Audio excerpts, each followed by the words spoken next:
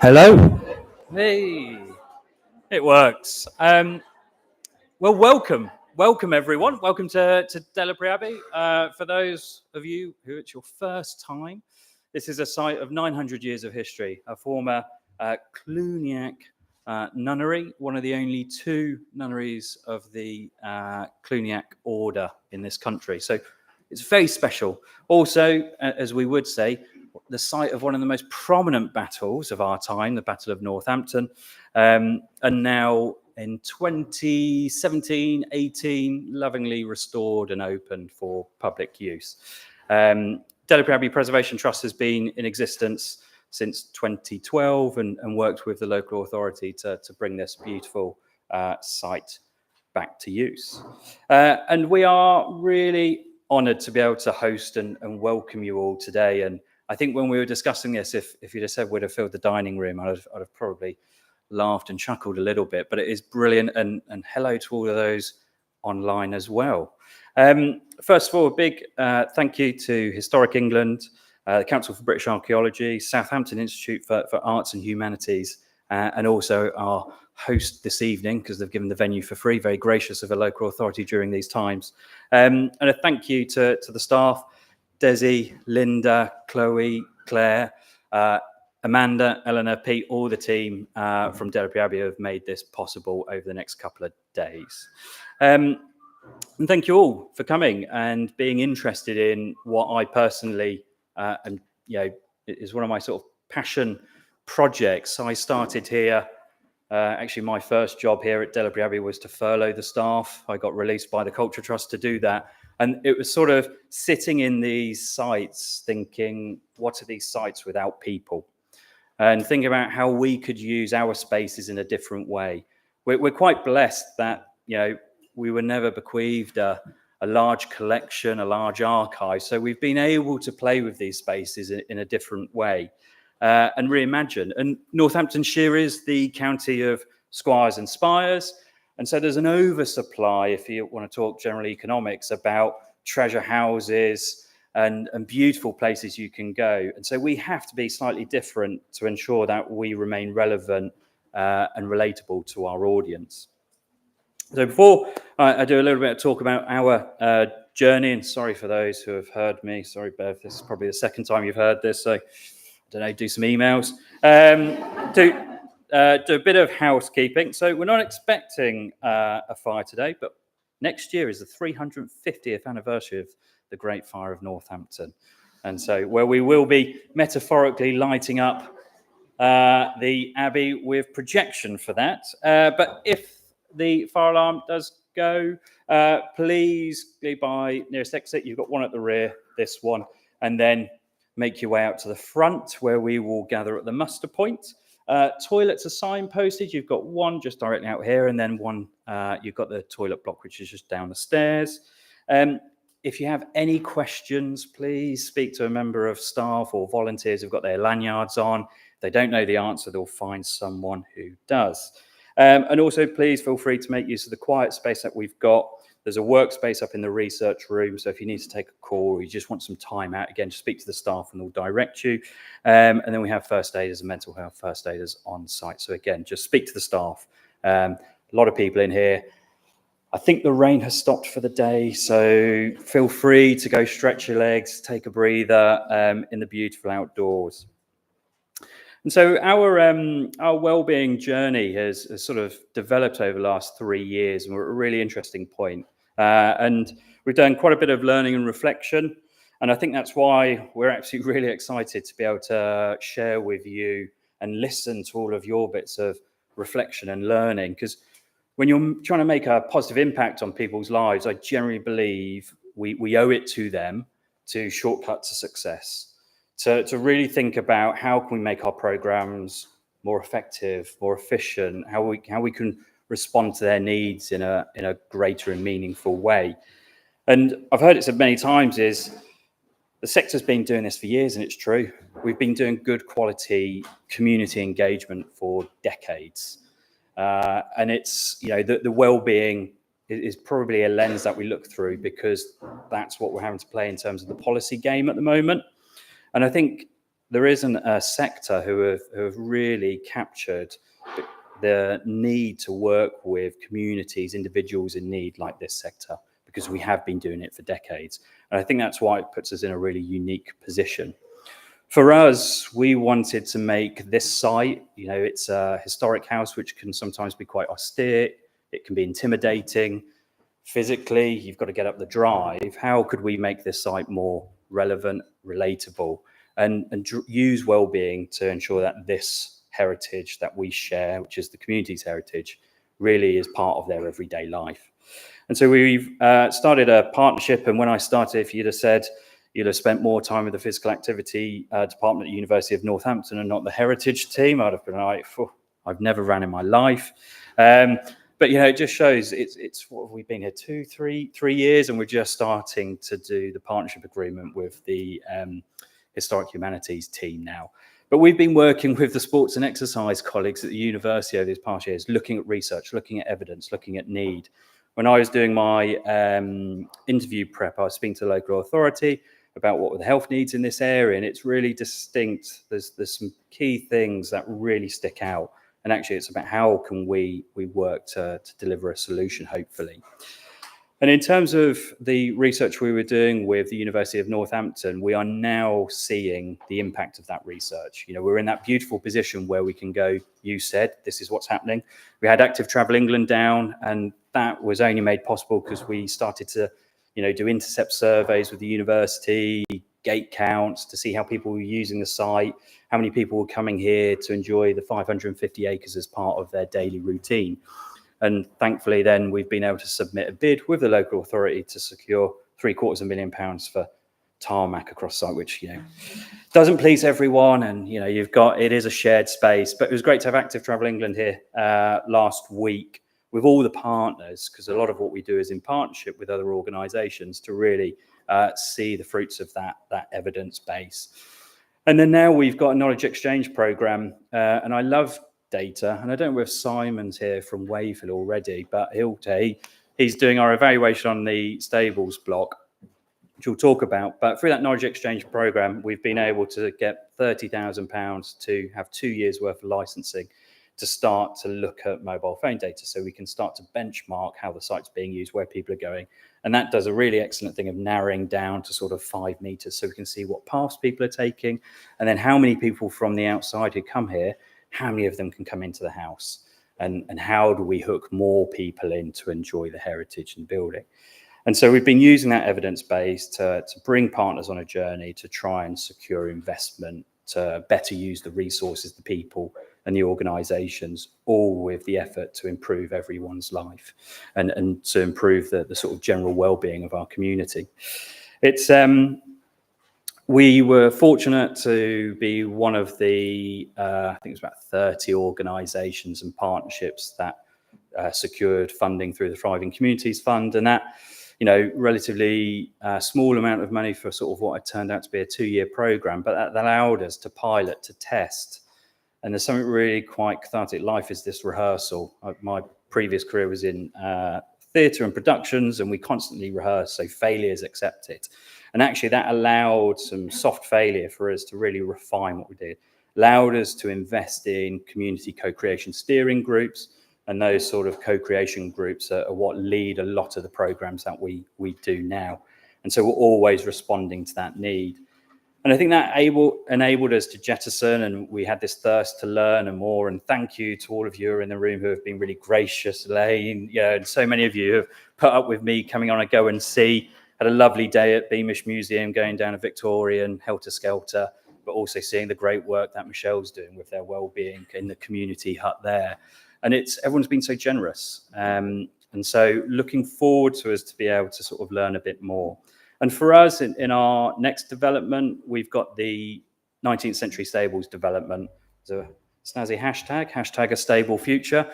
Works 2 ways, creating a stable future for our community, but also really relevant in terms of some of the priorities coming out of NLHF at the moment, a financially stable future for the trust. And so we're looking at how we use sort of 12,000 square feet of dilapidated heritage assets.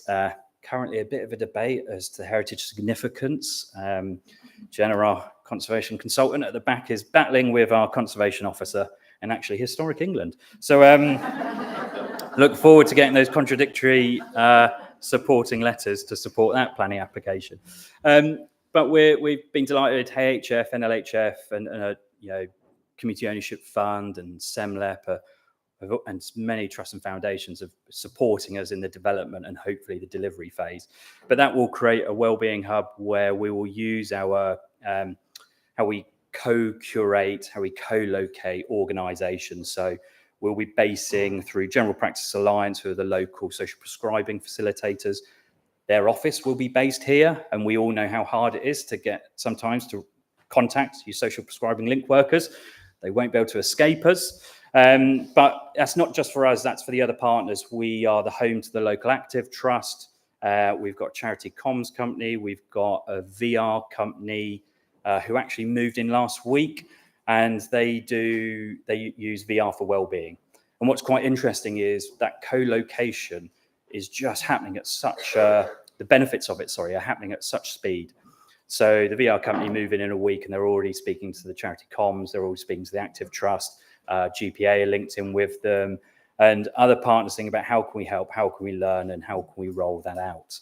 And so by having a mix of wellbeing providers, and also we're really excited, we have a current community space which isn't great for safeguarding, it's on 2 floors. We're going to create a new community space which will be fit for purpose, and we'll offer that, the beautiful thing that some of our users, when we provide low and no cost community space, is that they love the ability to be indoors and then to escape out into the nature. And so we're providing that. And there are sign-up sheets on the welcome desk for if you want a bridged tour. I have to be clear, it's not the full tour. You've got to come back for the full tour, and I would love that, and the volunteers would very much love that. But they're kindly put on a bridge tour of the house. And also Amanda and Jenna will be doing a bit of a quick tour of the stables as well. So please sign up to them, and you'll be able to do that, and you'll hear a bit more about the stables. But again, didn't want to say too much, but thank you once again, and really excited to see and hear all the great work and all the learning and connecting, because that's really important. So thank you very much.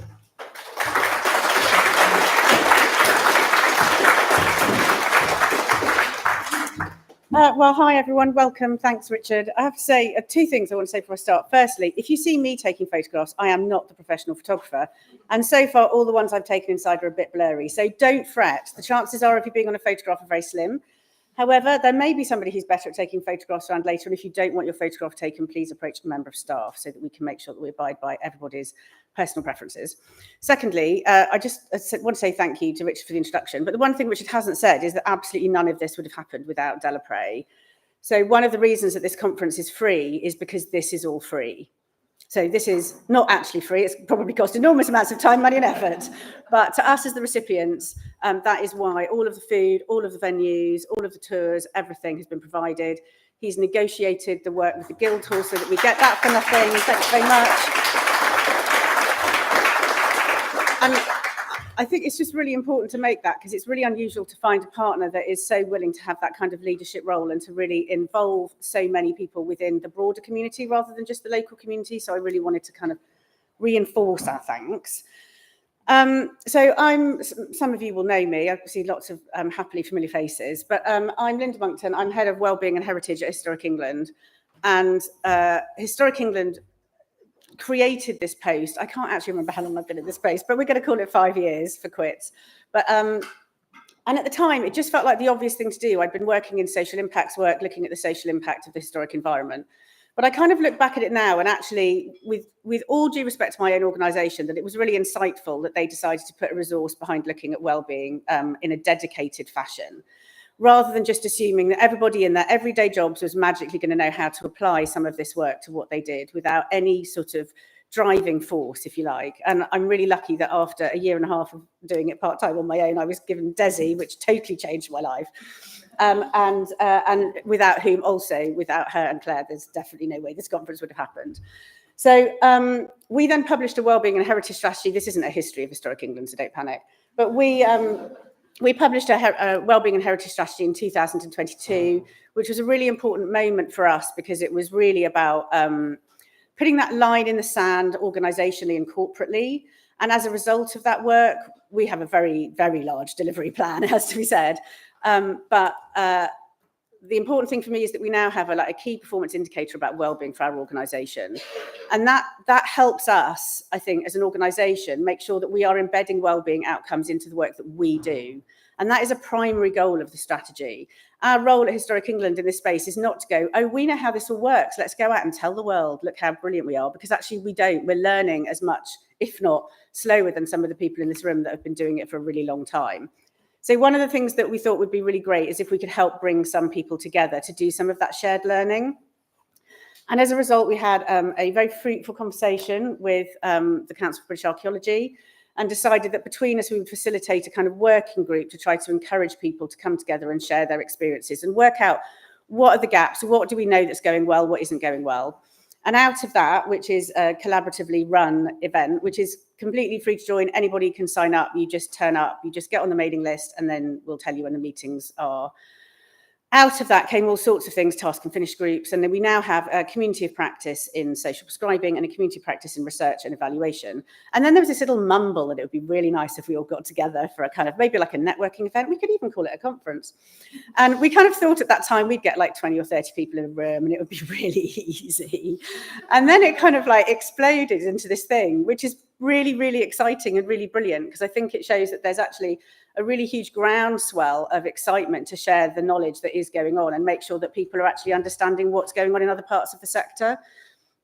So that's kind of how we ended up here.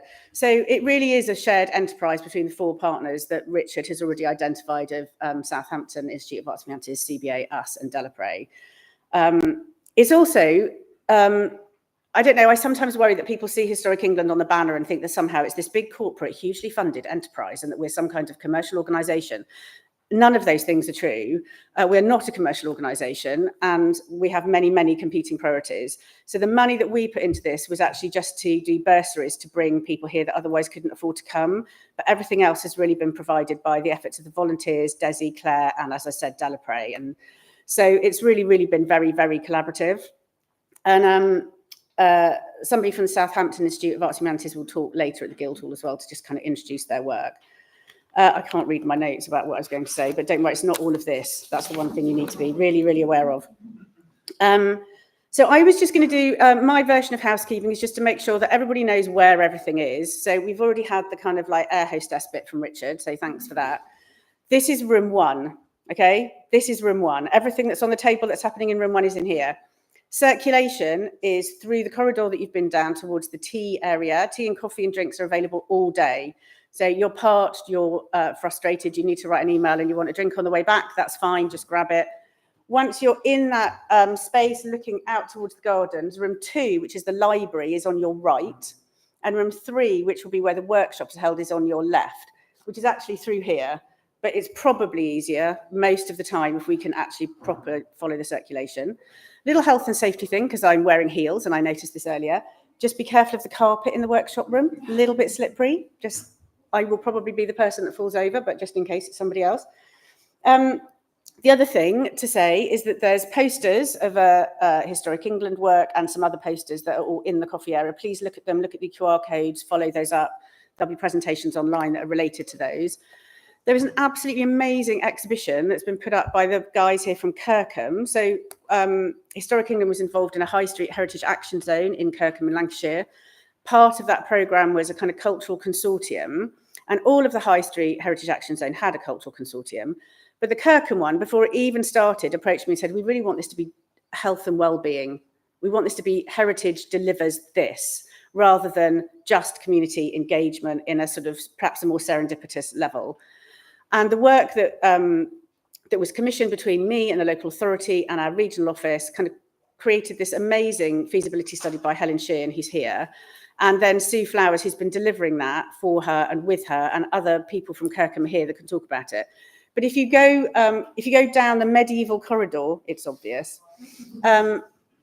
Firstly, the first thing I have to say is that there's all these amazing hangings down there, and you're going to walk past and think, this is Delapre stuff. It just looks so perfect, like it's always been here. That is stuff that Kirkham put in yesterday But now we're thinking like, you really need to have something there because it looks so amazing. And this is all that, and then you turn right into the kitchen. Some of you would have been there already. The amount of material that's been developed by the community through the work that Sue and Helen have been doing in Kirkham is phenomenal. And I really recommend going to have a look at it because it's really amazing. You are allowed to take tea and coffee down there, I check, so you can get your coffee and then mooch around, have a look around. There'll be people in the room to talk to. So I just want to make sure everybody's aware of that as well. We are really pleased that we're able to live stream this again. Thank you, Richard. We were massively oversubscribed for the conference. We were slightly taken aback by the amount of no, but I want to come too after we'd sort of filled all the chairs. So welcome to anybody who is looking at this on live stream. We're really happy to have you, and hopefully this will make not just it more accessible now, but also that there'll be a bit of legacy for the project, which will be really, really helpful.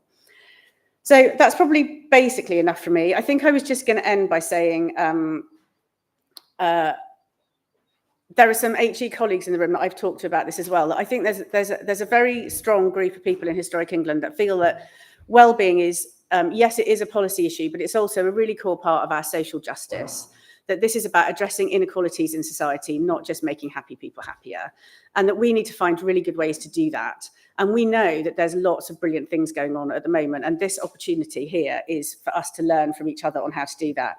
So I guess my parting comment is that we're all ambassadors for wellbeing and heritage, and I'm just really delighted to have you all here so that we can share that work together. So thank you very much.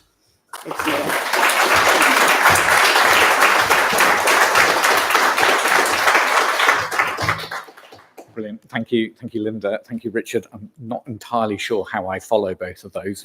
You've stolen all of my lines.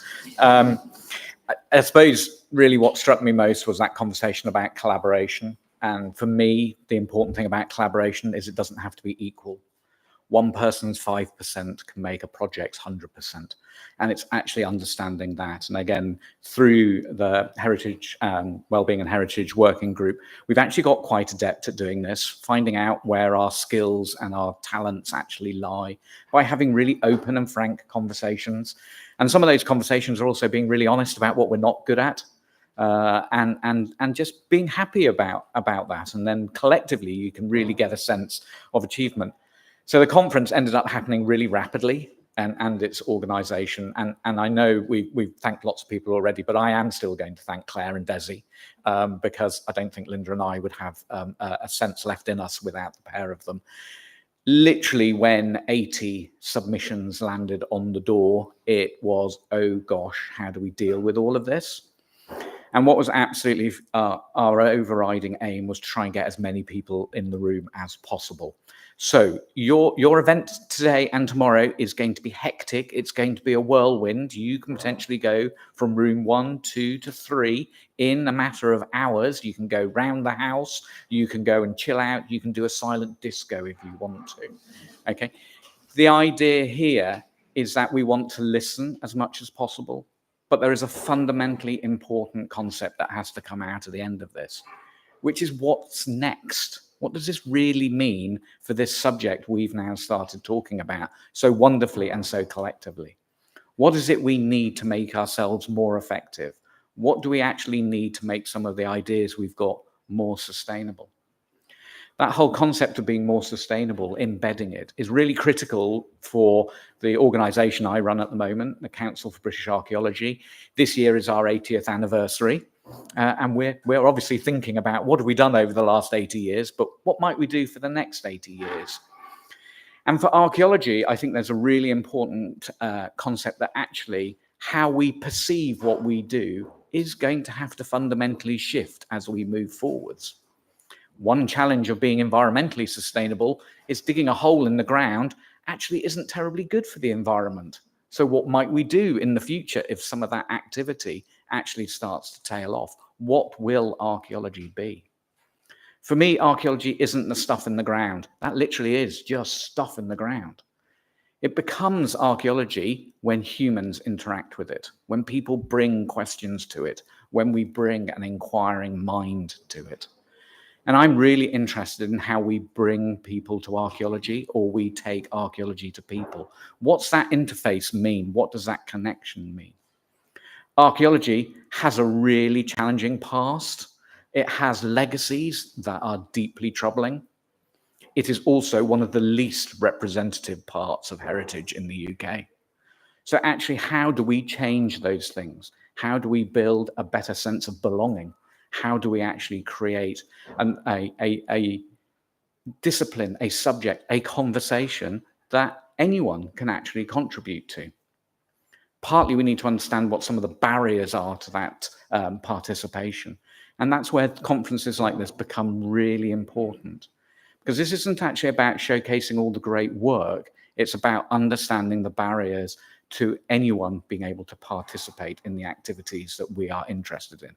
And fundamentally, for me, it's about shifting the perception of heritage and archaeology.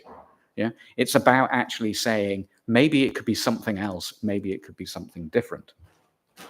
And putting people at the heart of that conversation is absolutely fundamental. You know, when I come here, what I love is you are actually on the edge of Northampton, and there is a different conversation that actually goes on, and that you can actually create a discussion about what this place means in really quite, often challenging circumstances. And pulling down those barriers becomes a really exciting and informative process, if we're willing to open up our minds to that conversation. So hopefully, over the next 2 days, we'll think about that concept of creating a sense of belonging. It's not actually heritage we want people to do, it's actually thriving people we actually want to engage with, and we want to understand how to do that. If people have the opportunity to thrive, then we will actually have a new form of heritage created for us. And I think that's really, really, really important. I think it's also really important to understand that not everyone actually wants to do it in the same way as we all want to do. So again, how we look at some of these issues around co-creation and actually freeing our own shackles to actually look at material we love from different perspectives is really, really important. So with these 80 plus contributions, these 3 rooms, this amazing venue, all we really ask for you is just to get yourselves involved with what's going on with the conversations. And for those of you online watching remotely, we're really delighted that you can actually join us. You know, it was a real challenge just to get all the speakers in the same place for 2 days, almost filled the venue entirely, which is great. But in that concept, think about what's next. Think about what we want to challenge the policy panel this evening about. What do we need in terms of policy for the future moving forwards to actually make our work thrive and successful? I was given a little bit of housekeeping as well. I'm very pleased they've all said it twice already. But my one bit they didn't say is, yes, there is a silent disco. It's going to be outside, possibly weather dependent, but there are limited headsets, so it's going to be first come, first served. If you want one of the tours, please do sign up downstairs. So you have to be signed up to go on one of the tours. But for now, this is your conference. I'm delighted that Linda and I are just able to host it along with Richard and the Southampton Institute of Arts and Humanities. And we look forward to a cracking couple of days. Thank you very much.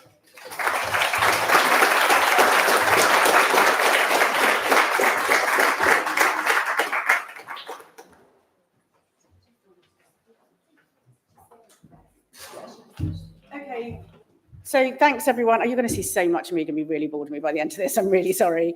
So we've kind of finished a bit early, so go us. But that's good because we need a little bit of moving around time. So everything that's in this room, if you want to stay in this room for the next lot of sessions, that's the Putting People First Shifts in Heritage Policy, British Council, University of Lincoln and University of York. If you want to go to Equality, Diversity and Inclusion, that is in room 2. That is University of Exeter, a public historian and sociologist, and some archaeologists and volunteers from Swansea. So room 2 is the library. It's labelled as the library. Go through tea, grab a banana on the way, and pop into the library. So you've got a little tiny bit of wriggle room now to find your rooms, and we'll see you all later.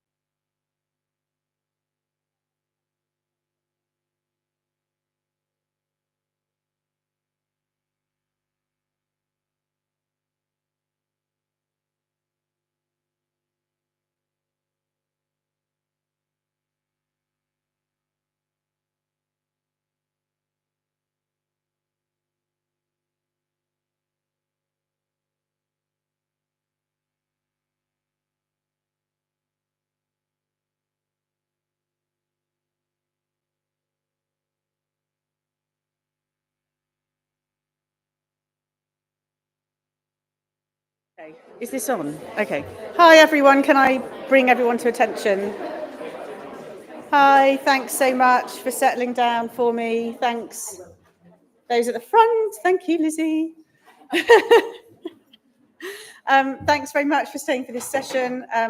I'm not going to do big introductions. So there's an abstract booklet that's gone around that you should all have online, and that has all of the bios on because we've got quite a tight timetable, as you've seen.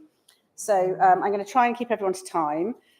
Before we start, I have an announcement to make that I have to get right.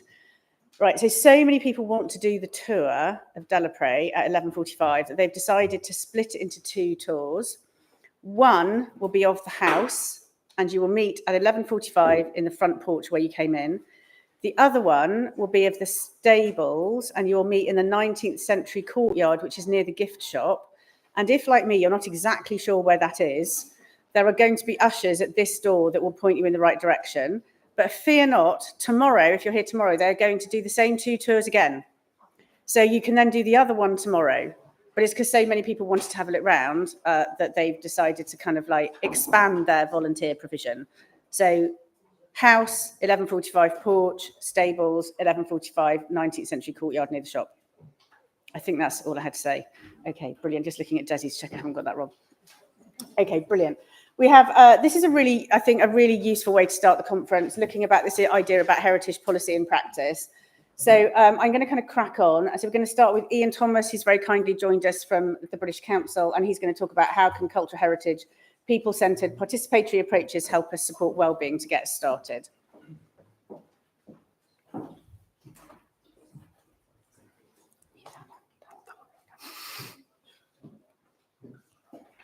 Oh no. I'm really good at this, by the way. I just think it's really important that you know that. Good advice. Thank you. Well, good morning, and thank you for this opportunity to talk about some of the kind of learning and reflections and ponderings we're doing. So this isn't kind of a lecture. This is very much some of the reflections we're doing at the British Council around our kind of heritage work at the moment. And just to, by way of a quick introduction to who we are. So we're the UK's cultural relations organisation. We're funded by the UK government. A mixture of DCMS and the UK Foreign Office kind of funds our work. And we're about building connections, relationships and trust between the UK and the world. So some of you may know us from our English exams work, our education work, but also from our growing arts and heritage work as well.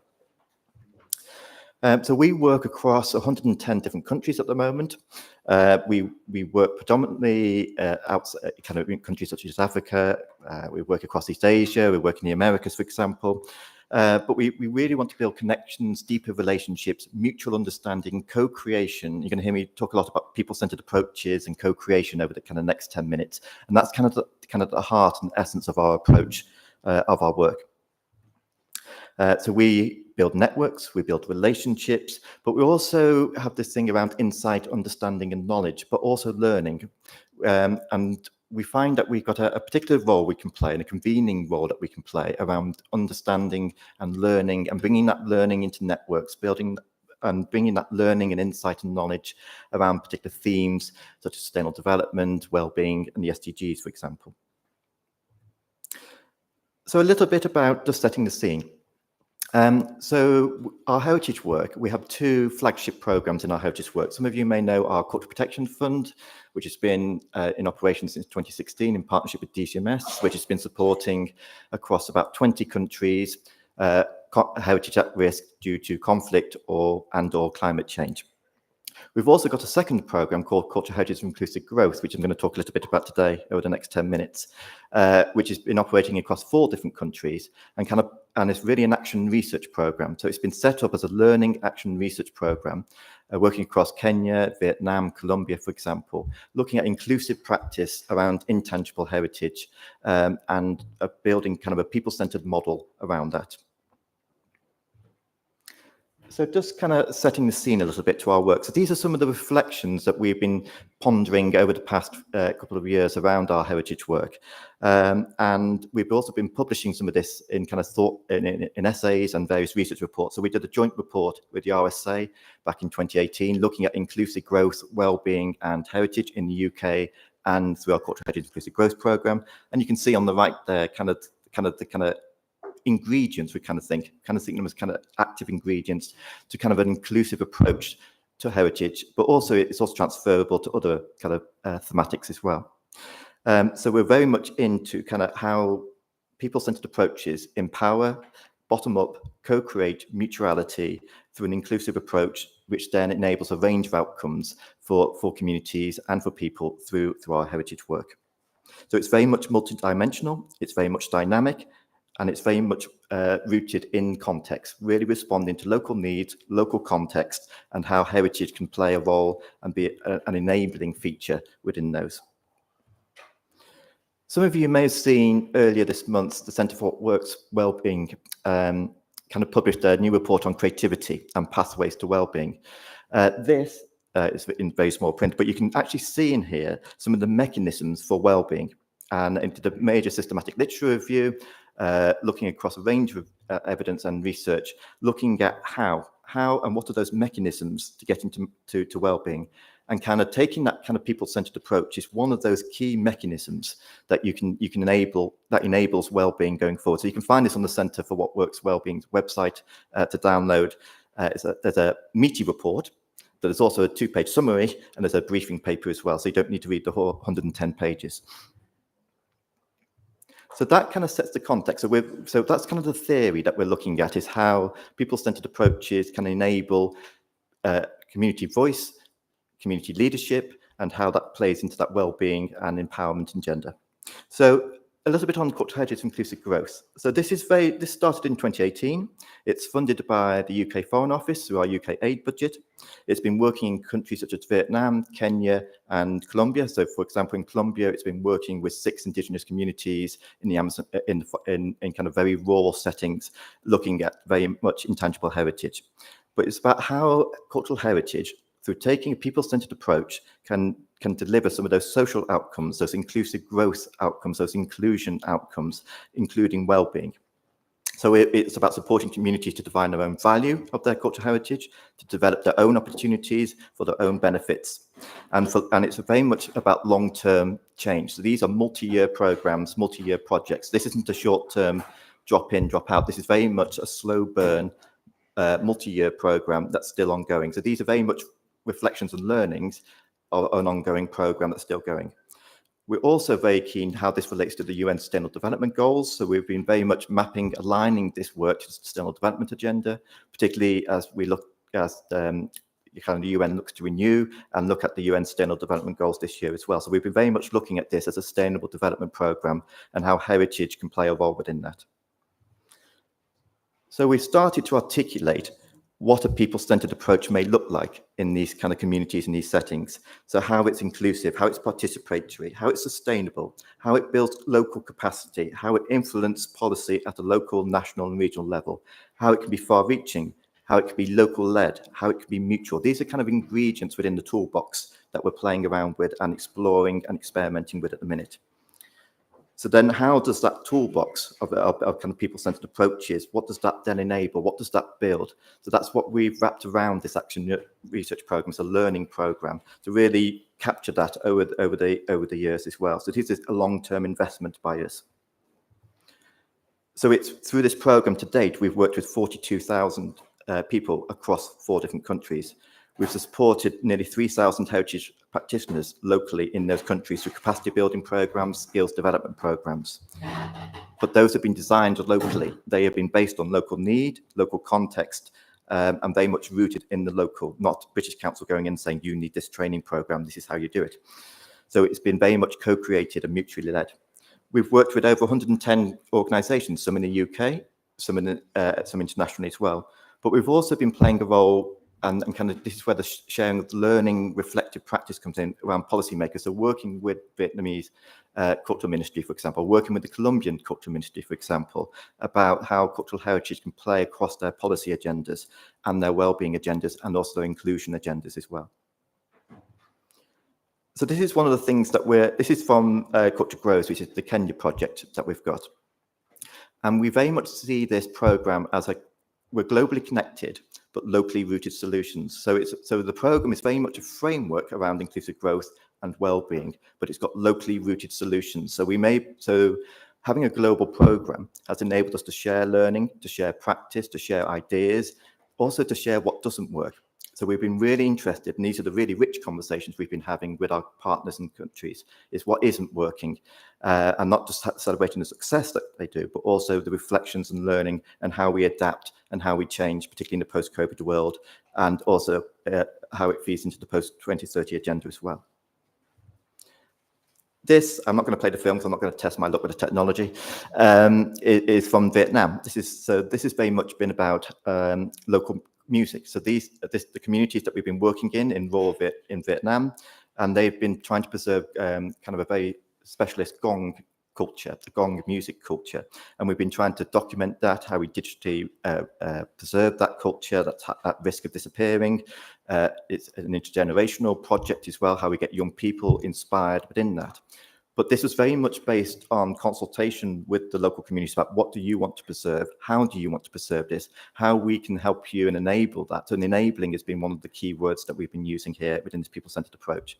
And then how that enables, say, that inclusive growth, but also that well-being and that empowerment of the local community to take ownership of their heritage and what that enables. So what does it mean? So people-centered approach is a loose term. When we started to play around with this and when we started to test this and experiment with this, especially in an international context as well, where definitions are fluid, contexts are very different. So it's a very broad umbrella, but it's about power and process. And we've been exploring the dynamic between power and process. And when you refer back to that well-being mechanisms as well, there's a lot here about community leadership, community empowerment, and how that enables well-being going forward. So it's about challenging norms. It's about challenging power structures. It's about how we can develop locally and how we facilitate locally experts as well. And how we use human-centered design and asset-based community development. So these are things that we know that the UK heritage sector has, for example, and we've been trying to explore both ways, what the UK sector can learn internationally and what internationally they can learn from the UK. So it's been a two-way reflective learning process that we've been doing.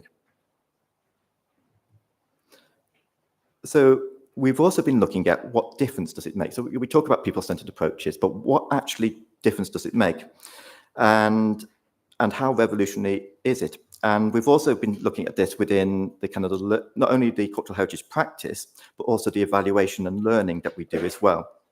So we've been experimenting about how we build people-centered approaches in and how we bring people into the evaluation and learning process as well. So we've got a peer learning program, for example, that we enable, we fund, but it's very much led by, and it operates across 16 different countries for heritage practitioners.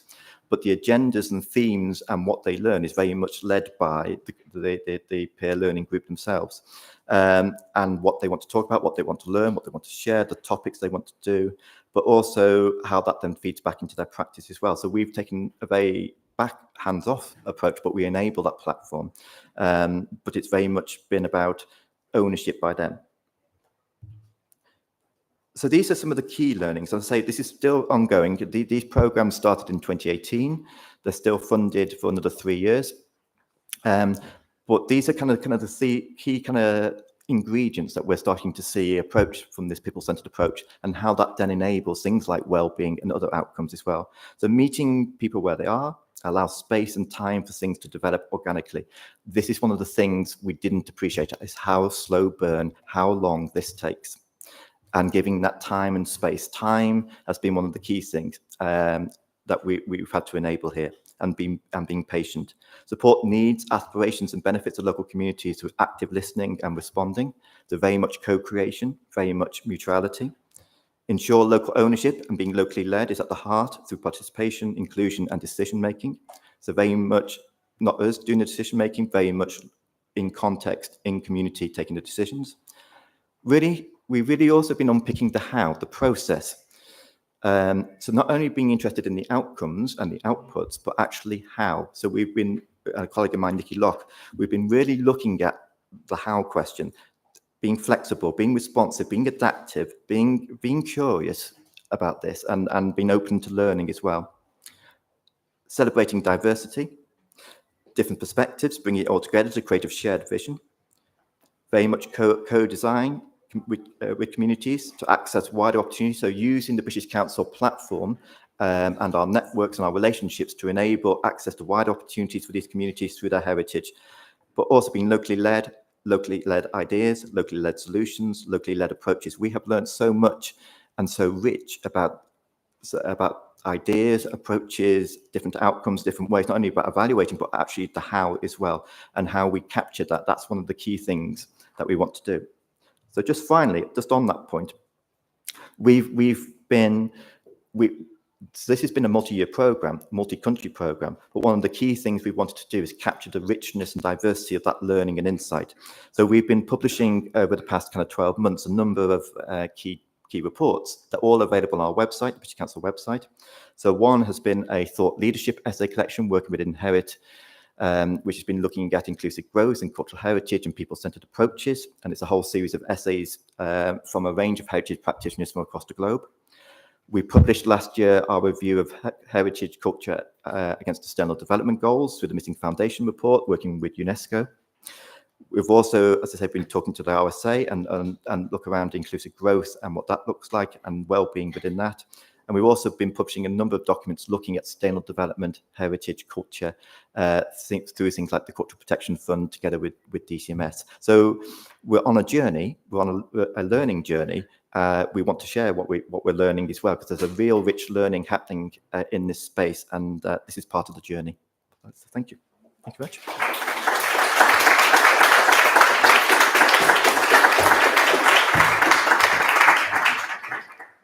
Brilliant, thanks, Ian. And there's so much in that already about how much it isn't about what we do, it's about how we do it, that I think is going to come up and down a lot during this conference. I don't know where Corenza's slides are, so I'm just putting that out there before I introduce her. So next we're going to hear from Corenza Lewis, who some of you may know through all of her work she's done from the University of Lincoln. She's going to be talking about changing minds, how is research advancing understanding of the impact of heritage participation on mental well-being, and how can this evidence help improve people's lived experience? And what we're going to do is we're going to have questions at the end of the 3 sessions. Are your slides on here? They should be. Oh, look, here they are. Yep. Brilliant. It's like magic. It's only like magic because I had nothing to do with that bit. Okay, thank you very much for that introduction, Linda. So I'm going to talk today about some recent research, but particularly thinking about the impact of research into heritage and wellbeing, in order to think about how close this is bringing us to the sort of tipping point where we can really make a step change in the sort of extent of engagement and get beyond perhaps the believers. All of us in this room, I'm sure, believe in the relationship between heritage and wellbeing. How we can really sort of shift the dial much more widely, both in terms of availability of activity, of funding, and of sort of public engagement with the idea that heritage is good for your well-being. So my journey, like quite a lot of people's probably, went from in the 1990s with the first sort of awareness that contact with heritage and archaeology could really make a difference to people's well-being. This was an ancient time team site that I won't talk about now, but in a very deprived area, and that transformative effect of just getting people involved and feeling positive about it. I then moved into sort of quite transactional heritage benefits, looking at building skills and raising aspirations through heritage participation, and then moved sort of from skills into community archaeology, and became increasingly aware of those sort of well-being impacts, not least through the feedback. And I'm sure we've all seen lots and lots of feedback like this, the sort of sense of buzz that you get from what people write down.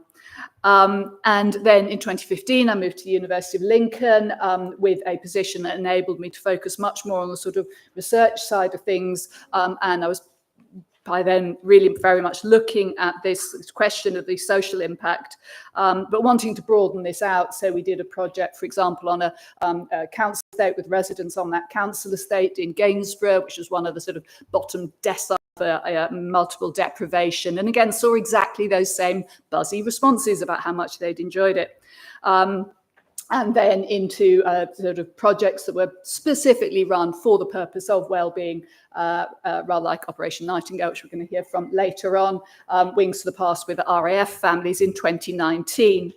And then over the last 5 years, there's been a couple of research projects that I've been leading, which have been looking at this same aspect. And I'm going to talk about these a little bit in terms of how they worked and what they've told us and why that I think that is important.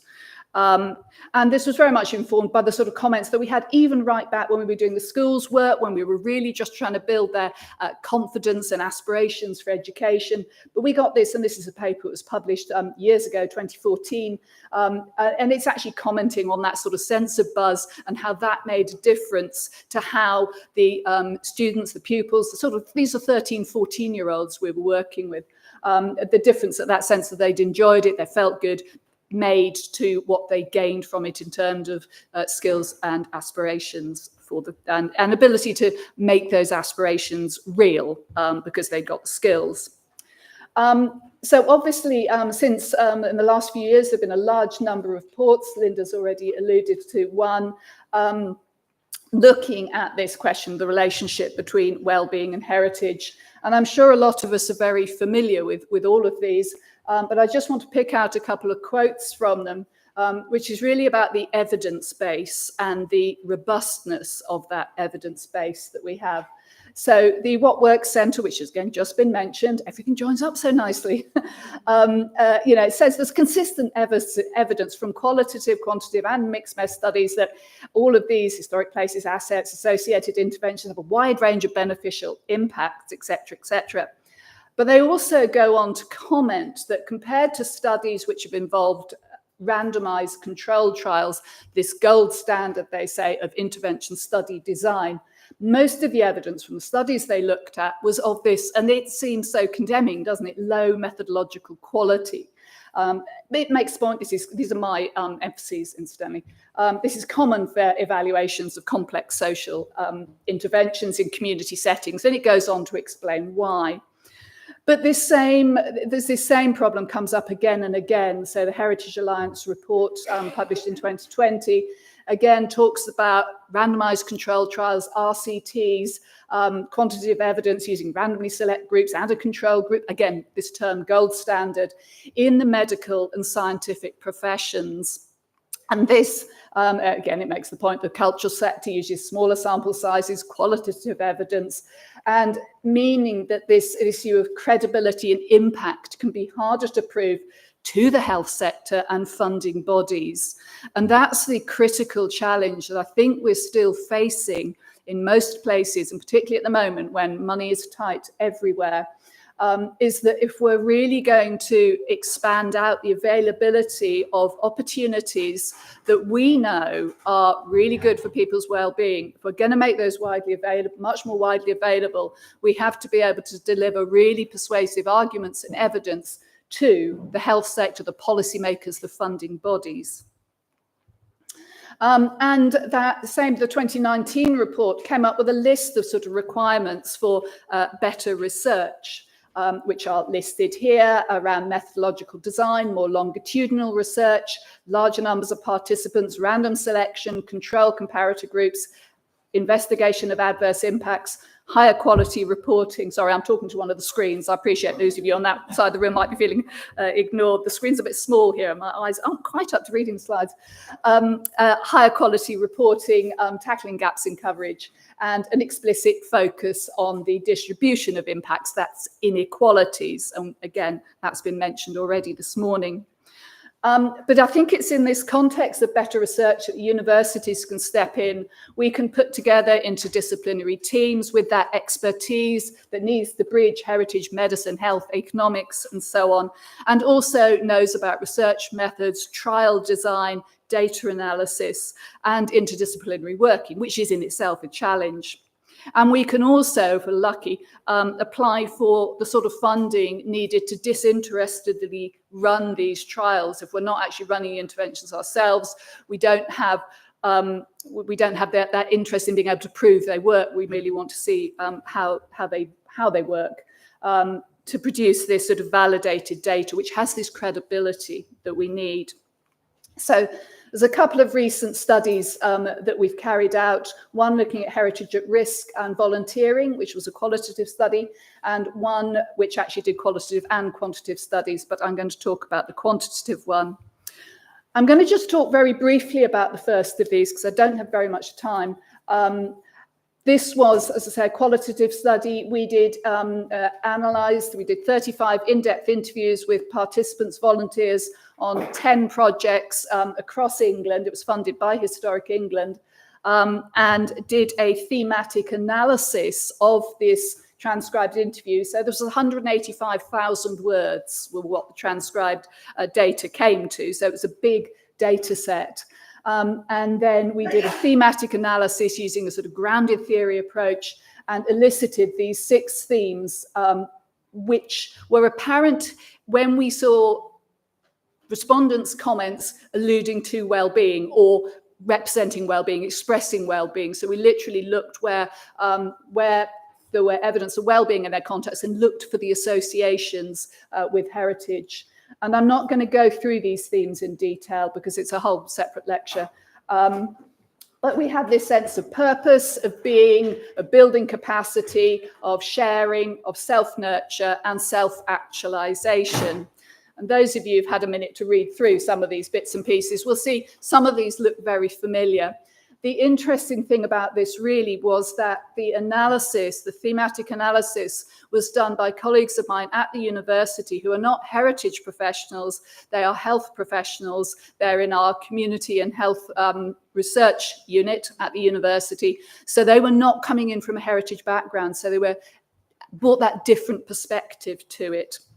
And we were also looked at what is the USP of heritage in this. So some of the things like sharing, connecting with others, you can do that through any sort of volunteering. So we looked into what seemed to be the themes in the relationship between heritage and particularly at-risk heritage, because it was the project was themed around at-risk heritage volunteering. And again, I'm not going to talk about these in detail, but you can see these themes starting to come out here, and they are in that report. And it gives us this sense of kind of why does it work? What is at work there? But the project I'm going to talk about just for a couple of minutes more is this other project, Community Archaeology in Rural Environments, Meeting Societal Challenges, which we abbreviated to CARE MSOC, and generally gets referred to as the CARE project, which of course has a rather neat acronym and double meaning. This was a project funded by the EU in the Czech Republic, Netherlands, Poland, and the UK. And the aim of that was, first of all, to introduce the notion of participatory archaeology in those countries where it simply hadn't been practiced before. It's quite difficult legally in a lot of European countries for members of the public to get involved. So we were introducing it, but also wanting to look at the impact. We started it in 2019, turned out not to be a great year to start a big, large-scale community project. But everyone was carrying out the same activity, 1 metre square test pit excavation. So we were controlling some of the variables around what people were doing. So we knew that everyone on it had done the same thing. They were all working in their own communities. It was just referenced a minute ago to go to where people are. This is what we were doing. Just over 1,000 people took part in 17 different communities. We got feedback data of one sort or impact data, one sort or another from 30%. And we got the standard thing about people rating the experience and so on. We looked at the different aspects they'd enjoyed, learning something new and so on. And we could see the links between those and those key sort of pillars of well-being that, again, I'm sure we're all very familiar with. But what we did that was really novel was a quasi-experimental study on this with psychologists. So we had psychologists at the University of Exeter who designed this study and ran it. And this was actually looking for causality between in this impact, in these positive outcomes, that improved well-being. Could we trace the impact? So I appreciate I'm running through these slides quite quickly. But the key features of it, the survey was set up as a series of these questions with a 5-point Likert scale that were completed at 2 points, so before and after the activity. So we could see the difference in participants in all of these statements. And crucially, we also had a control group of people who hadn't taken part in the activity but lived in the same community. So we had our non-participant control group. 77 people took part in this survey altogether. As you can see, it was only run in the Netherlands and the UK in 2019. And again, I've got a whole series of these slides. I'm going to just look at one and then show you the whole lot. But what we ended up with was we had the data from Saturday morning, which is the start point, then the data from Sunday afternoon, which was the end point. The blue-green line is the dig participants, and the yellow line is the control group. So for each of these different aspects of how people feel, this is about their perceptions of social support, how supportive people feel their community is. We can see how both groups were at the beginning, and we can see the change. And you can see very clearly there's a significant impact on that blue-green dig participant line and really no change in the control group. We see the same thing in measures relating to life satisfaction. I'm not quite sure why the dig participants had lower life satisfaction at the beginning, and that in itself is quite interesting. But we can see again community identification, how closely people feel they belong in their community, place attachment, how appreciative people feel of the place they live in. And again, you can see you've got positive changes in the participant group, no change or no significant change in the control group. So for that reason, you can directly attribute the participation to the effect. Group continuity, sense of long-term connectedness, same. And then positive emotions as well. And if that sounds a bit vague, we did actually, we had data on all of these positive emotions, and we could see the positive emotions. There was an increase in the participant group and either a no change or decrease in the control group. And again, I'm not going to run through these because I really should stop in a minute. So I'm going to skip over these. The summary, and this was published in the Journal of Applied Social Psychology. I'm very proud to have a psychology paper published. But the comment in this, it did suggest that the TPE, test pit excavation participation, results in these changes in perception, and these are what are underpinning this sense of increased well-being. And it notes these changes were not observed in the control group, and they provide evidence for causal impact. This is in a peer-reviewed psychology journal. So why is this important? Well, it demonstrates that causal relationship because we have the change and we can compare it with the control group. This shows us that it works. Now, we in this room would all know it works, I think probably, or suspect it probably does, but we're not talking about evidence for believers. This is about the funders, the non-believers, the policymakers. It elicits the underpinning mechanism. So both of these projects have given us an idea about why it works. And it also shows, particularly the second study, shows that its quasi-experimental trial can be done. That notion of getting a control group included, which is difficult and expensive and has a lot of ethical issues around it, we can do that. It is complicated, expensive and difficult, but it can be done. And it does deliver useful results because this is what we need. This is this credibility and impact that we need to be able to prove to the health sector and funding bodies, as the Heritage Alliance commented. So how close are we to a tipping point? Well, I don't think we're there yet. I think the evidence we are building up, and again, all of us in this room, I'm sure, will be talking about projects that we've done, and everything builds together. But this sort of robust, scientific quasi-experimental data, if you like, is necessary, but probably not yet sufficient, and especially today. The gaps we have really longitudinal research. So 2019 was not a good year to start this. We were going to extend it into the Czech Republic and Poland in 2020. That, of course, didn't happen. But the time we were able really to think about doing it again in 2022, it was evident that the baseline data was going to have had changed in terms of well-being. So we'd either have to start again or just publish as was. And of course, by 2022, the Ukraine war had also started, which was significantly affecting Czech Republic and Poland very directly, and all of us in terms of sort of cost of living and so on. Larger numbers of participants. We didn't do a power analysis for this. We wanted to get as many as possible. We didn't get as many as we would have liked. And random selection. We didn't randomize people to participate because we were introducing participative archaeology. We didn't want a load of people to come forward and then have to turn half of them down and put them in the control group. And that's some of the ethical complexity around running these sorts of trials. What can we do to achieve a step change? Well, I think this will be something hopefully we'll all be talking about, in this conference and future. We need to fill those gaps. We need a larger, again, controlled trial that is longitudinal, powered with a power calculation, so we know that we've done enough study that will show we've got a big enough cohort that any effect would be visible, and we know how to do that. And in fact, Liz is in this room, has been very much involved in that. And randomized. We need to grasp the nettle of randomizing participation against non-participation in the same way that one would do with the drug trial, which is why I've had little bottles of pills showing in the slides here and there. We have to think about it like that. And it's not easy if you're here at Della Praebe and you want to get people involved and see how people are responding to that environment, because that's not the agenda. You don't want to be turning people away. But again, if you've got a research project, you can do that.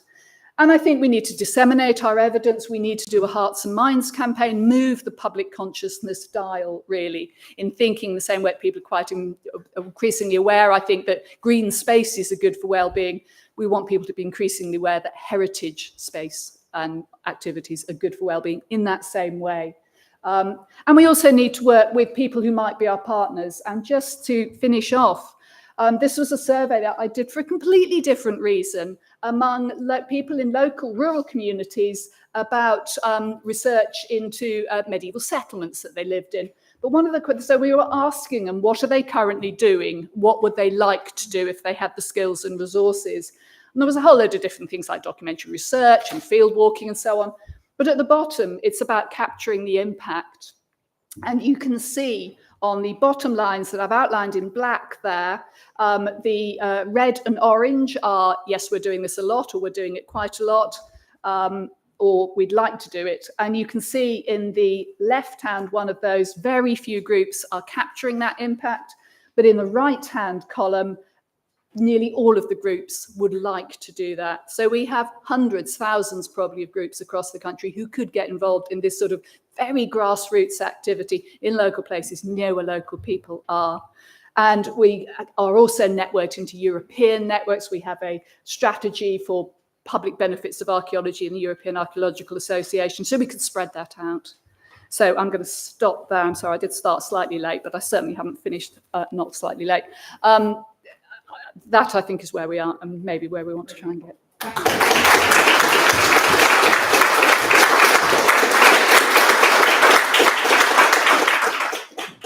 Thanks, Karenza. There's a lot in that, and I'm sure there'll be loads of questions. And there's definitely a lot in that shift between generic evidence of what we know works and actually demonstrating those causal relationships, which is something that we find really complicated.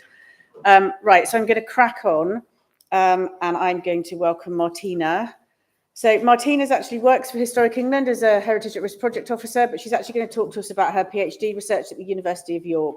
What matters most to people, a bottom-up approach to understanding the potential of heritage for wellbeing. It's really lovely to have you. Thank you. Thank you very much for the opportunity to present my research here. We will hear about, during the 2 days of the conference, a lot about bringing people together to enjoy heritage, to ask groups, communities, organizations what they think about well-being and heritage and how we can support that. Ian gave us a definition for what people-centered approaches can be. And for me, people-centered approaches were very much drilling into the smallest unit, the individual, and finding out what individuals hold as values and what individually held values are. So hence the title, What Matters Most to People. Sorry, I should have started the thing, that's my mistake. Right, yeah, no. There you go. It's just if you just go down, yours will pop up. Brilliant, thank you. So before I go into the nitty-gritty of my key questions and my methodology and the outputs, I want to give you this quote, and with a background in landscape archaeology, this is very much what I wanted to see in my data.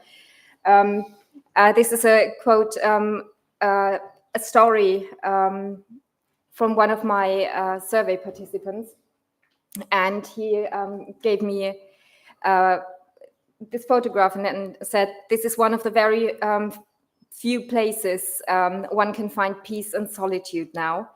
Sit and ponder over what has occurred there over the centuries. Take in the views and see pretty much what others have seen for thousands of years. Fantastic for sunrises and sunsets." So this sort of sums up what I think is how people approach heritage, landscapes, objects. They see it holistically, comprehensive. So there is so much into what people perceive and experience in regard to heritage when it comes to well-being. So my research at the University of York over the past 3 years focused very much on individually held values, how we can collect these, how we can analyze them and visualize them for a sense of place, belonging and identity. And I wanted very much to integrate these into current assessment, official assessment frameworks. So it's all about people, it's all about places, buildings, objects, and it's based on people's memories, childhood memories, people's experiences, legends, myths, and stories in the landscape. I focused and I only limited participants to my 2 study areas, the Peak District National Park outlined in red and the city of Sheffield outlined in black, so to a rural and an urban area as contrast. And one of my favorite quotes you can see here at the bottom is from Chris Johnston, great Australian heritage researcher and heritage consultant. And she frames, she gives an explanation how the criterion of social values is framed when she says the necessity for the social value, sorry, there's a spider. The necessity for social values to be a shared value arises solely from the way this criterion is framed in Australian heritage practices, but also in UK heritage practices. It does not accommodate the situation where many individuals independently hold the same value. So we mostly focus on community groups, on community values, and this is most of the time sort of negotiated within a discourse with dominant voices within groups. Or we have expert knowledge, which is objective and fact-based.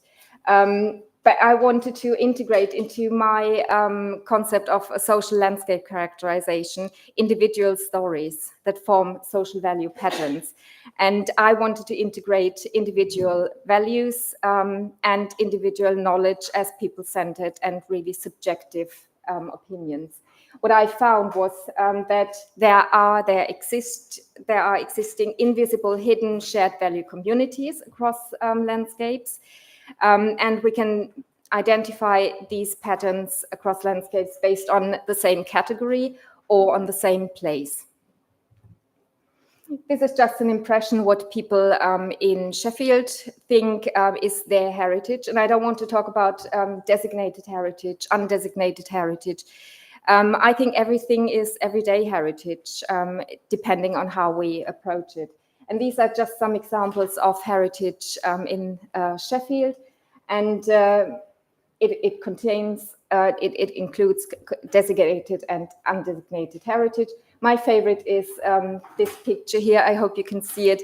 It's one of the valleys, the Riverlin valleys that comes from the Peak District into Sheffield.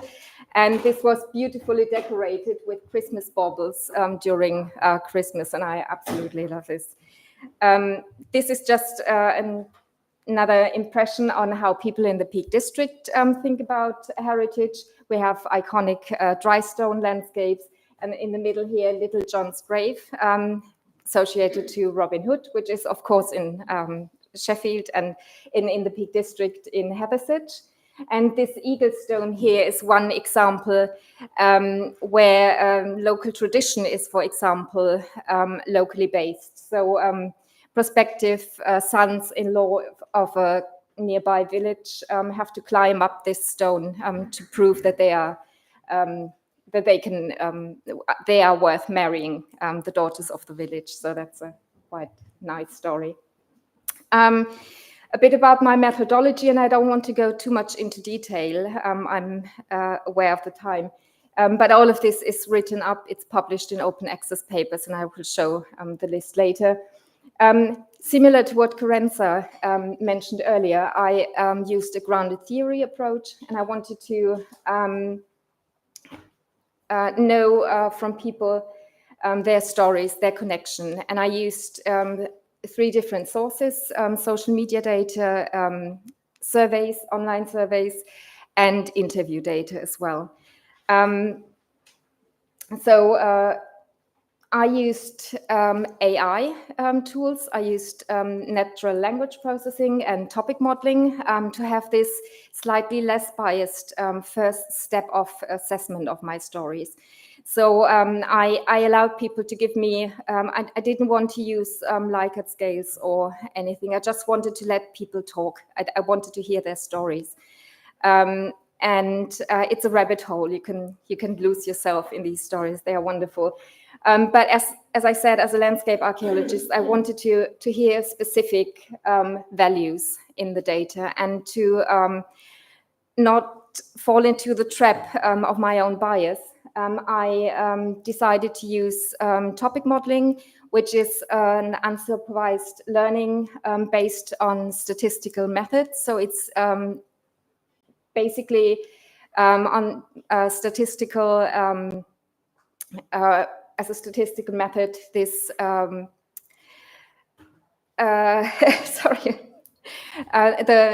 my data was grouped into clusters. So the clusters were then grouped based on the most frequent words, and this provided me with a naive topic labeling and various groups of thematic stories. When I had a further look, you have to assess the data afterwards manually to see how this algorithm performed. And what I tried then, I attempted to correlate the clusters and the topics with the historic England conservation principles of assessing the historic environment. And I wanted to see how good are they, how much fit is there. And I have to say, they cover quite a lot of what people like, what people value in landscapes. But I found, again, green spaces is something that's become so important for people, more and more important, especially after the COVID pandemic. And I found it's to address this holistic approach to landscapes, to heritage, to well-being, we need to integrate something like a green space category. And I further subdivided my categories into, so there were already communal, commemorative, spiritual, and social values, but I thought health, green space, and art and culture is really important and need to be added to the, and this is just an overview of the currently existing categories of the historic environment, historic England conservation principles, and in green, what I added based on the data I got from my surveys, interviews, and social media. And when we map the categories, these are all stories of my survey. I got over 500 survey responses, which was quite lucky during the COVID pandemic. But when we have a look, and what I said earlier about category patterns and place patterns, we can see, for example, if we take this little bit here out, these are the river valleys coming from the Peak District into Sheffield. And the upper one is the Riverlyn Valley, which I showed a picture earlier with the Christmas baubles, and Porter Valley. So these are location-based social value patterns where people, on the one hand, appreciate heritage in these places, but also green space, well-being, health. And another one, other clusters in cultural landscapes. You can see here, for example, Eyam, the plague village where villages were heroic during the bubonic plague in 1666. This has, of course, predominantly historical value for people. But then we have Pedley Gorge, one of the rare temperate rainforests in the UK, which is highly regarded for community value, for nature value, green space value. And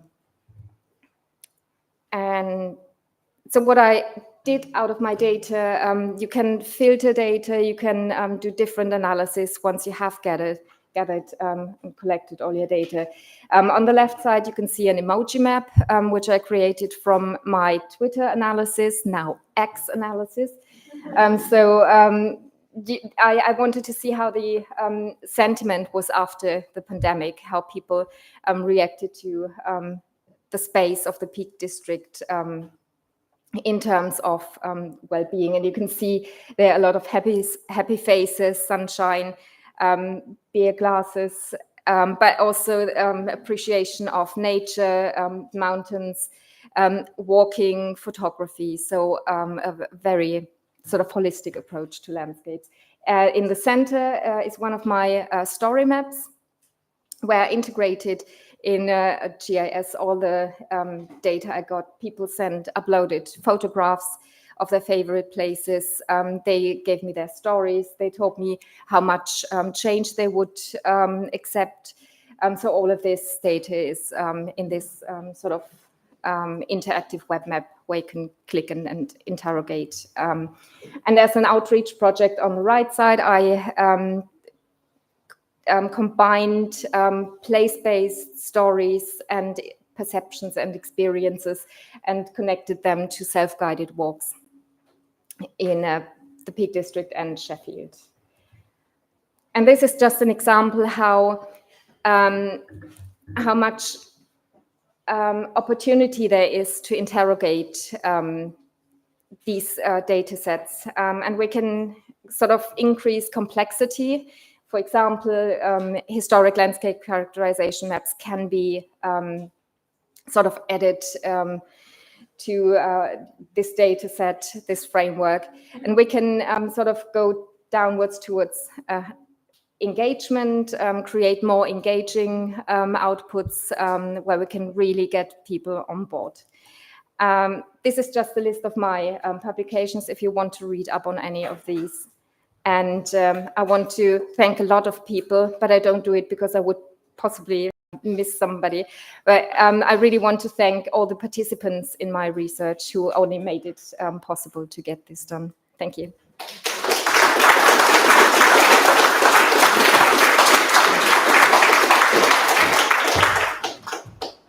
Brilliant. Thank you very much indeed. I think we've got a few minutes for questions, so I'm just going to open it up straight away. I'm hoping I can see the time. Yeah.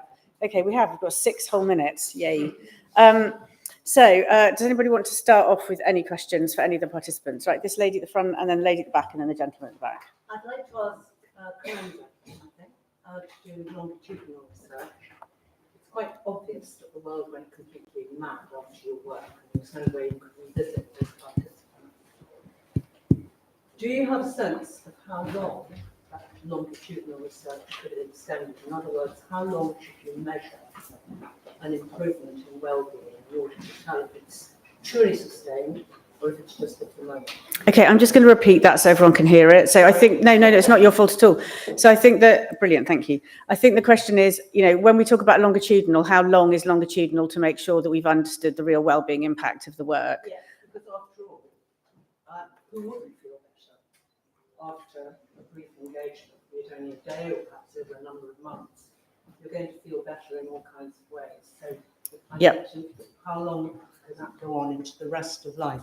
Do you want to hand it to Carenza? Yeah, it's kind of what is that long-term impact and how do we understand and assess that? Yeah, it's a really, really good question. So I'm actually at one point, I'm thinking, at one aspect, I'm thinking it might be quite interesting to actually see how some of those baselines have changed, because we have the pre-COVID data, which of course we didn't collect deliberately as a pre-COVID survey. And we did that graph I showed with the bars on it, that actually has pre-COVID and post-COVID for those aspects enjoyed. And we can see people enjoyed working independently much less after COVID than they did before, for example. But your main question about how long to carry on, the paradox is that, yes, you're absolutely right, for the impact to be really significant, we'd want it to be long lasting. But the longer you continue after the intervention, the less easy it is to, or the less persuasively you can link the effect to the intervention, because other things will have happened to people. So there's that sort of paradox that the longer you carry it on, the more difficult it is to link it to that effect. We've got a proposal that's currently under review with UKRI at the moment, which would do a more longitudinal study. And for that, we're following up over 3 months, I think. So we're doing it before, after, 2 weeks, 6 weeks and 3 months, I think, something like that. So we're looking at that. And the reason we haven't done that as a longer survey is because with a control group, ethically, if you've got a load of people who volunteer to participate and you put half of them into control group, you have to offer the control group the opportunity to take part in the activity after the people who are participating have contributed all their data. So if you then have a 3-year follow-up, or 3-year longitudinal study, you can't then have the control group participating for 3 years, because you're following them up as well, and they have to not participate during that. So that's why these things get so complicated. I think what will probably come out of increasing it will be that sustained participation, or sustained, coming for, whether it's coming for walks or whether it's taking part in volunteering or whatever, that keeping up that activity is what's needed.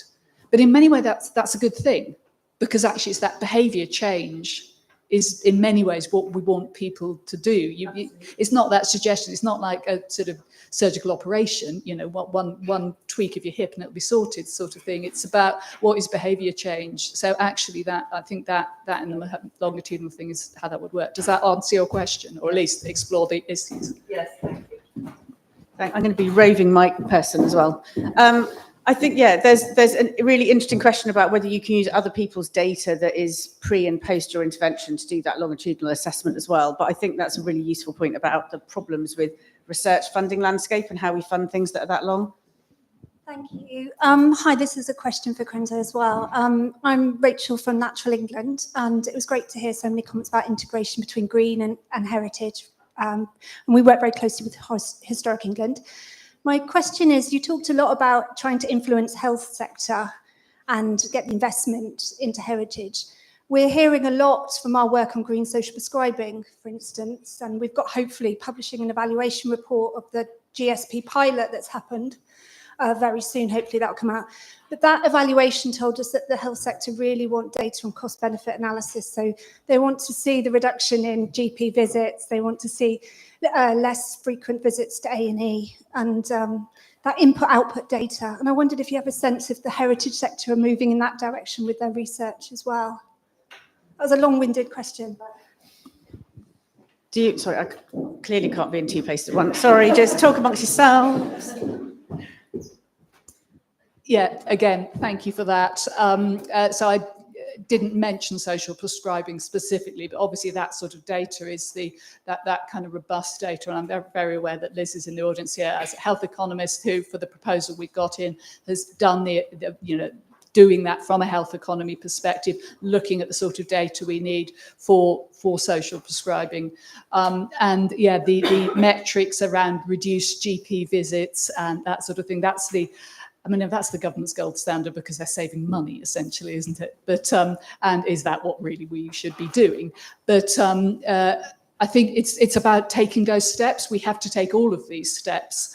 Social prescribing is that sort of onion of social prescribing, where you've got the link worker, core social prescribing, where it's actually clinical essentially, and then you've got self-referring, and then you've got sort of signposting. So I think we need to take steps towards all of that. And yes, if we can get to the point where it's happening more widely and we can do surveys to look at numbers of GP visits and A&E attendances and that's on medication, yes, I think that's clearly on the horizon. I think it's a little way yet. Other people in the audience might well, and that, yeah, should the heritage sector be looking at it? That's not just for me to answer, I think. Yeah, no, and we do actually in this very room have a health economist, and I'm not going to, she's got red hair, I'm not just, like pointing her out to you at all. But there was a chap at the end that had a question, and I don't want to miss him, and then we're probably going to have to wind up. Thanks. A quick question about the topic modelling that Martina was talking about. And did you apply that to social media? I wasn't quite clear. And if you did, do you think that's something Heritage more broadly could be doing more of? This is really great because I get to talk in between. But our health economist is talking later in the conference, so please look out for her in the programme. Yeah, I actually did not. So I only applied that to my interview data and my survey data, because you have to have stories that have a specific length. If they are really short, like social media data, Twitter at that time was limited to 240 characters. So that's not sufficient enough for the topic modeling to find themes. So that wasn't possible. Thank you. I'm really sorry. I'm going to pull it to a close because I know that people want to go on the tour. So for those of you who are online, thank you for listening. I'm sorry that you can't participate in questions. We're doing our best. Please come back at 1 o'clock if you're online for the next set of sessions. But if you're in the room, then it's about 11:45-ish. So if you go out of this door and you want to go straight to the porch or be directed to the 19th century court, then there'll be 45 minutes for lunch. You've got half an hour for the tour, 45 minutes for lunch, and then we'll start again at 1 o'clock. Thank you very much, everybody.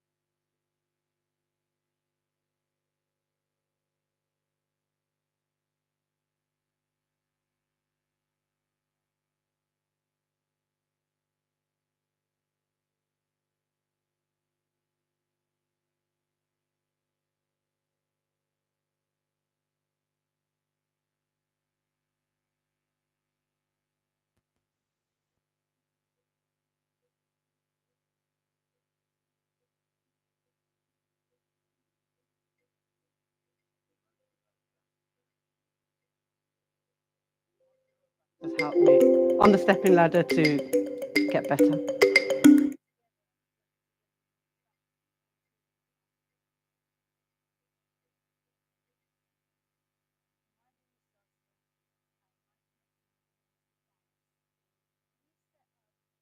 Martial arts.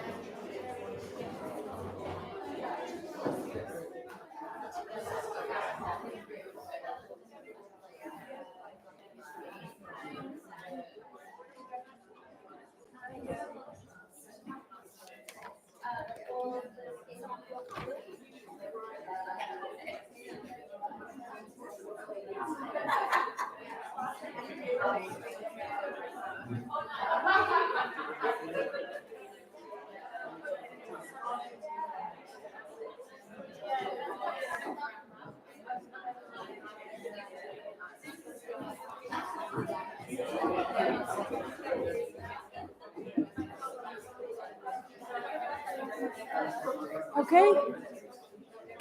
Can everybody hear me? Yeah, thanks guys. Wonderful.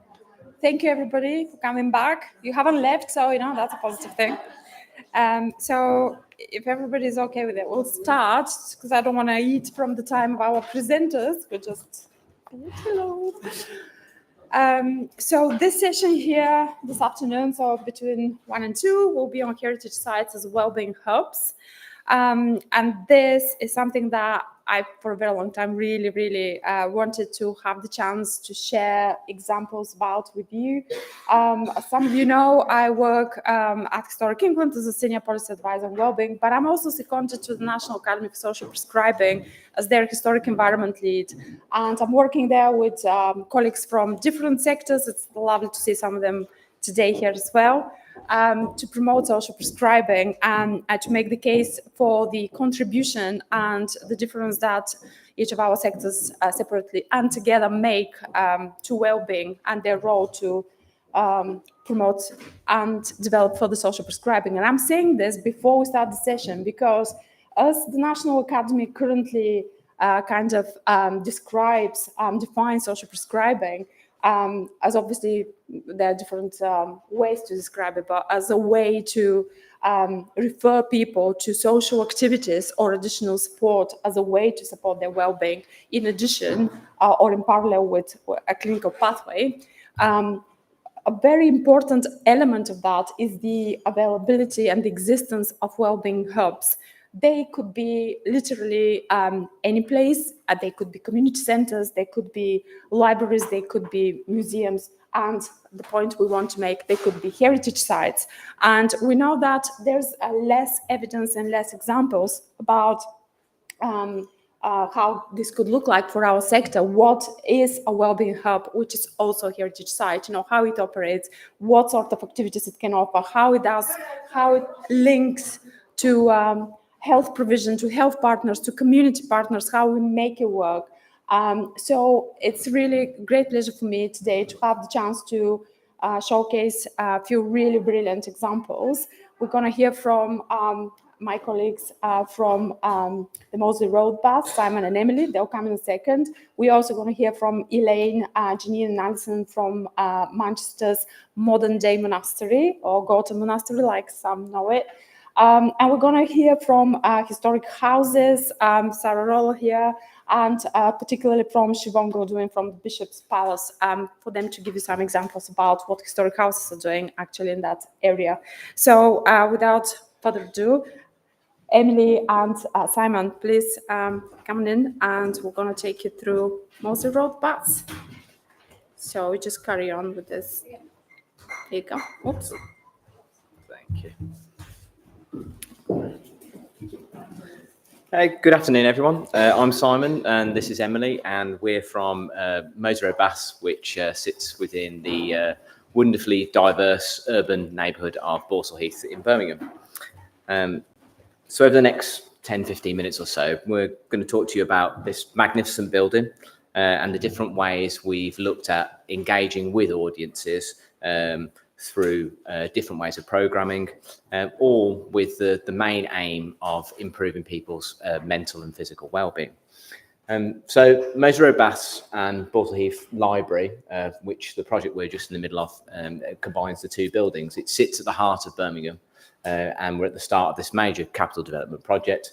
So over the next 7 years, the aim is to put swimming, health and well-being at the heart of this coalition-led project. So to just put a bit of context into what is Moseley Road Baths. So it's a grade 2-star listed Edwardian swimming baths within Borsall Heath, Birmingham. And part of its historic significance is that it was originally designed and segregated by gender and class. So there's a first class, men's first class, men's second class and women's doors. And the building's been very much designed with that in mind. So there's a number of It's quite significant in the fact that a lot of the heritage is still intact as you walk through it. It's very much a living memory of that original design, and boasting a grand gala pool, a second-class pool, as well as 46 individual slipper baths, and a laundry which has, I believe, one of the only surviving steam-heated drying racks still in place. So it's had quite a plotted sort of history, as many historic baths have up and down the country. In 2013, Birmingham City Council, who owned the building, decided that they couldn't run the building anymore and were going to shut it with its high sort of maintenance and operational costs at play. This resulted in a big funding, a campaign from the community to save the baths.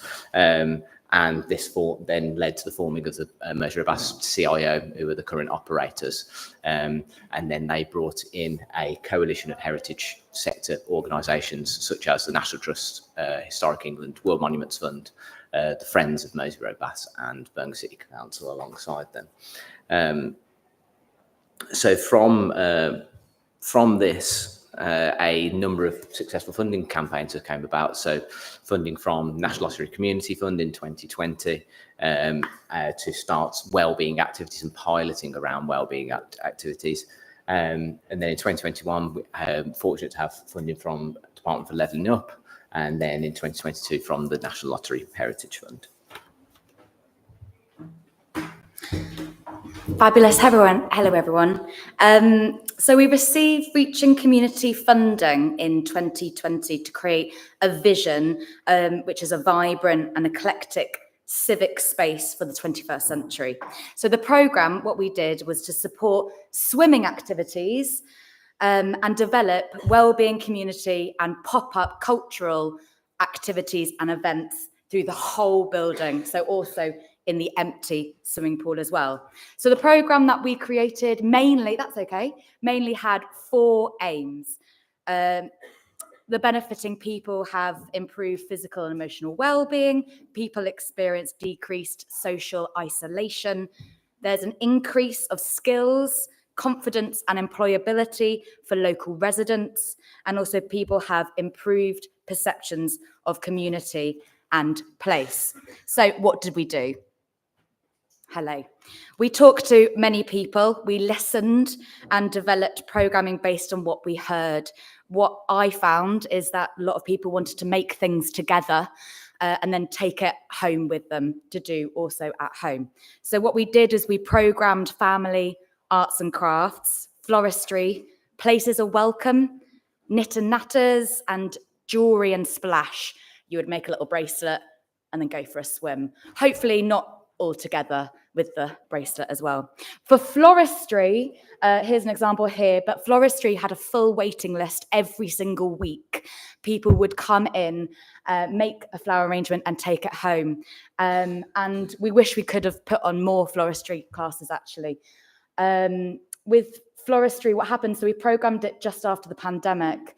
And some people who didn't want to come outside the house because of what happened in the pandemic, floristry in particular was one where they felt comfortable to come in. Maybe you could be with your own craft, your own flowers, and then go. One lady in particular who wanted me to say, her mum died in the pandemic and she struggled with that grief. And so to be able to come out of her house and also visit her mum's grave, she would come and make some flowers and then go to the grave to respect her mum. So that's our floristry sessions. So we also had the physical and sports, so as well as the swimming, as mentioned, we put on Tai Chi classes, women's only capoeira, which was co-created with the local community and something they really wanted to do in the space, in the empty swimming pool, and also discotheque. So I know we've got silent disco here, but we also had discotheque in our empty swimming pool. And we did have a lot of comments like, I hate to exercise, but I'll dance with all of you here. So we were trying to see how we could make exercise go beyond the norm. I've got a few quotes here as well, so exercise, and then also very much, this is my time, this is my exercise for the week. Oops, the daisies. And then also into response as well in the pandemic, people who had long COVID and also chronic illnesses really would like a space to come and heal, and then also something to go home in their own time and do it their own practice. So we created something called Healing Waves, which was a little bit like Tai Chi, slow movements, but we did it in the water, and we also did it in the empty swimming pool as well. So we did it in both swimming pools. And very much there was a lady who would come in. She said it was the only thing that healed her from long COVID, and she suffered with it for 2 years. Yeah, in addition to meditative and self-healing, last year we brought one of the slipper baths back into use as part of the pilot, and this is the image that you can see of it here. So this was designed with a number of community groups about what they would like to see, how they would use the space, and this led to an hour bookings that people could make online, which all sold out within a number of days, which was quite remarkable. And it was just really a space. It was partly, a sort of unique historic experience that people can sort of engage in, but also it was actually people just came just to have that, an hour away from the kids and just sit there and, away from hustle bustle every day and, and sort of enjoy being in, a unique environment. Beautiful. Thanks, Simon. Oh no, what have I done? Brilliant. So then also we programmed educational programs. So we had about 250 ladies who were at our chat and splash session. So the chat and splash session is basically people who wanted to learn English and also wanted to learn to swim. So they would go into one swimming pool, the empty swimming pool, learn to swim there, and then follow up in the swimming pool with water. We also had a young ambassadors program. So for 5 to 18-year-olds, they could learn about the building, the history, the heritage, the science, the technology, the arts, everything that was to do with the building. And they had their own response to it and became our young ambassadors in Balsall Heath and Birmingham. Yes, we had something called Little Speakers Club as well. And as I mentioned before, the STEAM activities. Do you want to mention? Yeah, and then so the bottom picture here, this was 6 young individuals, 18 to 30, that we employed one day a month to look at the archive of the baths and to interpret in their own way, in a way that represented them and, and spoke to them. And this led to a podcast series, which is you can stream on Spotify. And it was just an opportunity as well for them to develop some skills and, to make sure that their voice is heard really, and that actually, when you put interpretation into buildings, that it actually is kind of something that's relevant to them at the same time. So all of this has been sort of centered around partnerships and at 2 levels really. So there's the through the coalition of those organisations, connecting both nationally and international. International in particular through the World Monuments Fund, we're looking at connecting baths across the globe. So we've just started a partnership with a bathhouse in Japan, looking at bathing culture and what well-being means between the 2 cultures. And then on a local and sort of hyper-local level through the community groups and the activities that Emily's been speaking about. Lovely. Yes, we co-created with lots of local people, and what we created was an archery session, a capoeira session that I mentioned earlier. And then last year, it was completely community-led. It was an Eid where we had over 250 people come and an iftar to break the fast. But as well, what we noticed is when people coming to an activity, then they would come for one activity, see what else was on in the whole building, and then become multi-participants. And then from there, we said, what aren't we doing? We can always improve. What are we not doing? And if they were passionate about something, we had a program to which was they could become their own group leader. So we had a bridge to facilitation program, which made a whole journey. And in fact, quite a lot of people from that was socially prescribed to us went through that whole journey and became their own leader in the building. We had a bit bigger partnerships with Sport Birmingham and then also the Zinnia Centre. I don't know if anyone knows the Zinnia Centre. It's they help with mental health services, and we also had people coming from the Zinnia Health Centre to all of the services we were providing. We also realised it wasn't just us in Balsall Heath, Birmingham, that were doing lots of things. Balsall Heath is full of wonderful organisations doing so much for wellbeing. So we realised we needed to make sure there was a wellbeing network set up. So we set up a network where organisations could come together and talk about what they were doing so that we could signpost to all other organisations. So we had a sort of area mapping in the neighbourhood. So we did talk about social prescribing, which is wonderful, but we did have a few barriers with social prescribing. Not understanding the numbers that were coming through the door. So we weren't quite sure how many, definitely how many people we were hitting, how we could improve from that. We found it quite hard to track. And that's what we want to look at, is how could we track those numbers to make sure we're always improving and identifying why and when social prescribers have come in through our doors. Fabulous. Yeah, so and that sort of led to this future design of the BAS that's very much been led by people and the people who've engaged, and and people who are to engage in the future, connecting it to the neighbouring library. So there will be spaces for a variety of activities: swimming, event space, a wellbeing hub at the front of the building, which will bring the slipper bass back, and a community garden to the rear, and hopefully creating a very inclusive space that is for everyone, that's for the community. It has grassroots in mind, but also has that kind of that national, international aspirations as well. We do have a video to play. I don't know how much time we've got left, but of the people who have actually engaged in the activities that we could bring along today to sort of tell about their experiences. So we've just got a sort of 5-minute video to play.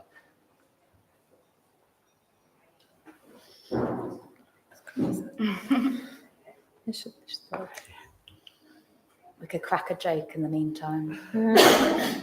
Go for it. In our Tai Chi classes, actually, it's seen, there's a movement. I don't know, does anyone do Tai Chi? You do, yeah. There was a movement of 2 dragons, and they'd always, every single week, one person would come up with a joke, and it started with 2 dragons, and it was mindful throughout, apart from the 2 dragons movement. So we were quite well known for that. That sounds great. That's not a joke, but it was a poem.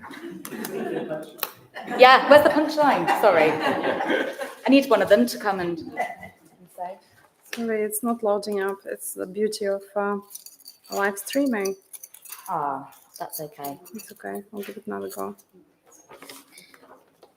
It was a video because we could talk about it all, but it's much better coming from people who have participated in the activities. So. Would it be available to circulate? Yeah, it will be. Yeah, we can do It will that. be. I think that's, Sorry, guys. If I make it work at the end, we'll play it to the end. I'll just look for the No USB worries. drive. No But problem. Yeah. thank you so much. Thank you. If not, we'll circulate the video. Thank you so much. Wonderful. Thank you.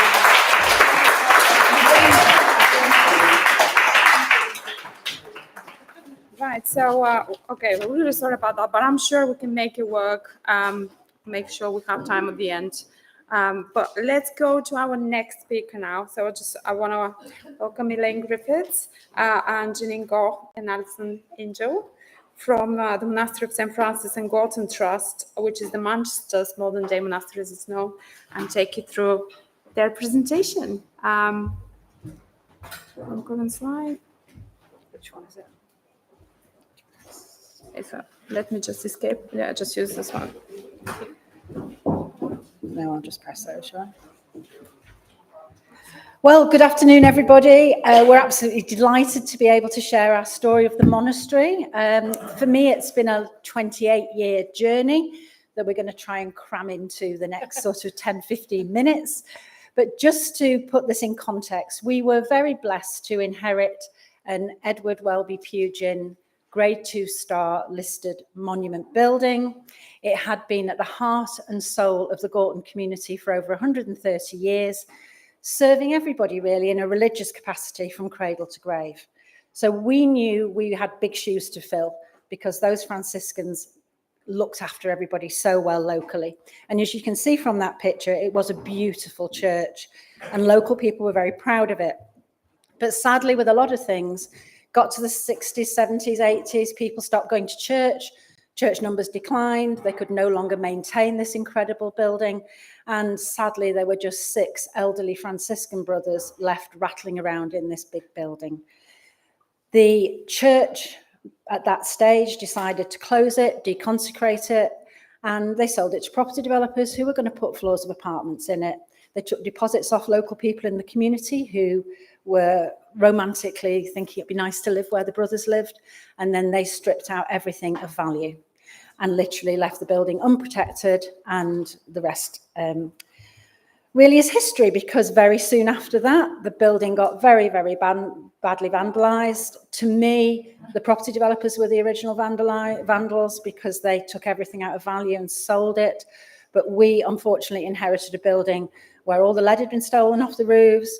The building had really been, a lot of the altars had been smashed up, and it was in such a bad condition that it got listed as an endangered world monument site in the way that Moseley Road, Bass has been. That for us was almost a catalyst really for us to step up and take control. We formed a charitable trust in 1996. We wanted to continue with those Franciscan values, looking after the community, but we appreciated it was no longer religious. This was about saving a building, but also in one of the most deprived communities in Manchester, it was actually about how relevant it could be for the community, because there was such high unemployment and the deprivation indices were really off the scale. The Endangered World Monument listing meant that we could then take ownership of the building. We bought it for £1, which everybody looks at today and thinks is a huge bargain. But believe me, when you're taking on £6.5 million worth of negative equity, it isn't so good. We tried to bid for lottery funding. First scheme was turned down because it wasn't commercial enough. We then thought we'd do a Franciscan-style training hotel. That was turned down because it was too commercial. So in the end, we went back for 1/3 bid. We renamed it the Pugin Centre, and that gave us the opportunity to get the £6.5 million we needed for the first restoration. And we have always had our little strap lines, which have been inspiring the future, respecting the past, but also realising potential. And that in a health and wellbeing sense is not just for our staff and our volunteers and the people that come through our door, but it's actually for every member in our community to be proud of this building once again. So eventually restoration began in 2005. We have subsequently done another £3.5 million restoration to replace the front wing so that we can actually try and earn money at the same time as we obviously are serving the community. And remarkably, we've actually now won awards for being the best UK's unusual venue. And it's like the equivalent of the meeting and conference industry's Oscars. We won it 3 years running. Quite remarkable, but it's also about employing local people. And the reminder is always every penny we make goes back into sustaining the heritage asset. So we don't say we're not for profit, even though we're a charity. The more money we can make, the more good we can do, and the more we can put back. So we now have our building working, modern day monastery, earning enough from commercial activities to sustain itself. And then guess what? We had lockdown. And everything changed overnight. We went from 38 staff to just 4. Just like Richard, my first kind of lockdown job was putting people on furlough and then making them redundant. But thankfully we survived because of cultural recovery funding, but we realised that was the time to change things dramatically, because as we all know, everybody was suffering and suffering even more because of COVID. So we decided to open the monastery Sunday through Thursday, free of charge, community first. We set up a sanctuary, and we decided to start a counselling and a listening service for the community free of charge with some cultural recovery funding money. We also invited other trusted partners into our building to share the space because other charities were suffering and couldn't afford their rent. One of those was Manchester Camerata Orchestra, who were renowned for doing music, innovation and health projects. And they run a weekly dementia cafe for us. And that's been so successful now. It's been rolled out across Greater Manchester through the Music in Mind project. But I think I've talked enough now. I'm going to hand over to Janine, who's going to explain a little bit more about what the modern day monastery actually does and how that fits with our listening service and the sanctuary. Thank you. Okay, hi everybody. I'm Janine, and I came to work with Elaine about 10 years ago with this vision of what a modern day monastery was all about. And we've had quite a lot of twists and turns in the thing. But it's been a very interesting building because it's deconsecrated. So imagine in a big city, metropolis like Manchester, we've got this deconsecrated building that's very, very sacred in its build. Like people come into the building and they look up there in awe. They've got the rootedness of this phenomenal building. And so we attract a lot of people of faiths, no faiths, and then a huge amount of spiritual but not religious, the SBNR category, which interestingly enough, from a health perspective, brings all the yoga, the sound baths, the Tai Chi, even Reiki. And the hour of silence. We've got an hour of silence that happens every day. So we've become kind of a mecca for almost quite the modern type of spirituality that's emerging within a secular society, which has been really, really interesting to observe. And then, of course, because you can see from the picture before, it's such a beautiful building. So we have a lot of concerts, we have spiritual concerts, we have the camerata, we have really high-level cultural concerts and dance events, and people are coming and really enjoying this space for heritage, arts, culture, and for well-being. And we started to realize that it's kind of the perfect place to cement the links between heritage, art, culture, and well-being, and actually integrative health, because of this holistic view that we're seeing from demand of who's coming to us within the building. So we started to think about how we could create an exemplar model with beautiful integrative health destination within Manchester. And one of the kind of grounding projects that we've been most proud of is the listening service that we've created at the monastery. And when I was talking to Elaine about the ideas about a modern day monastery, she always told me about Professor Aidan Halligan, who was a great in Manchester, who'd set up homeless charities, and he'd always worked with all different varieties of people within Manchester, very well known. And he'd always said if there was a place where people could just go and be heard and listened to, and people could be bear witness to, that it would be such a tremendous service, and it could help with any downward spirals later in the journey. And myself, I'm a psychologist, and putting together this idea of a listening service, and then also the models of trauma-informed work that I've become very, very interested in, we realized that we had this amazing opportunity to create a non-pathologizing, compassionate listening service within the monastery. And it's been incredibly successful. From Sunday to Thursday, between 10 and 4, anyone can self-refer in, and there's just someone there to actually care and actually to listen. And we've run 1,500 of these free face-to-face and listening sessions and counselling sessions, and trained over 38 volunteers now within this very, very special, compassionate approach, which is trauma-informed. And it's been really beautiful. I mean, it just makes my heart light every day. And then the people coming in, the stories that we've heard of people back at work, coming off waiting lists with something that's just so simple and so beautiful. So we knew we've got this little nugget of something really special, of bringing together, these new burgeoning models of trauma-informed with something as simple and very much in line with the Franciscan values of something very on the ground that's just so simple. So we've been very, very proud of that service because it's made such a huge impact in so many people's lives.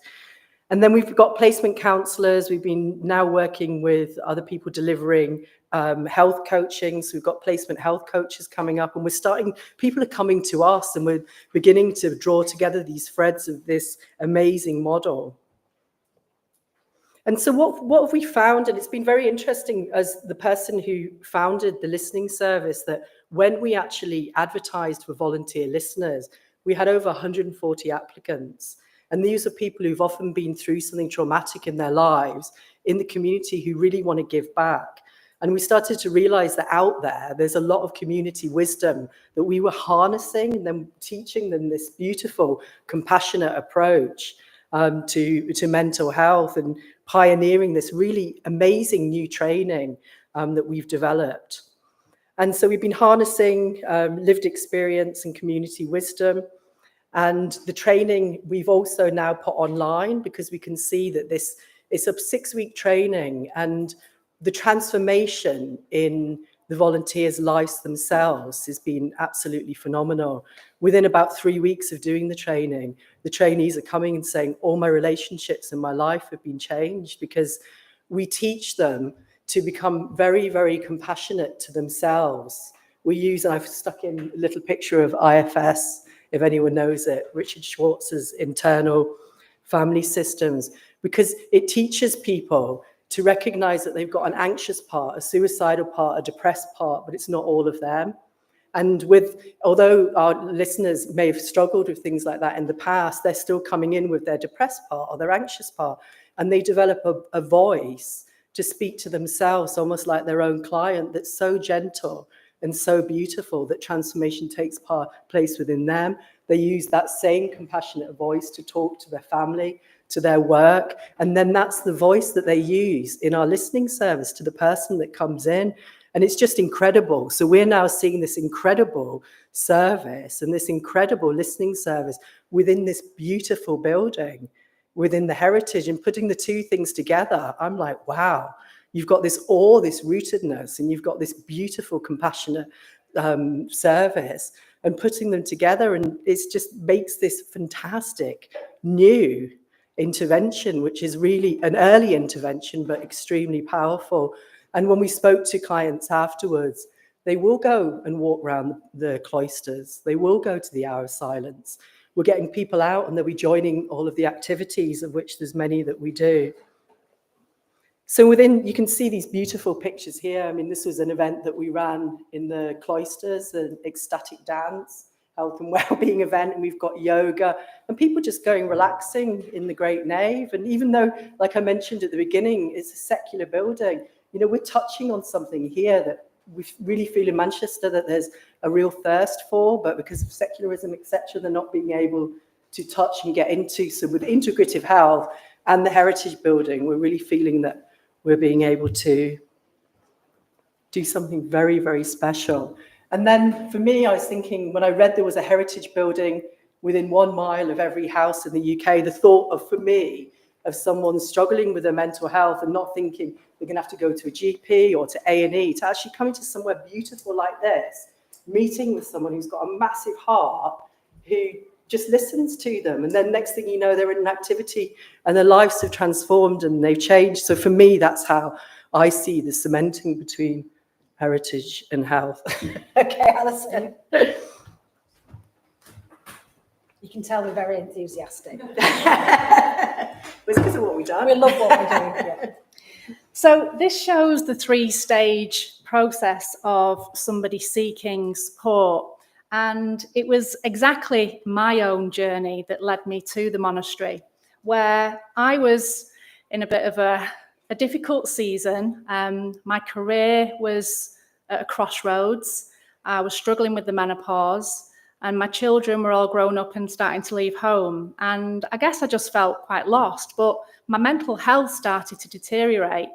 And although I contacted my GP, I was on a waiting list with a probable 6-month sort of timescale on it. And so I actually arrived at the monastery as somebody needing support. And that was the very room, that sofa there, that red sofa, where I sat and I had this wonderful experience called the listening service. And I tell you what, for the first time in a long time, I sat there and I felt heard, I felt valued, and I just felt safe to be everything and say everything that was on my mind without fear of judgment. And it was truly transformational. And so when we talk about a holistic approach in wellbeing, often, you know, we talk about the mind and the body when it comes to wellbeing, but perhaps less so about the spirit and the soul. And I am a believer, I am a Christian. And so for me, going to the monastery, even though it has been deconsecrated, I definitely connected with the spiritual aspect. You know, I could feel it in the walls and the floors. And so I'd have a listening service, and then I might just go and sit in the Great Nave and just look up at the pillars and the light coming through, and I'd see the saints.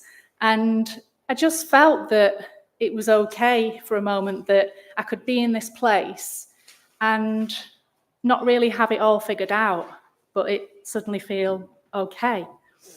And so I do think that, you know, buildings like the monastery, naturally they still, in my mind, are a holy vessel, but I think we're all holy vessels as well.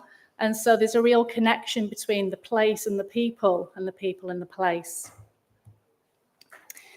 So bizarrely, as I'd had these 3 free listening services and had this, you know, great transformation inside, I was intrigued. I couldn't understand how it could be that this service was free and this person was a volunteer. And so I wanted to give back naturally. And so I inquired about how to get involved. And little did I know, the things that I'd done in my own career and the business background that I'd had, working on projects and growth and franchising and the like, just so happened that at the sanctuary in that particular place and time, my skills were very much needed. And so I almost feel that I was called to the monastery. And though I arrived in this state of sort of semi-brokenness, it was there waiting for me. And so one of our current projects, which is the listening service, our vision for it is to see Manchester as the city that listens. And so we've got real huge ambition for what we do in the monastery and in the sanctuary to actually ripple out across the city. So whether that's at schools, colleges, universities, hospitals, hospices, community centres, you know, even prisons and places of conflict or mediation, the listening service can just be a welcome addition to all of those places where people do need to feel that they're being heard. And so, yeah, we've got real big plans there to carry on doing the seeds that were planted. And this is what I love about heritage. The seeds that were planted originally by the Franciscan monks who brought the monastery into being, that Elaine sort of replanted when she took stewardship of the building. You know, we've seen this beautiful formation and flowering of the products and services that we offer in the monastery. And we're very much into organic growth because a little has gone a long way. We've had, you know, delightful stories and people just being transformed from what they've experienced in the monastery. This is just a little gimmicky picture here of us fruit developing in terms of just, you know, looking at the nutrients that we're putting into it, the soil and the conditions of how we operate, and thinking, where else could this go? And so what's next? One of the projects I've been working on is that we've documented absolutely everything that we do in the listening service. In a way, we've created our recipe of ingredients for success, because we know that in order to duplicate the same output into a brand new location, we need to have it all process mapped out. And so we're definitely keen to see it duplicated into other places around the city and in other heritage buildings around the UK. Because the listening service just lends itself to this kind of environment, I'm sure you'll agree. So for us to explore and diversify, some of the things we've looked at doing is having not just listening in person, because that's the creme de la creme, but to do it via telephone, on Zoom, to even maybe have pop-up listening services where it's not fixed in a building, but it can travel to you. So maybe at events and conferences and fairs and that sort of thing. And also diversification of the listening itself. So we've looked at maybe could we do executive listening for the corporate world and go into, like, you know, executive leadership team meetings and that sort of thing. And also the other thing about it is that we recognise that we want to be sustainable as a business. So whilst we have been very grateful for the funding that we've had, we do actually want to sustain ourselves, and there comes in the business modelling and the monetisation approaches that I can bring. So in closing, what I just want to say is that I think we're at an incredible time for community empowerment, and health and healing and heritage all goes together, and now is the time for the harvest. Thank you for listening.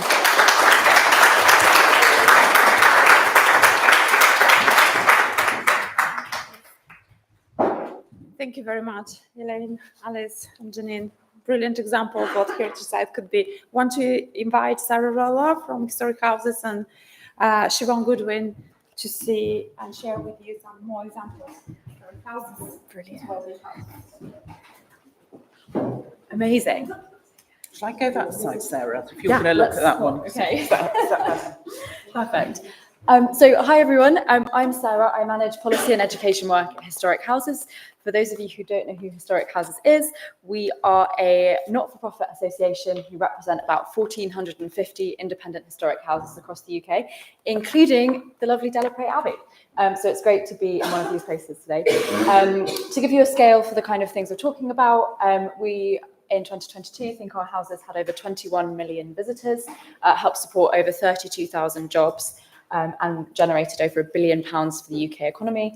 On top of that, they had around 7,700 volunteers, and they welcomed over 140,000 students of all ages to sort of through their doors. So there's a big numbers to sort of play with here. I'm going to give you a super quick run through of why I think historic houses and wellbeing are really well placed to work together. And then Siobhan's going to give you a much more work through case study of what she does at the Bishop's Palace in Wales. So forgive me as I sort of go through this at pace.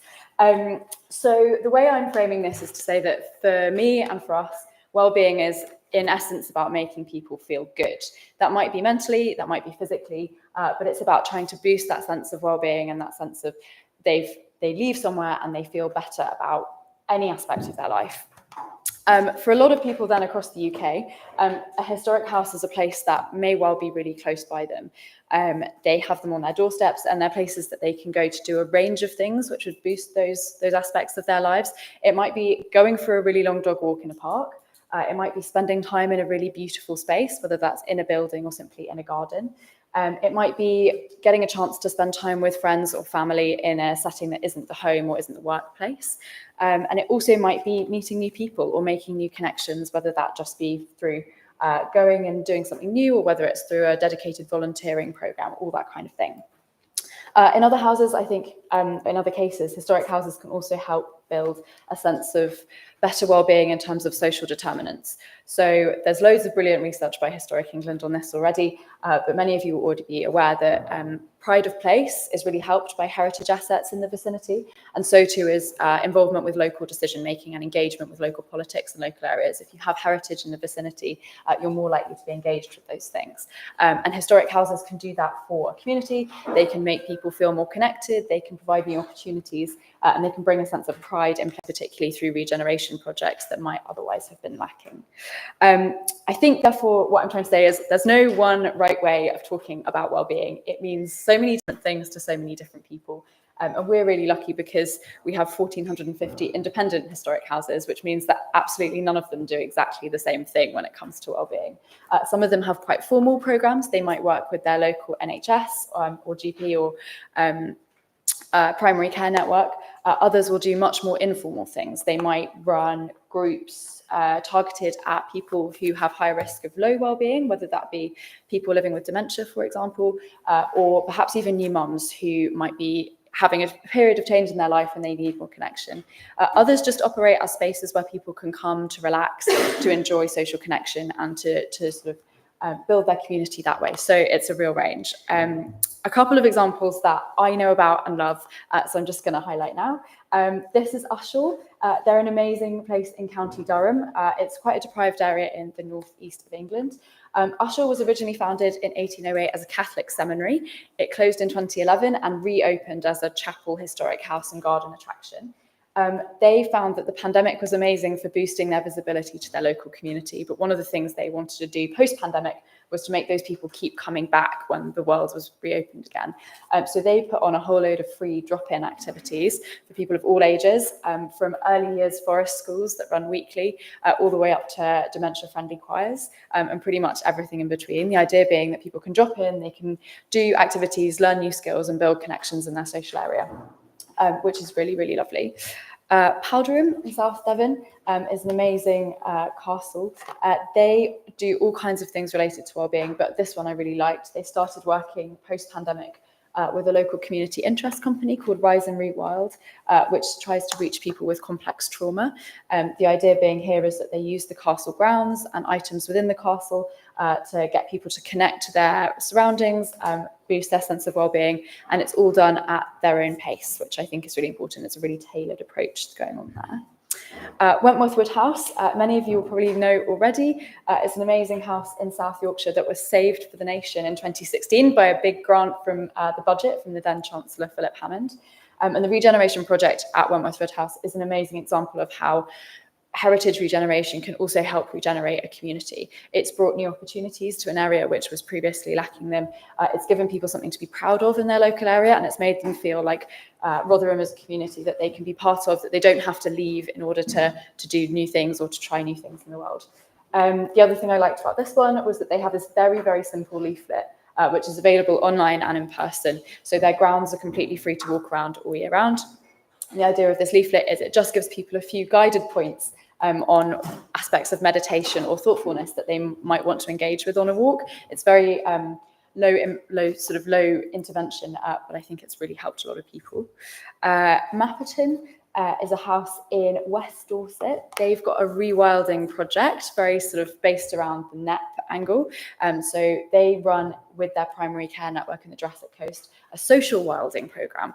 The idea being that people aged 18 to 45 can be referred to them, and it's something that will give them purposeful work to do in terms of nature recovery, but also generate community and social cohesion as they go about doing that. And lastly for me is Dumfries House, which is probably one of the sort of pinnacle case studies, not least because it has loads of cash. It's the home of the King's Foundation in Ayrshire in Scotland. It's an amazing, they've built their own health and wellbeing centre, which opened in 2019. They work with their local NHS and GPs, but they also do lots of work around mental and physical health, about encouraging people to walk in the grounds and reflect and move, sort of get moving. They take them around the house and they want to encourage people to see it as a community asset. And they do things like growing food in the garden and then getting participants in the programme to cook with it, with the idea being to boost sort of wellbeing, sense of ownership of your health as well. So there's a real range of ways that houses in our membership engage with wellbeing. I hope that's a very, very quick overview of them. They've always existed as focal points for their communities, is the final thing to say. And I think that's very true today.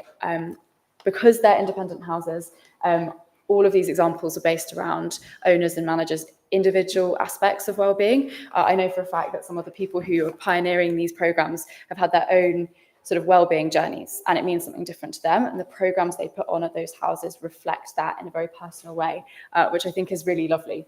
And I will leave you there and hand over to Siobhan. It's great to be able to meet lots of similarly minded people today and tomorrow. Really glad to be able to be here. So my name's Siobhan Goodwin, and I'll just say briefly that most of my professional background is as a youth and community worker. So I spent most of my working life in youth clubs, probation hostels, sheltered housing schemes, you name it. And I kind of ended up in the heritage sector, so I'm probably coming at it from a slightly different angle. But I suppose my training really is, and I am going to give you a big long list of what we do at the Bishop's Palace.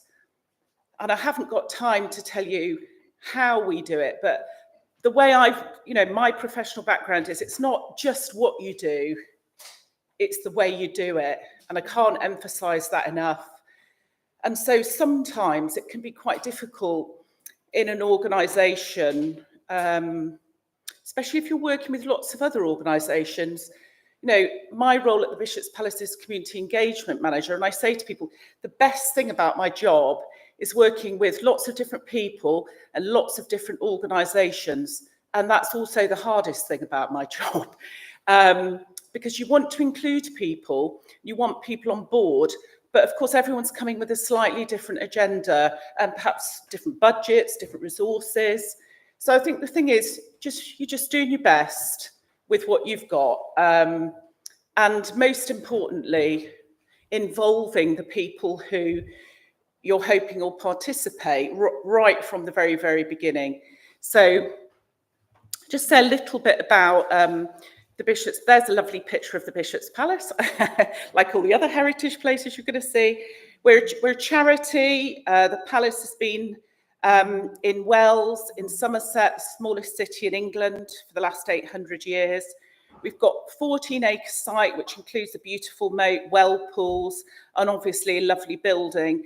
And the largest part of the building you're looking at there is a working chapel. So the Bishop of Bath and Wells still lives at the Bishop's Palace. That's what I think makes it extra special. It's someone's home, as well as a beautiful place to come and visit. And yes, we are a visitor attraction. Like lots of other places, we run events. And I would say in more recent years, we've had much more of a focus on how we can be at the heart of the community. Part of my job was to develop, I suppose, criteria on which we might do that, because believe you me, there are lots of people who would love to spend more time at the Bishop's Palace, especially if it's for free, doing fun, lovely things. And there's no limit to the number of people who'd like to do that, but we have got limited resources. So we do have a criteria, and it's my job to make sure that we're providing opportunities for people who will benefit the most from that. That's not to exclude other people, but we do put our money where our mouth is, and we do give away free tickets. We've set up a community membership scheme, so local organisations can bring people to visit and to enjoy the space and take part in things. So every time we have outdoor theatre, which is a paid-for event, there's a certain percentage of tickets that I can give away. So, for example, I remember last year someone said that from the local mentoring service had brought a couple of young people they work with who would never normally have had the chance to come and see some outdoor Shakespeare. That's just one example. Right, here's the big long list I said I'd say of what we're doing. And of course, I forgot a few things, so I'll add those as I'm going along. I consider that we're, as responsive as we reasonably can be to our local community. So, for example, when we're coming up with our business plan, someone says to me, Siobhan, can you map out what you're going to be doing for the next 5 years? No, because if we do that, and then someone from the local community says, we've got an idea for doing X, Y, and Z, I can hardly turn around and say, well, I'm sorry, that's not in our strategy. So I deliberately keep back some of our resources and some of the funding so that we can respond to the local community. The local food bank doesn't have a 5-year strategy, or they're raising funds for something and they want to know if we can help out. So that's quite important, that we don't, just because of the way we operate, that could exclude people otherwise. I'll put volunteering there because we've got 163 volunteers involved at the Bishop's Palace. And that's a really important part of the community's wellbeing, because we do a survey every year of the volunteers. And one of the subjects we ask them about is what they get out of the volunteering. And definitely socially, sometimes as well, people might need it as an opportunity to get some work experience, to perhaps have a change of career or something. So there's lots of things that people get out of volunteering, physical health benefits. So supporting the volunteer team, that's also part of mine and my team's job.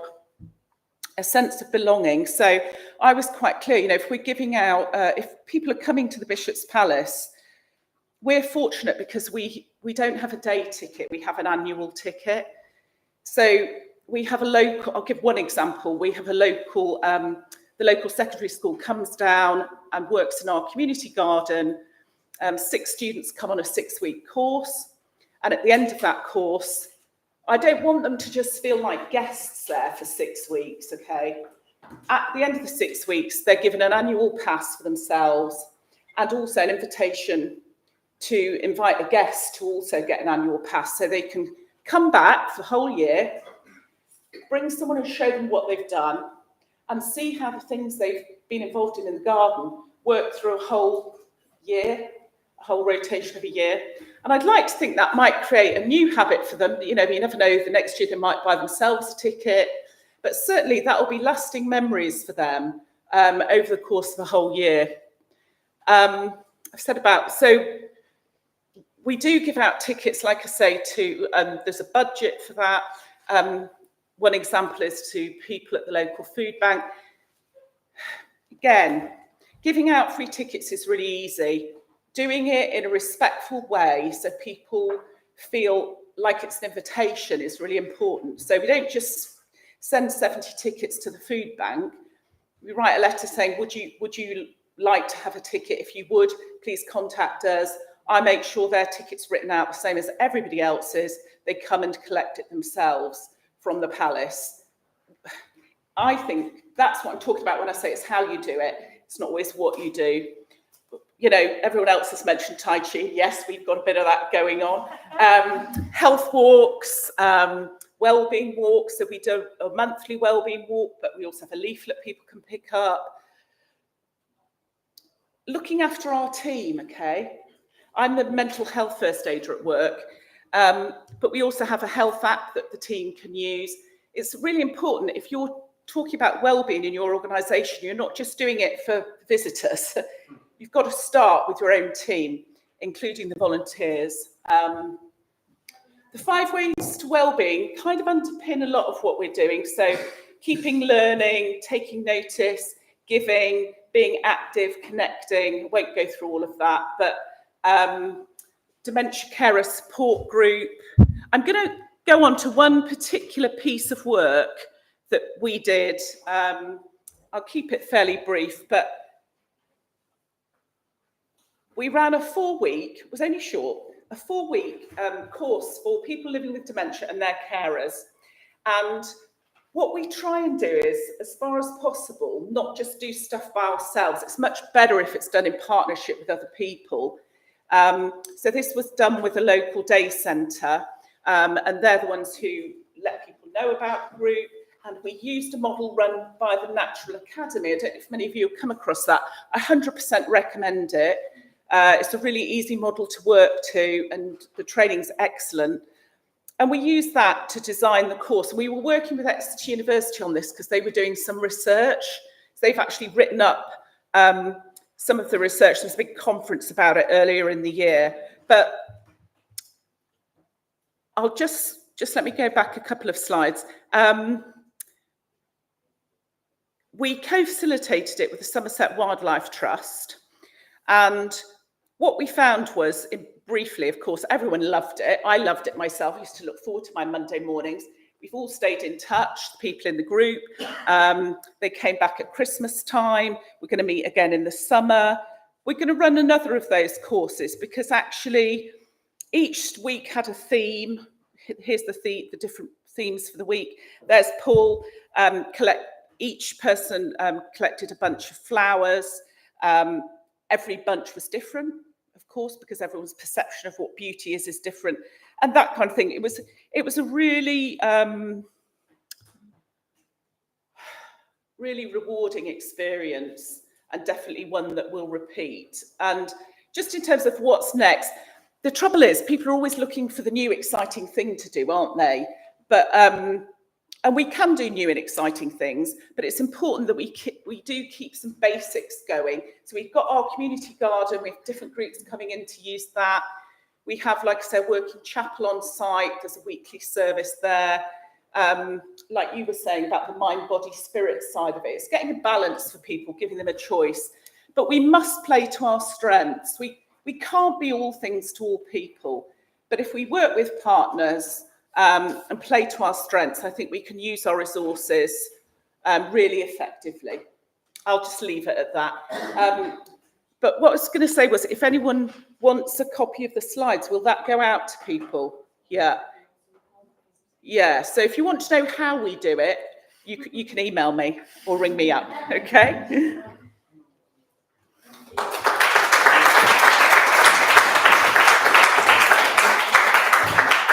Thank you very much. A very impressive array of examples. I think you all agree of how different types of heritage sites could be used and benefited from as Wellbeing helps. I'm really sorry that we kind of almost ate the whole time, which was supposed to be for Q&As. I'm sure you have questions that you would like to ask our presenters. If you have them, please go for it. We have a few minutes, and also you have 15 minutes before you go to your next session, which I'll go through in a second to tell you what it is. But obviously, if there's a burning question, please do ask them. Meanwhile, I may also try and see if I can play the Moseley Road bus video for those of you who maybe are staying in this room. I'll just check to see if we can play it now, if that's okay. Yeah, we don't want to remind us.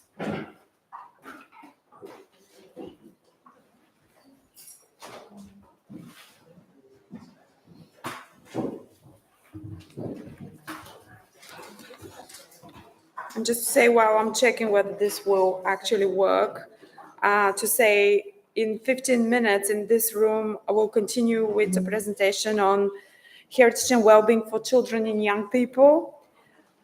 While in room 2, which is the library, I will have heritage and well-being for older people. And in parallel with that, in the drawing room behind, which is room 3, we're going to have the workshop Change Minds Using Archives for Mental Wellbeing, delivered by the Restoration Trust and the Change Minds project participants. Moseley Road, Emily, I'm so sorry, but it's not playing that video. However, we will add it to the slides and the presentations that everybody will be able to access afterwards.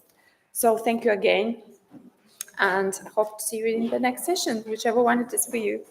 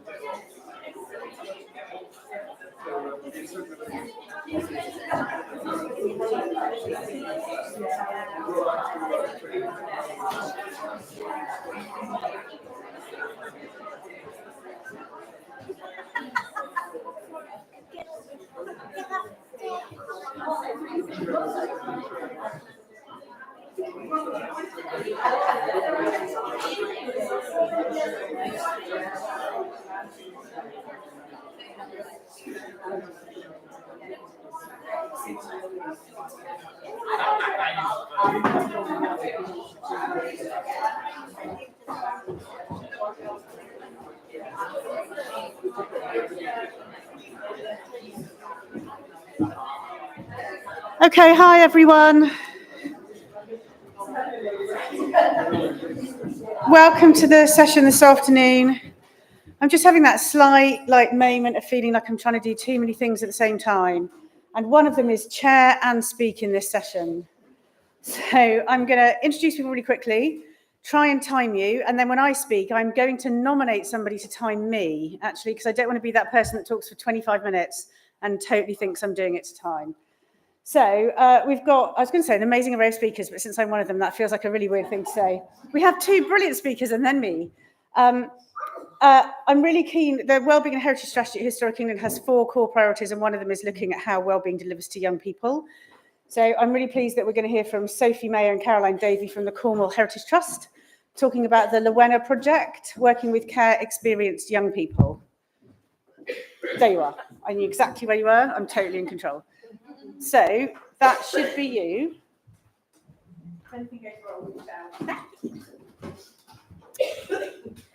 Hi everyone, I'm Sophie from Cornwall Heritage Trust. I wanted to talk to you a bit about who we are, because we are a small independent charity based in Cornwall, and we are quite far away from Cornwall right now. So we protect 16 of Cornwall's most important ancient sites, landscapes and monuments. We rescue historic sites across Cornwall. We've recently bought Tregonning Hill. The year before, we took care of an ancient holy well, and it's constantly growing. Generally, these are either on the open market or we're saving heritage sites at risk. So a bit about what we do. We don't just have sites, we also protect the intangible heritage of Cornwall, and that's Cornish language, music and dance. And we do that by providing funding to schools to visit Cornwall's historic places, and we've invested, been able to support about 25,000 Cornish school children to access historic sites. We also host community events.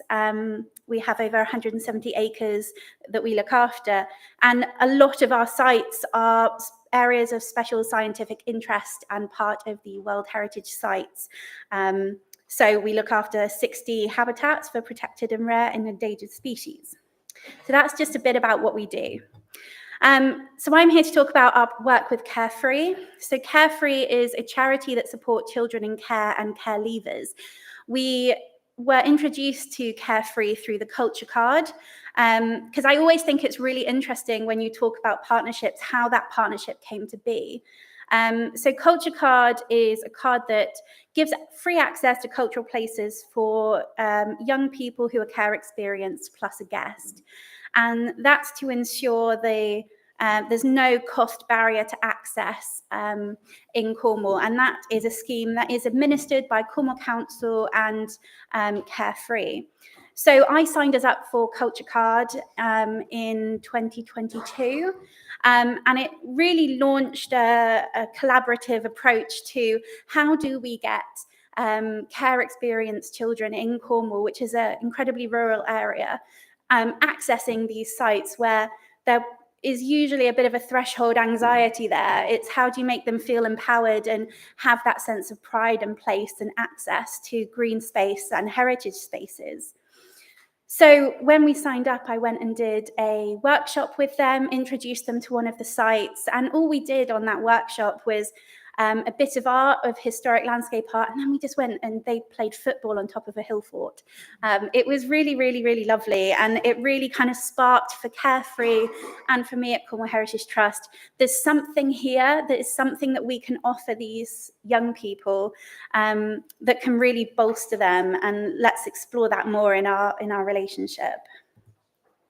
So then we applied to the Cornwall Community Foundation's Integrated Care Board funding, inspired, I have to say, by Wessex Archaeology's really amazing Heritage Feel-Good Pack.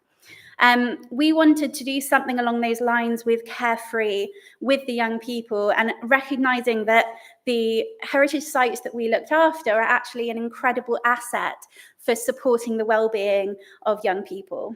So what we wanted to achieve really is a series of pop-up days over the summer holidays with Carefree. We wanted to test out creative activities for heritage well-being, which would then inform what we produced in our own kind of heritage pack, or Lewena pack. Lewena, by the way, meaning happy in the Cornish language.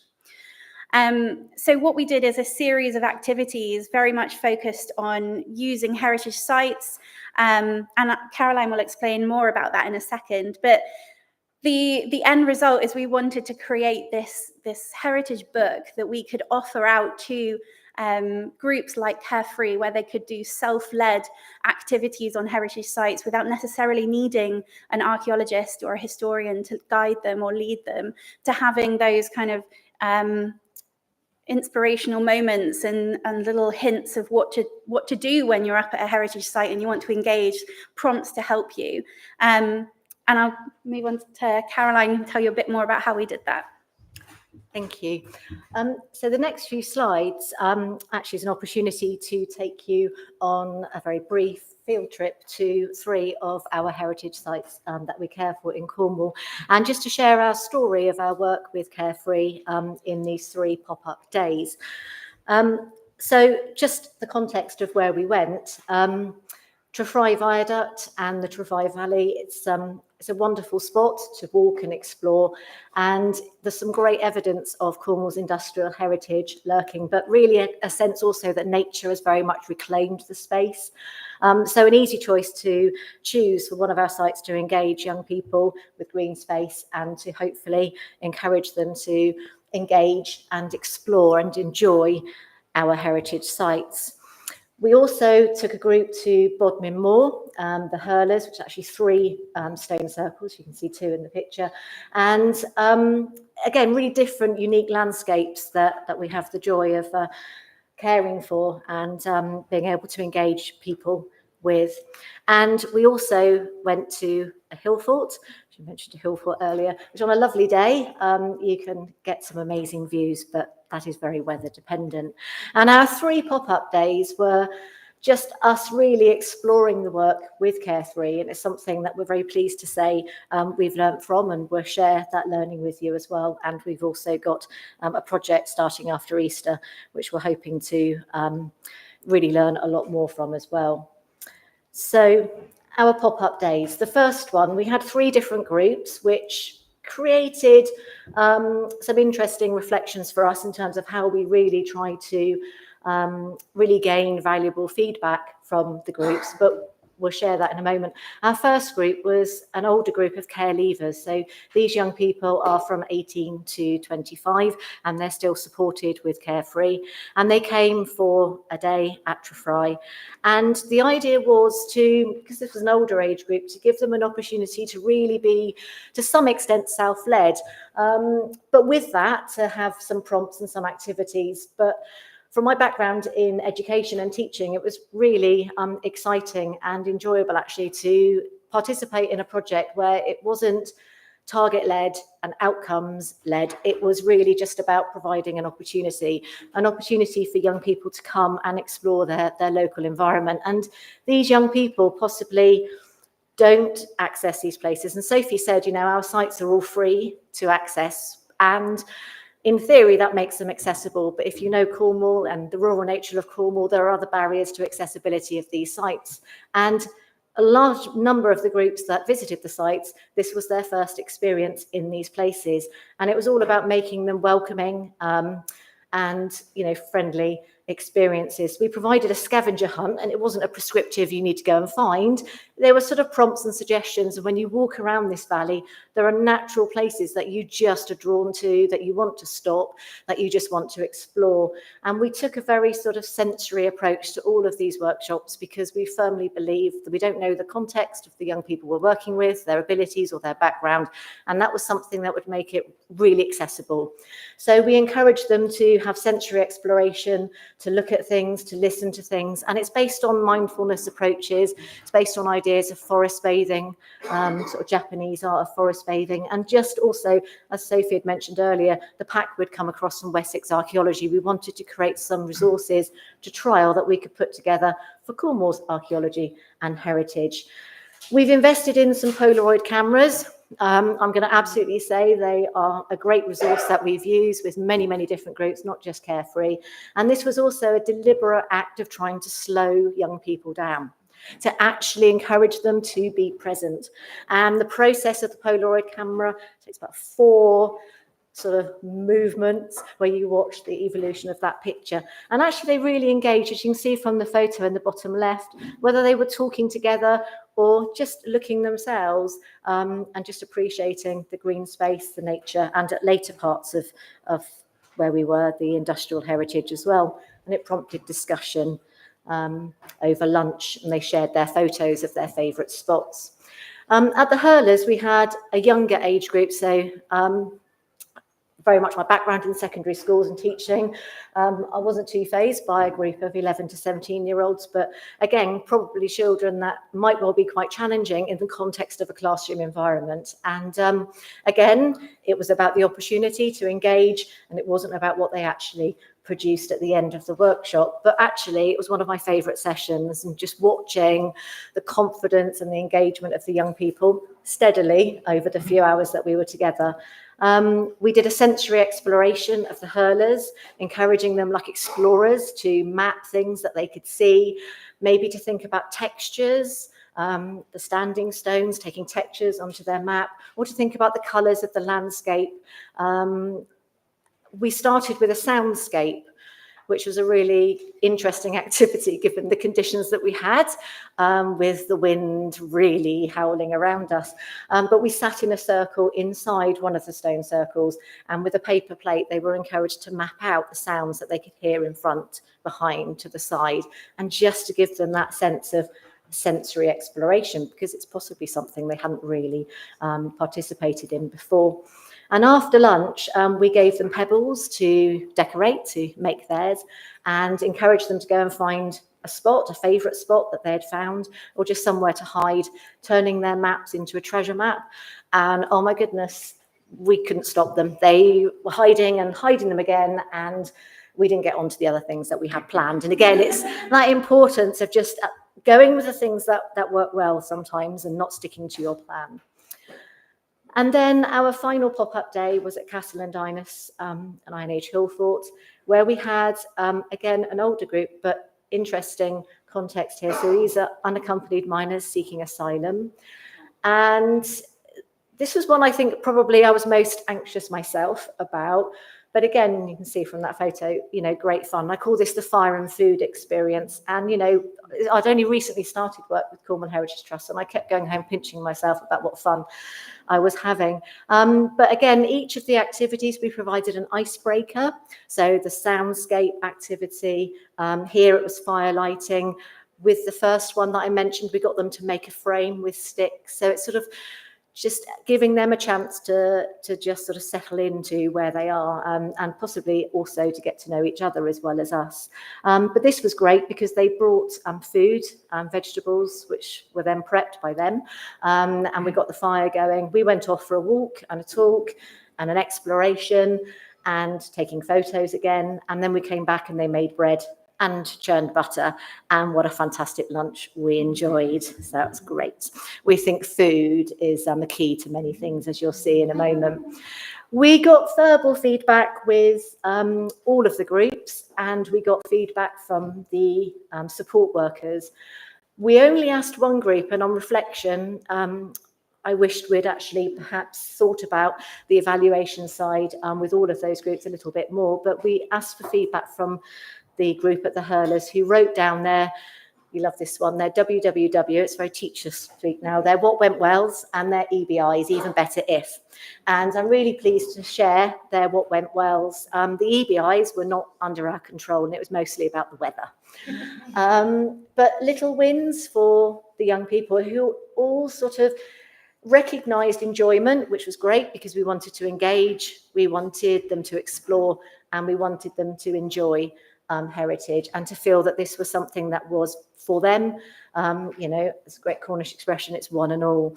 But if we are going, and I think Cornwall Heritage Trust is very much about preserving our heritage, and that also means engaging, you know, people and communities with that.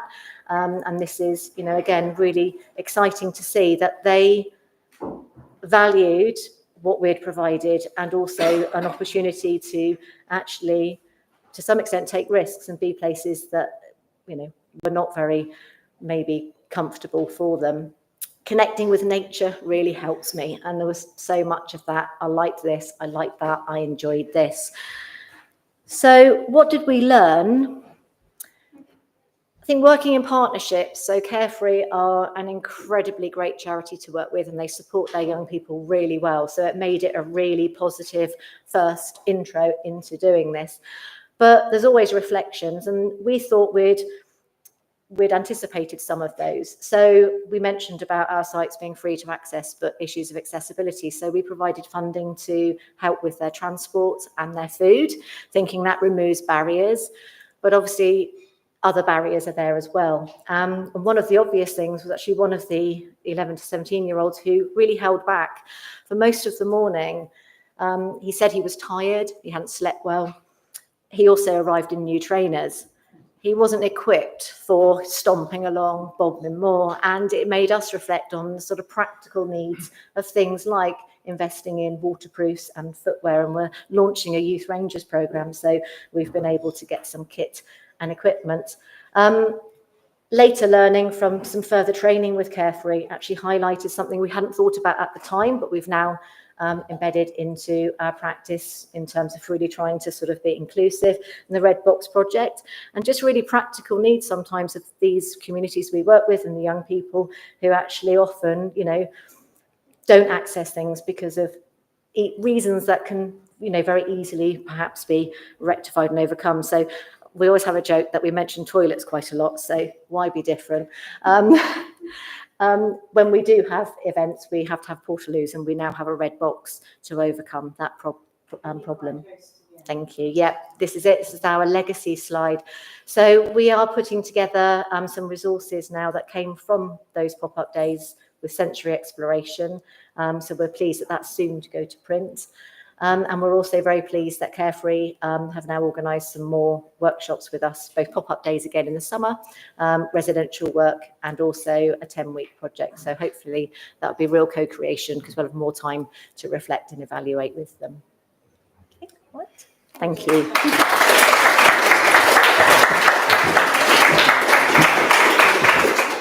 Thank you so much. There's a lot in that resonates with the project that we're going to speak about. I'm looking at Lee from Wessex and thinking about Wellington boots, actually, really came to mind in that. Right, we're going to just crack on. So we're going to hear from Peter Guest next from Villanova Archaeology and Heritage Services, ensuring heritage is for everyone, providing access to archaeological fieldwork for children with special educational needs. And I'm really hoping this is going to...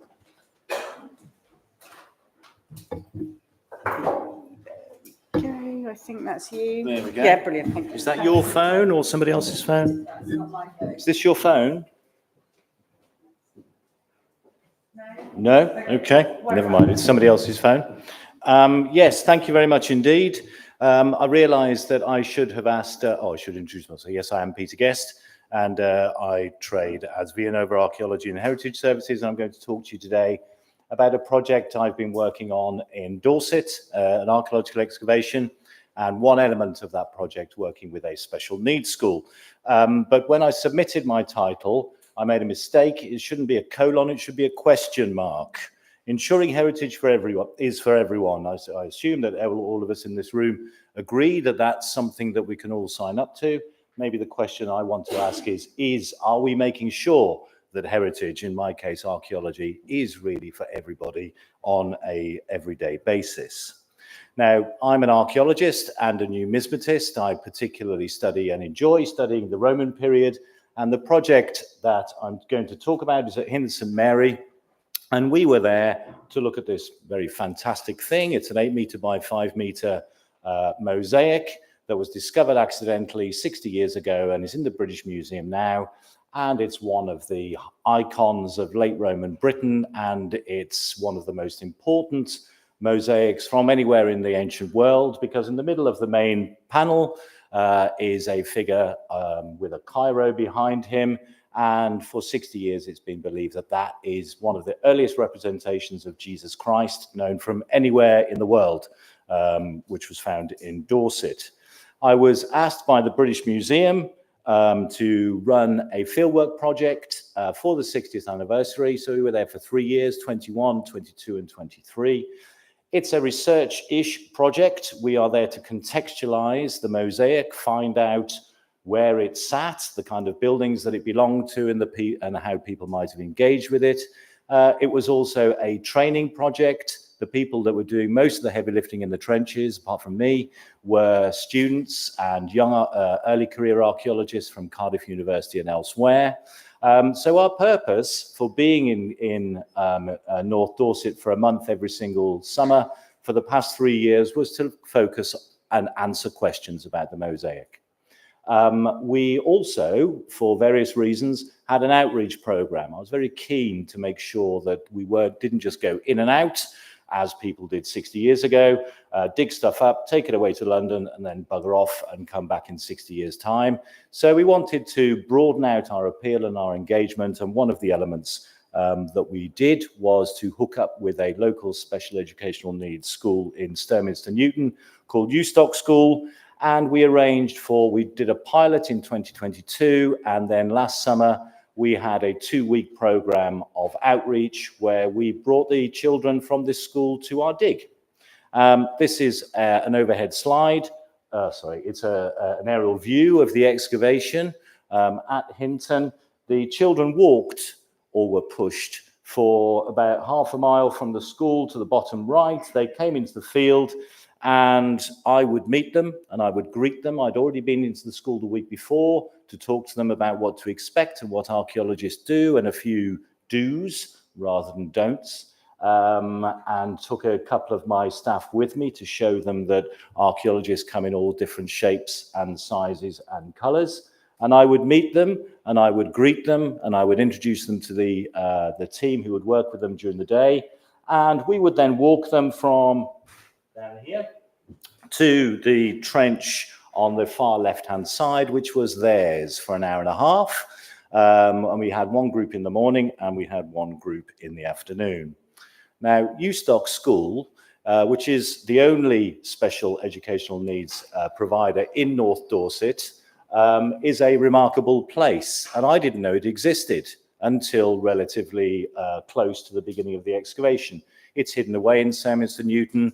They get on with the things that they do. They do fantastic work. They have about 200 children on their books altogether, with a range of learning difficulties and special educational needs, some of them milder than others, but some extremely advanced and very profound indeed. And we wanted to be as open and inclusive as possible. There was no limit to how many children the school could send, or who they might bring, as long as they were safe and as long as we had teachers, teaching assistants and carers who would come with us and help us. So prior to the excavation, we drew up a learning plan. That didn't last long because as soon as the children arrived on site, it was chaos and it was fantastic. And what we realized very soon is that the school's values, which I've put on this slide here, are not far off the values of the excavation or the institutions that form the excavation. So it was a partnership with the British Museum, myself and Albion Archaeology, and we can all sign up as institutions and individuals to all of these values that the children's school holds very dear. So over 10 days, in the middle 2 weeks of our month, we welcomed 143 children with a range of different needs to our excavation. And we offered them a variety of activities. which they could or couldn't do. It was entirely up to them. And as I say, our learning plan was relatively detailed, but I've done this kind of thing before. And I realized that actually the best learning plans are generally quite, not vague, but sort of general, I suppose, or vague-ish. If you try and pin things down too much, and if you try and tick boxes, then we're going to be in a little bit of difficulty later on. We wanted them to understand that archaeology is everywhere. We wanted them to understand that archaeology is as much theirs as it is mine, therefore it is for everybody.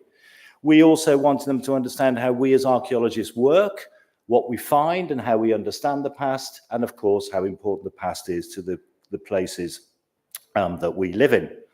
So we had a range of activities in Trench 6 which they could take part in. There was digging, there was sieving, there was metal detecting, and there was fines washing. We took pictures of all of the children that came with us, most of which we sent off to the school. Some of them, for reasons of individual personal dignity, we don't show in public at events like this today. But you can see, I think, get a good sense of the kind of activities that we did, and everybody had a whale of a time. All of the activities were managed and run by student archaeologists or early career archaeologists with my support, but all of them volunteered to do that work, and all of them did exceptionally well. It was a very intense and intensive experience for all of us. It's definitely something that I think we should do again, and it's something that was highly rewarding for everybody involved, the kids, the teachers, the teaching assistants, and their parents, as well as the archaeologists too. And listening to the papers earlier today, and as we'll see, I'm sure, this afternoon and tomorrow, a couple of things spring to mind, which sort of, as I was preparing this presentation, I was thinking about a little bit more. And the first is about evaluation. And with this kind of event, evaluating things in a quantitative way is extremely difficult. To have a sort of questionnaire or to tick boxes or to grade things on 1 to 5 doesn't feel appropriate for this kind of thing. The children were not interested in seeing a form or anybody with a folder or a pen in their hand. But what they were quite keen on was doing something like putting a little sticker onto, in this case, a reproduction of the roundel in the very center of our fantastic mosaic, with the instruction that the closer to the middle, the man's nose, you put the sticker the better time that you've had. Tierney Tudor on the left and Elizabeth Guest, my daughter, on the right, were the site assistants who essentially ran the events that I've talked about in the second week after I'd helped them. And they were both fantastic. The Nepo baby thing on the right-hand side, to put that to one side, it doesn't matter. They were both excellent. And as you can see, all the little green dots are very much in the very center. And Christ's nose, it isn't Christ, by the way, we've now found out, but that's a different story in a different lecture, was submerged under about 1.5 centimeters of little green stickers. So the kids had a whale of a time. They learnt a great deal. These are facts, by the way, that we've managed to obtain. Archaeology is fun, and yes, archaeologists are clever. We also managed to communicate to them the mechanisms that we have evolved or developed in the UK for undertaking field archaeology. How do we know? Why are things important? Why are things more important than others? They clearly understood all of these things from a very quickly indeed. We also demonstrated and showed that we collectively, human beings, people, work best when we work together, and that we work best when we listen to one another, and that when we try and be kind and considerate. That's the way that we as human beings can actually achieve great things. A conclusion from that, from dealing with them, is that yes, archaeology is and should be always for everyone. My last slide is really about the lessons that we learned, or the lessons that I've learned. I've been digging now for 40 years. I worked out earlier on, and I've run big research and training programs before, particularly at Caerleon in South Wales, where we had a very strong, very big community engagement element that involved all sorts of different groups. we were pushed then by a friend of mine who sadly passed away not too long ago, Rick Turner, who was Senior Inspector of Ancient Monuments in Wales. And he was very keen that we opened up our excavations, not just to the people, but to those people who don't normally engage with heritage and archaeology. He used to call them hard to reach groups, and they are hard to reach groups. And on that project, we worked with Mind, and we worked with Scope, and we worked with reformed prisoners and all sorts of other people to try and use the power of archaeology and heritage to do good. And it's easy enough to do. It's just a question of setting these things up. But really, my sort of main thinking about coming into this conference and preparing this paper is, I think I've put it on there, have I? Yes, lasting legacy is difficult to achieve. I find lasting legacy difficult to achieve. It's a challenge and I need to work better at it. And what I mean by lasting legacy is not whether we could run it again, another group of kids might come along, but lasting legacy for the children and also for the archaeologists who took part in 2023. How do we make sure that the impact we had in that hour and a half carries on, so that maybe they go and see a museum, maybe they read a book, maybe they watch a program about archaeology on TV, maybe they support heritage when they grow up, maybe they see things in a slightly different way. And I haven't cracked it, I'm still learning and I'm still trying. And an event like this is fantastic because I can see the kind of things that you're doing and we're all sharing best practice, hopefully, and I'm certainly going to go away with new ideas about how to do things and how to make sure that the very great impact that we can make on individual people's lives in the short term carries on into the longer term. And if I could sort of, oh yes, should be slightly easy to set up. It was a fantastic program that we ran, but it wasn't easy to do. It wasn't easy because of health and safety. That was relatively easy. Yes, you fill out a risk assessment. Yes, I've got a form. It was easy to find partners who wanted to work with us and who had money. Money was a serious issue. And altogether, those two young women that I showed you earlier on, Tierney and Elizabeth, I was able to pay them to come.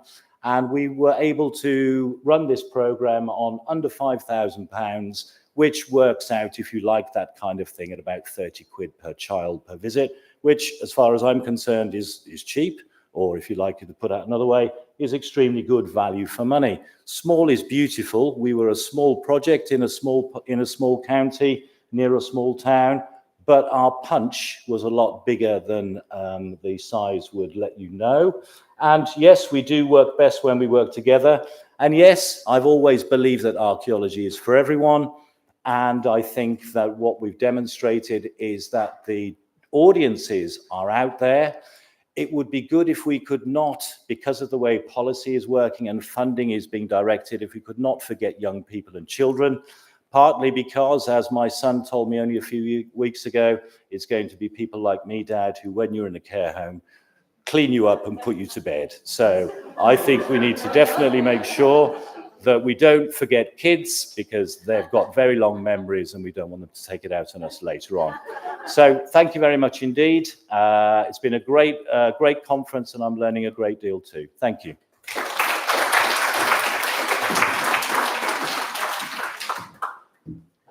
Thanks, Peter. Again, lots of resonances with some of the experiences we've had. I'm just thinking, Nicola, could I charge you with being my external accountability timer?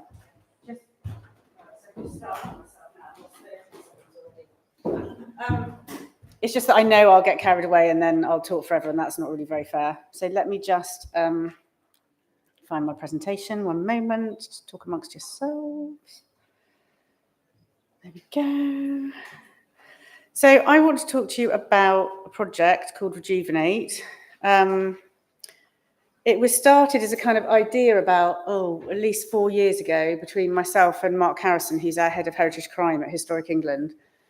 And we've looked at some of the brilliant work that's been already showcased here today, the kind of Operation Nightingale style work, and kind of thought, what if we could do that for young people? What if that approach to working with veterans to support their mental health and address issues of PTSD could be applied with similar principles to working with children who are in the youth offending system and those who are at risk of falling out of school. So we kind of started with a really clear idea that's been already mentioned today about archaeology and heritage and how it can expand the capacity of vulnerable young people where it's suppressed by circumstance or self-belief. We believed inherently, as many of us do, that participants could build transferable skills.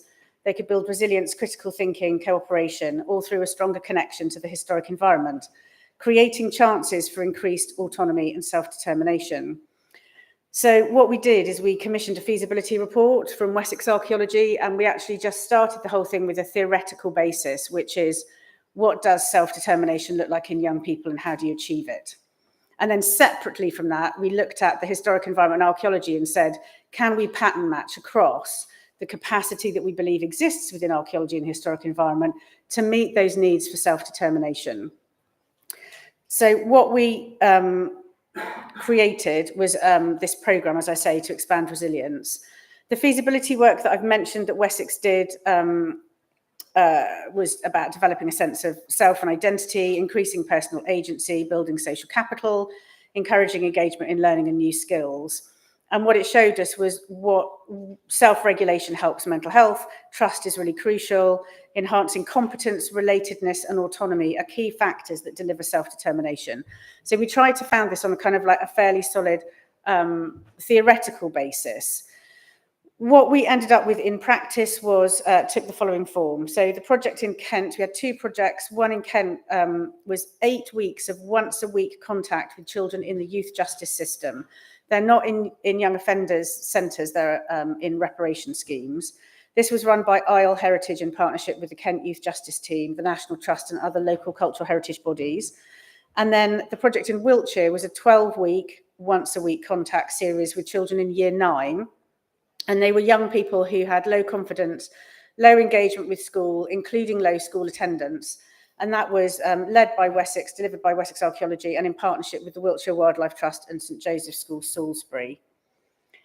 The numbers that we're going to talk about in this project are quite small, but I think it is worth saying that they are intentionally small. So this project is about quality, not quantity. And the way to achieve quantity for me is to do more of the projects and build the data, not to assume that we can quadruple the number of young people and magically assume that we've still delivered the qualitative interventions that we're looking for. This audience probably doesn't need to tell me why, doesn't need me to tell you why this is important. But when we developed our wellbeing and heritage strategy, and the bit on the left of this slide is from that, this was just setting the groundwork for why we believe this should be a priority. The government have identified that improving school attendance is everybody's business. The barriers to accessing education are wide and complex, both within and beyond the school gates, and are often specific to individual pupils and families. We know that it impacts on achievement and grades. For example, the overall absence rate of pupils not receiving grade 9 to 4 is such a weird way of doing grades, but that's the equivalent of like A ** down to about a D, I think, in old money. So the overall rate of children not achieving those was twice as high as those who did achieve them if they were not attending school. This impacts on the child's self-perception, including how they see themselves as a learner and their ability to build trust and supportive social connection. As the government makes clear, it can make an important difference to both the young people, and there are clear associations between regular absence from school and a number of extra familial harms. This includes crime. 90% of young offenders have been persistently absent from school. And it also extends to serious violence and knife crime. Again, 83% of knife possession offenders have been persistently absent from school. It hardly needs to be stated that entering the criminal justice system reduces a child's opportunities for reaching their own potential. And I'm not going to go into it, but there's very impressive figures about how many gazillions of pounds we spend on the reparation system and why it's important to do something about it from an economic point of view, but also from a child wellbeing point of view. My kind of key message to this point of the talk, though, is that we are absolutely not in any way ever suggesting that all students with low school attendance are predetermined to end up a youth offender. And I just want to make that explicitly clear. But what we do know is that if you do have low attendance, then your opportunities are narrowed, and sometimes that can lead you into a point of youth offending.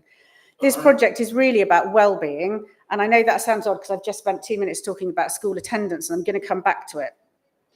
But we know that increased wellbeing can act as a protective factor from life circumstances and create that capacity.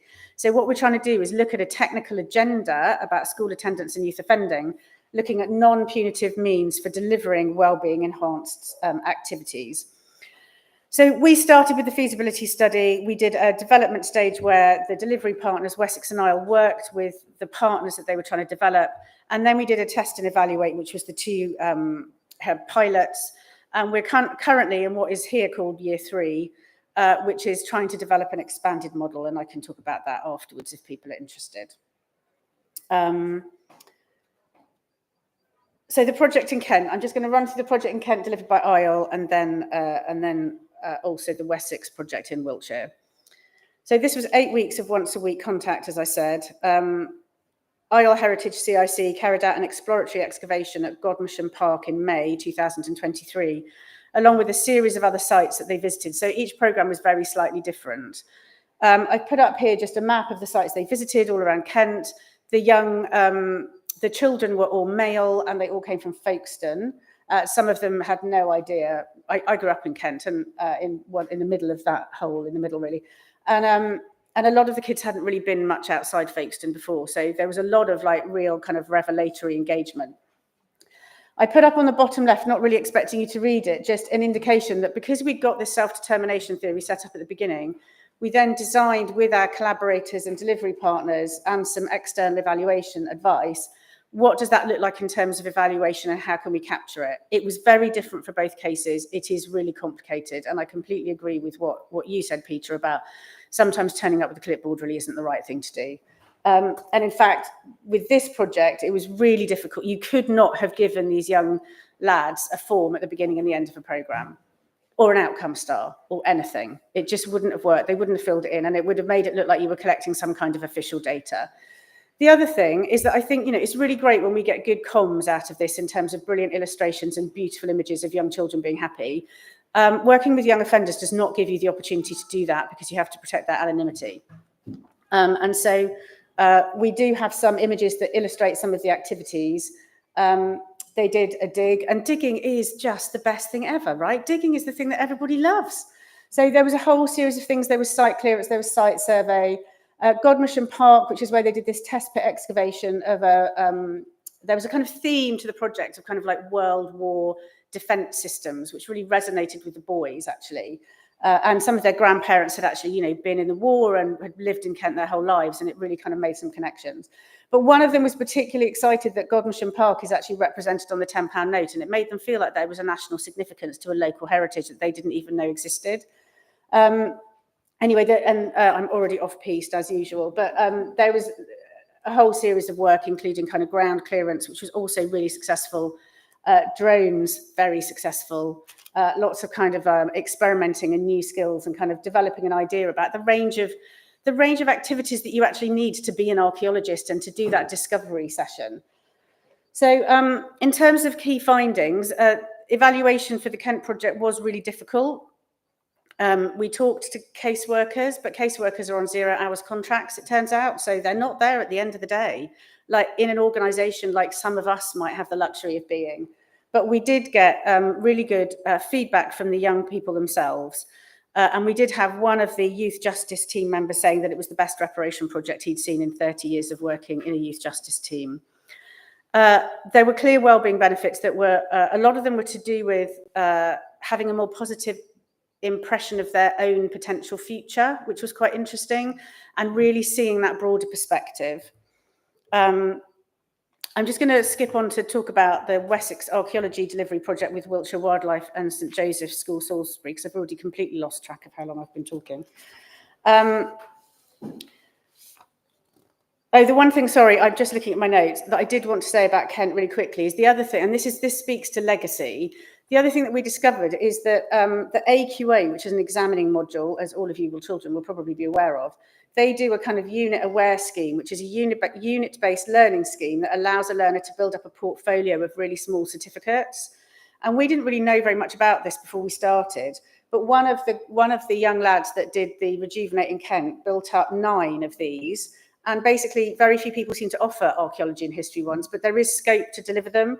So he took home kind of AQA modules for using archaeological tools and discovering local history, introduction to World War II defences. So there's an element of some pathway in legacy. I'm not saying that's the whole solution, by the way, but that's something that we really want to follow up. Massive problems with longitudinal data, discuss later. The Wessex pilot was based around 2 locations, Langford Lakes Nature Reserve and Combe Bisset Down, which is where a dig also happened, and then coming back to Langford Lakes at the end for further reflection. If I get any of this wrong, Lee, who was one of the delivery partners for this, will correct me at the end. Building a settlement, digging up evidence, exploring reconstructed settlements and revisiting and reflecting was kind of the model, but it was all under a kind of overarching approach to thinking about home, prehistoric landscapes, and kind of that idea about home and place and home building. So both of them had a kind of overarching theme. The cohort was very different for the schools because inevitably the school could choose the cohort and put them in a minibus and bring them to the site.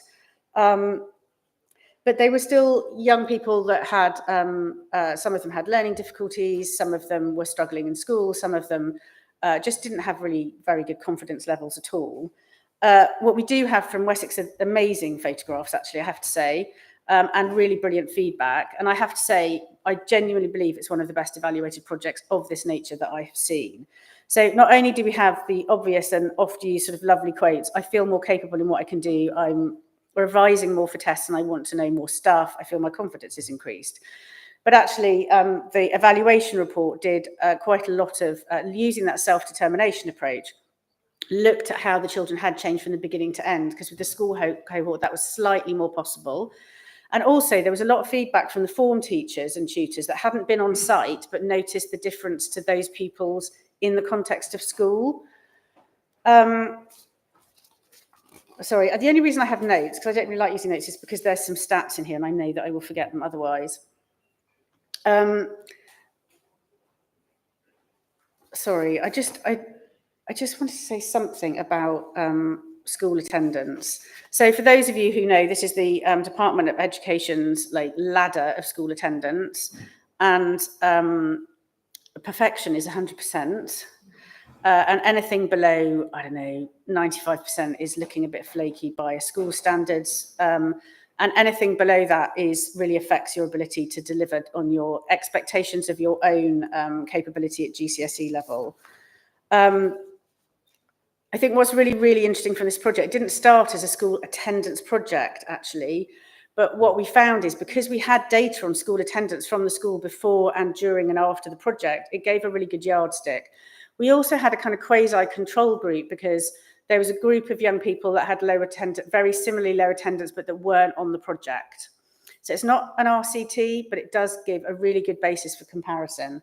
And all of this really, really matters in terms of young people's outcomes. So I've just put some more of the quotes and illustration drawn by one of the participants, but also this is one of the graphs about the attendance data from Wessex. And what it shows essentially is the control group got worse at going to school during this 12 weeks, and the group that were with Wessex got better.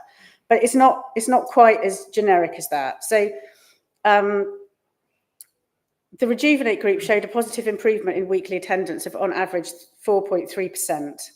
which is actually massive. I just want to come back to this graph. And if that takes you from 90 to nearly 95%, in a school's context, that is huge.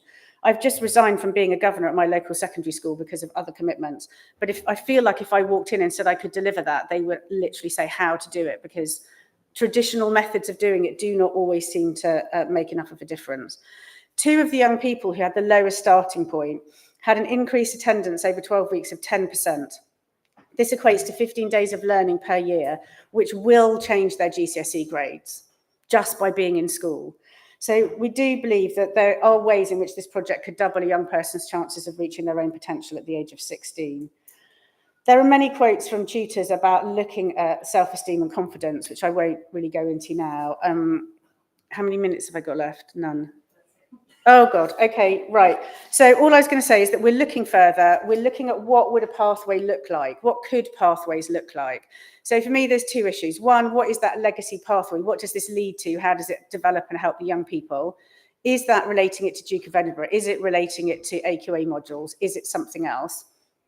And secondly, this idea of repeating the programme and expanding it. So the Kent project is being redone this year.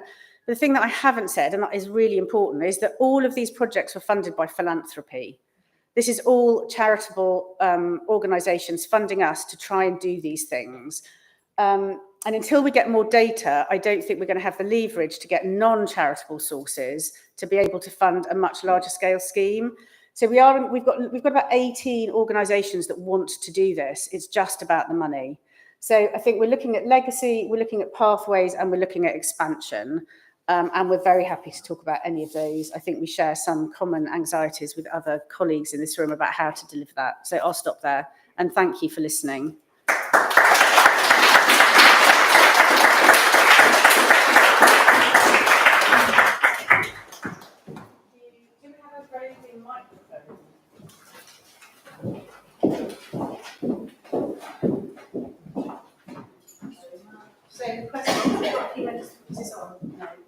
Hello.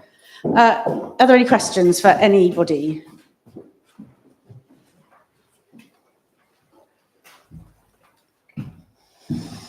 Yes, sorry, turned around at a crucial moment. Can I hand this across? Sorry. Thank you. I just wanted to find out who did the evaluation for the Wiltshire project. Was it Wessex Archaeology in-house, or was there a consultant?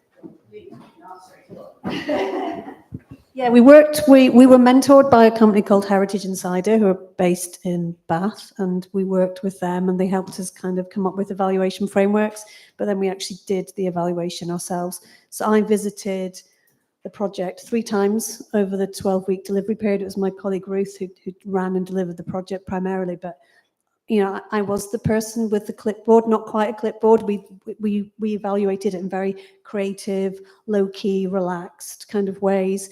And I got to know the young people so I could have those kind of quieter one-to-one conversations with them.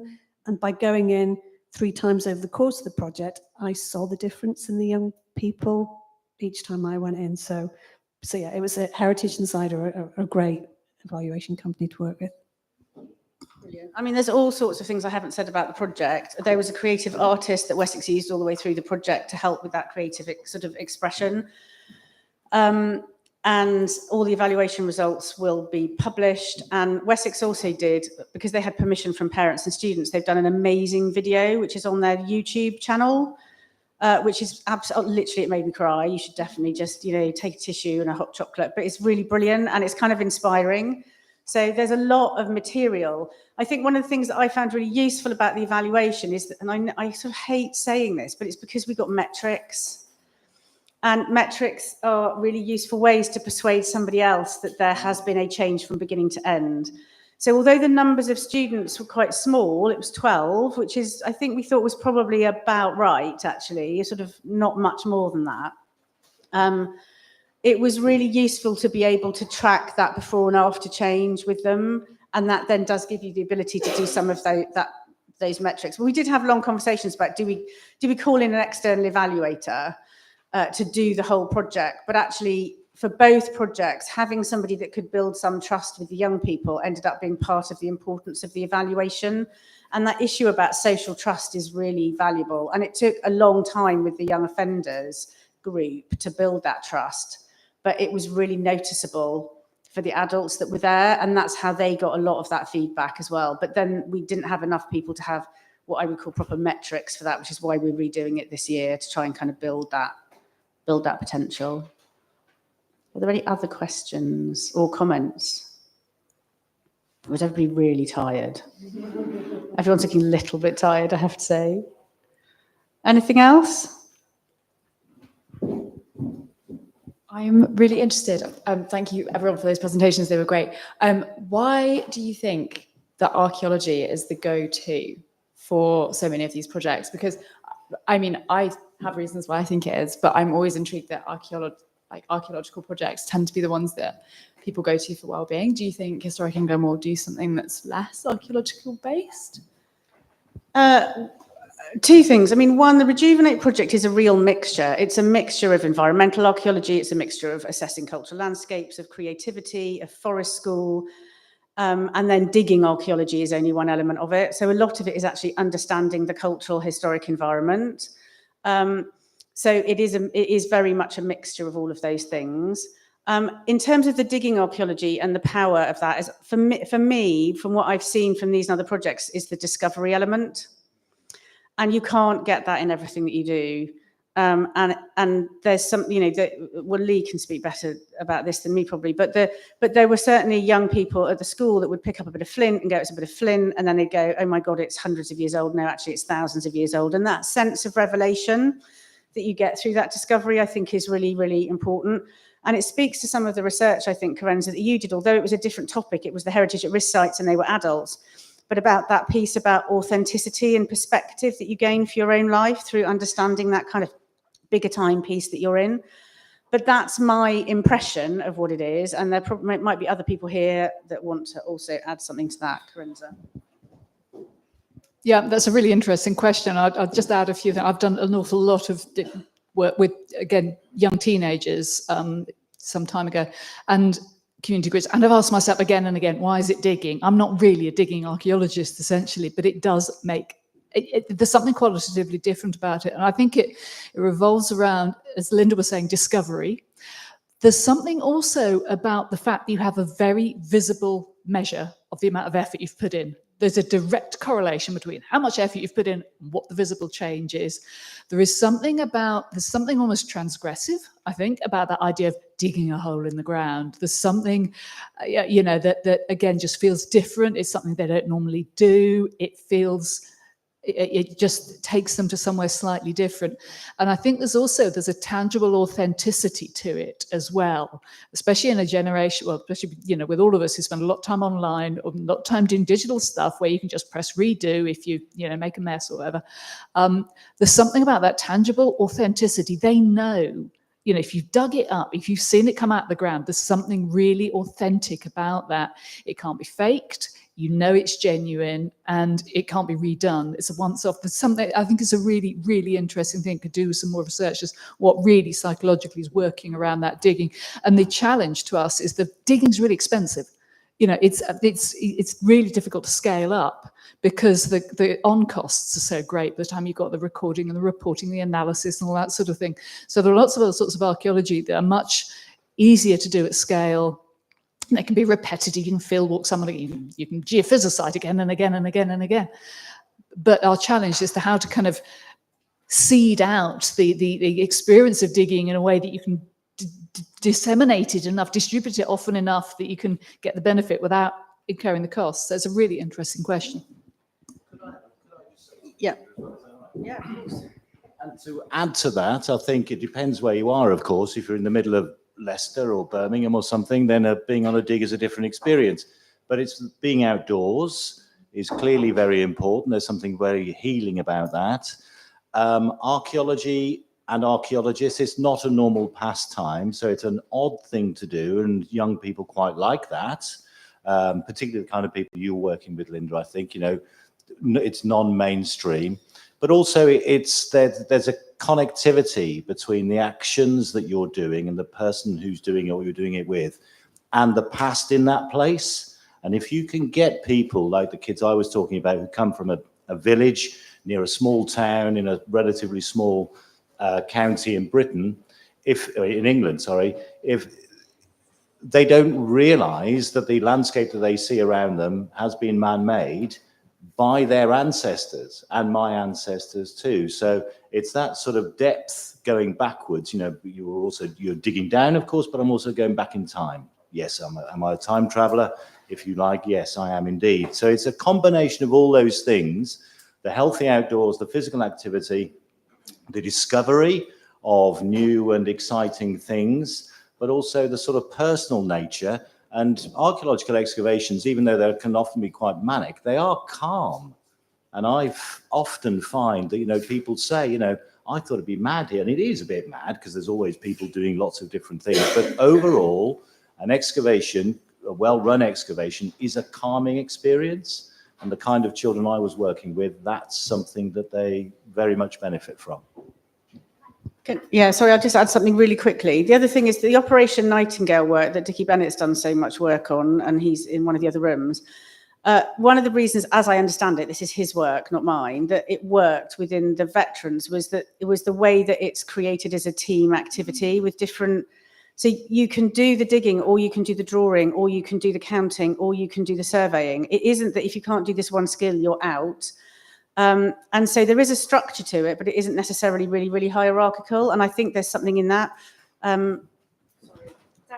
I just wanted to add, because we worked with care experienced children and young people and migrant children as well, that it was more about a sense of place. Because obviously these children are being battered around, honestly, all around Cornwall, and often they don't have that connection to where they are. And it's about taking them out and giving them a sense of place and a sense of rootedness in where they are.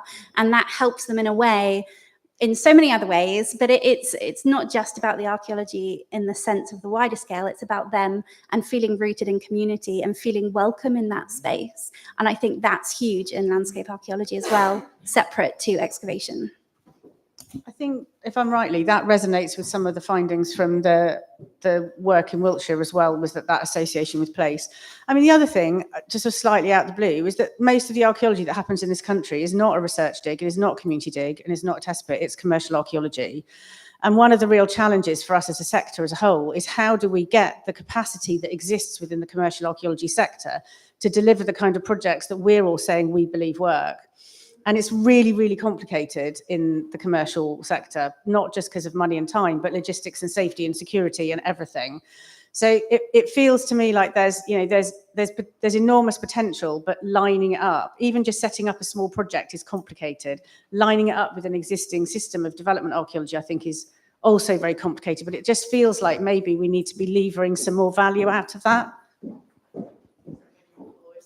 That's all right. So I don't really know a whole lot about archaeology, so I just wanted to ask a quick question in terms of these kinds of projects, getting people on site. What kind of accessibility requirements are there, or facilitation for people who might not be able to get themselves into the middle of a field and stuff like that? Are there things that you can think about? No, that's a really good question. Probably both of the two speakers before me might be able to speak to that because of some of the restrictions for your children.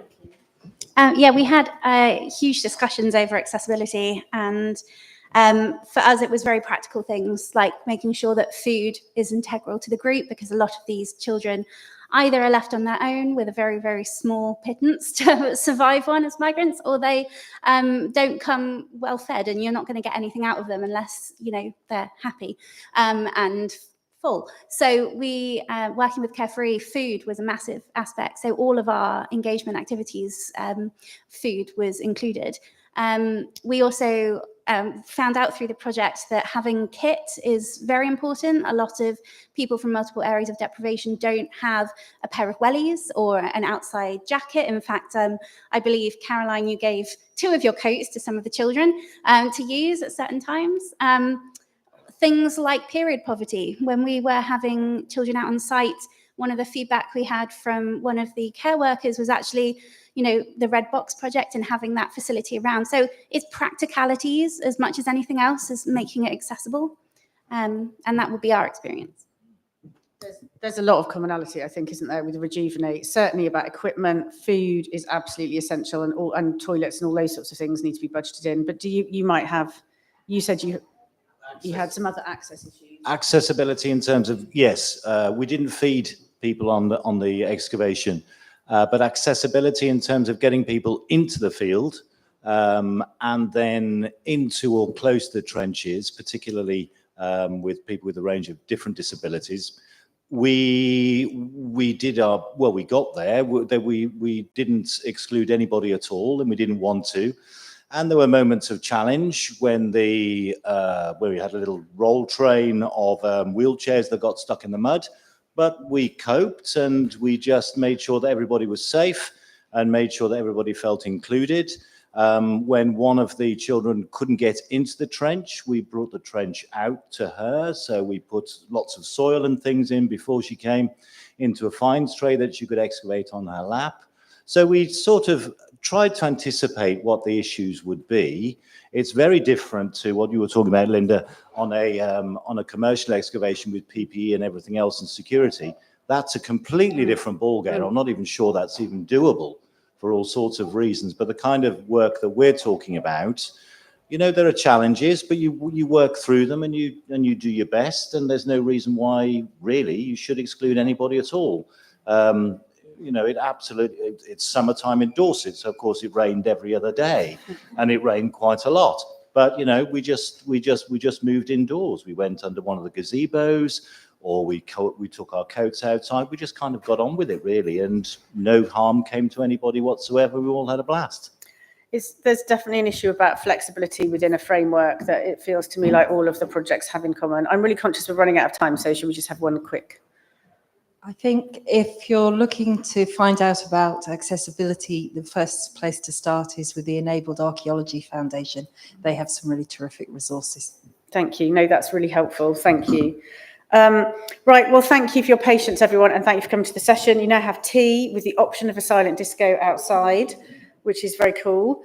And then just so that you're all like led on to where you want to go next, and for those people who are watching this live online, at 3:45 there's a community and place session which will take place in here, and at the same time there is heritage and social prescribing which will take place in the library, and there is a workshop run by Lee actually on the ripple effect being well with change in room 3, which is the one behind me, and they will all go on for an hour, and then you will have a break and be able to take yourself to the Guildhall.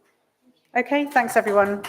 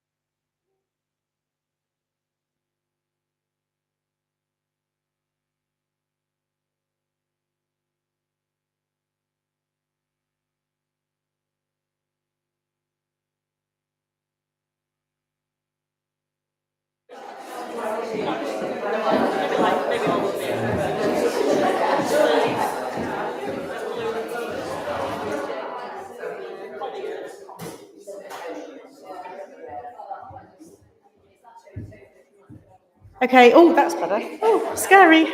Okay, welcome back, everybody. Welcome back to anybody that's watching it online. Welcome back to everybody in the room. It's slightly hectic, isn't it? Kind of getting 15-minute sessions in and long enough to feel like you've actually had a breath in between. So I'm going to kind of crack on with this afternoon. So I've just pressed the wrong slide. I just need to tell you that I've pressed the wrong slide, which is not good.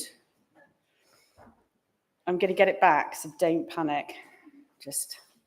I think we worked out it's about slide 79, didn't we? So if I just scroll, do we think it was 77? Okay, sorry. I pressed from beginning, that was my mistake. Okay, from current slide. Okay, yay, success is ours. Okay, so we've got a session this afternoon talking about community and place. It's one of 2 community and place sessions. I think the other one is tomorrow.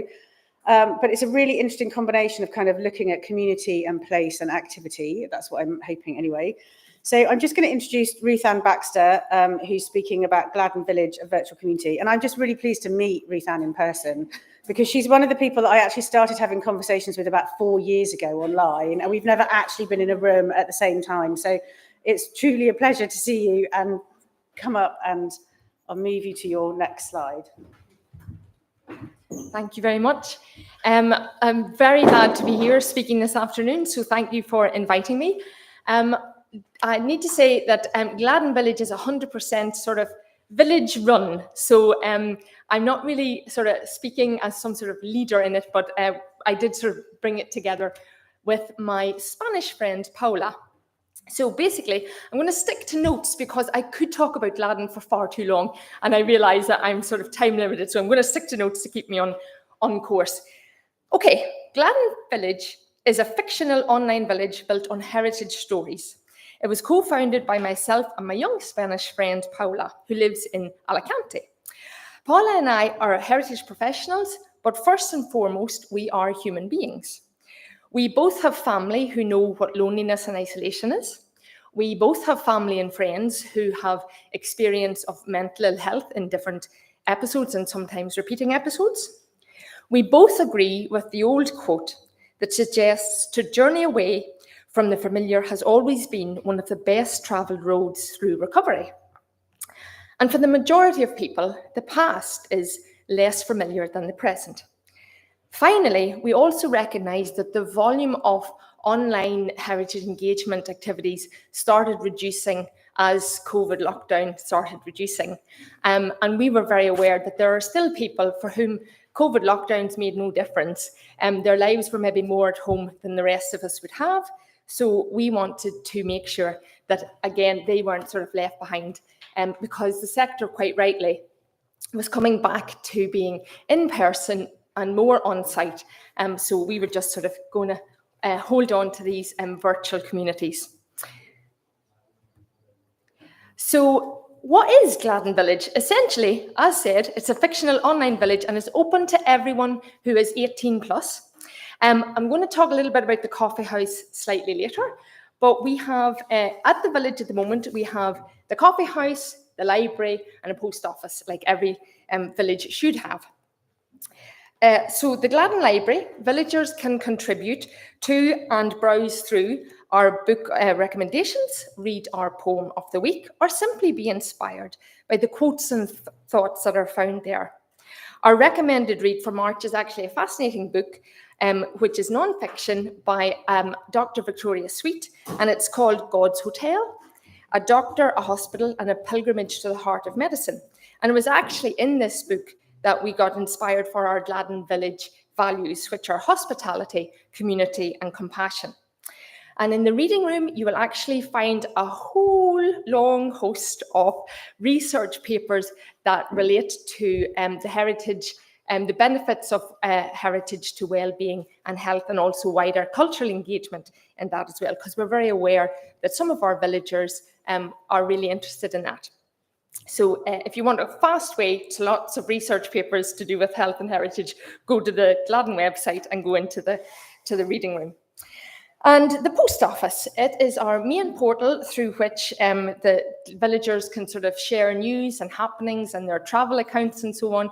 At the moment, it's predominantly done through a quarterly Gladden Gazette. So that also works really nicely for the villagers who prefer to sort of communicate through the written word, those that maybe don't come along to the coffee house. And like any village, you can get involved in the village life as much as you wish and in a way that is comfortable and sort of confident for you. So it's free, it's online. We have villagers who are living in Canada and in Spain and in England, Scotland, Ireland. So we're very much a sort of an international blend of people. It's open to anyone who's over 18, but we do particularly welcome people, and it was really created to support people who may benefit from an increased sense of connection to others in the world around them, who are seeking maybe weekly respite from whatever stress, responsibilities, cares or concerns are present in your life just now. Also people like I'm sure many in this room who just have an enthusiasm and an energy around exploring heritage stories. For people who are preparing for or struggling with any of life's transitions, lots of our members have maybe recently been bereaved or left, have had their children leave home and they're just a little bit lost. And also we're very, very welcoming to anyone who has anxiety or burnout and that type of thing. And we aim to create a sense of belonging. So you probably all know that back in the day, the biomedical approach was the most sort of familiar, but thankfully with modernized thinking, it's now viewed more as a biopsychosocial approach. We very much sit in the green bit, which is the social, and we sort of would be looking for lots of support from specialists in the psychology side to do anything else. We may, in the near future, be looking to do a partnership and opening a heritage apothecary on the village, but that would be in partnership with somebody who is a mental health professional or a psychologist, obviously. But what we did decide is that we would definitely have a psychology-informed approach to the village. And we just chose to go with Carl Riff's 6-factor model of psychological well-being. So obviously Gladden cannot do all of these things, but we like to think that for many of the villagers, it can certainly hit one or two of the ones in sort of bold. So pursuit of meaningful goals and a sense of purpose, self-acceptance, establishment of quality ties to others, and continued growth and development as a person. And hopefully we will evidence some of that shortly. So this is the coffee house. The coffee house happens every Wednesday night from September to June.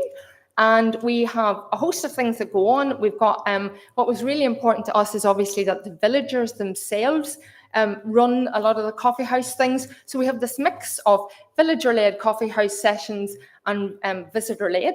I'm pretty confident, if not people in this room, but definitely people at this conference will have been visitors to the Gladden Coffee House. So, for example, we had Kevin from the Jim Clark Motor Museum, and all you do as a visitor is you just turn up with 30 minutes of engaging heritage stories. It does not have to be about a place. It can be about sort of people or things. We've had the history of the honeybee. So we have just people who have a real passion for some heritage stories.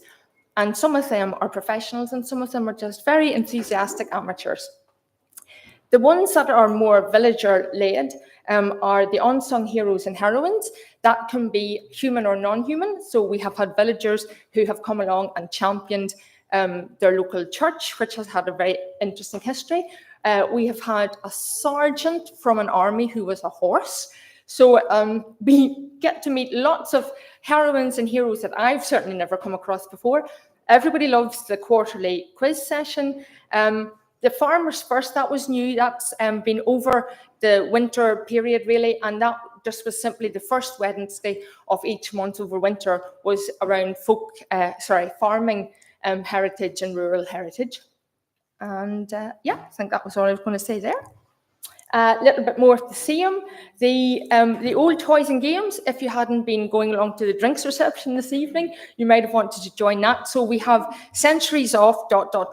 And that's just when the villagers come into the coffee house and we have given a theme and they just share their stories of that thing. So we've had centuries of parenting, centuries of school, and tonight is centuries of old toys and games.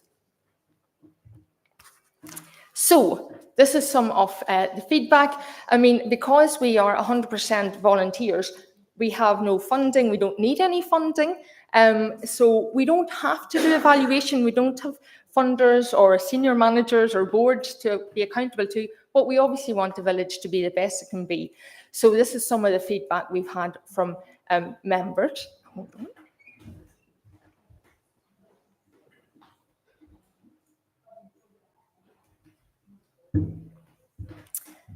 So as you can see, it's all pretty positive. We have had some areas of improvement, which is also very equally welcome. And those have included things like, could we record the coffee house sessions when there are visitors there for members who haven't been able to get along that particular evening?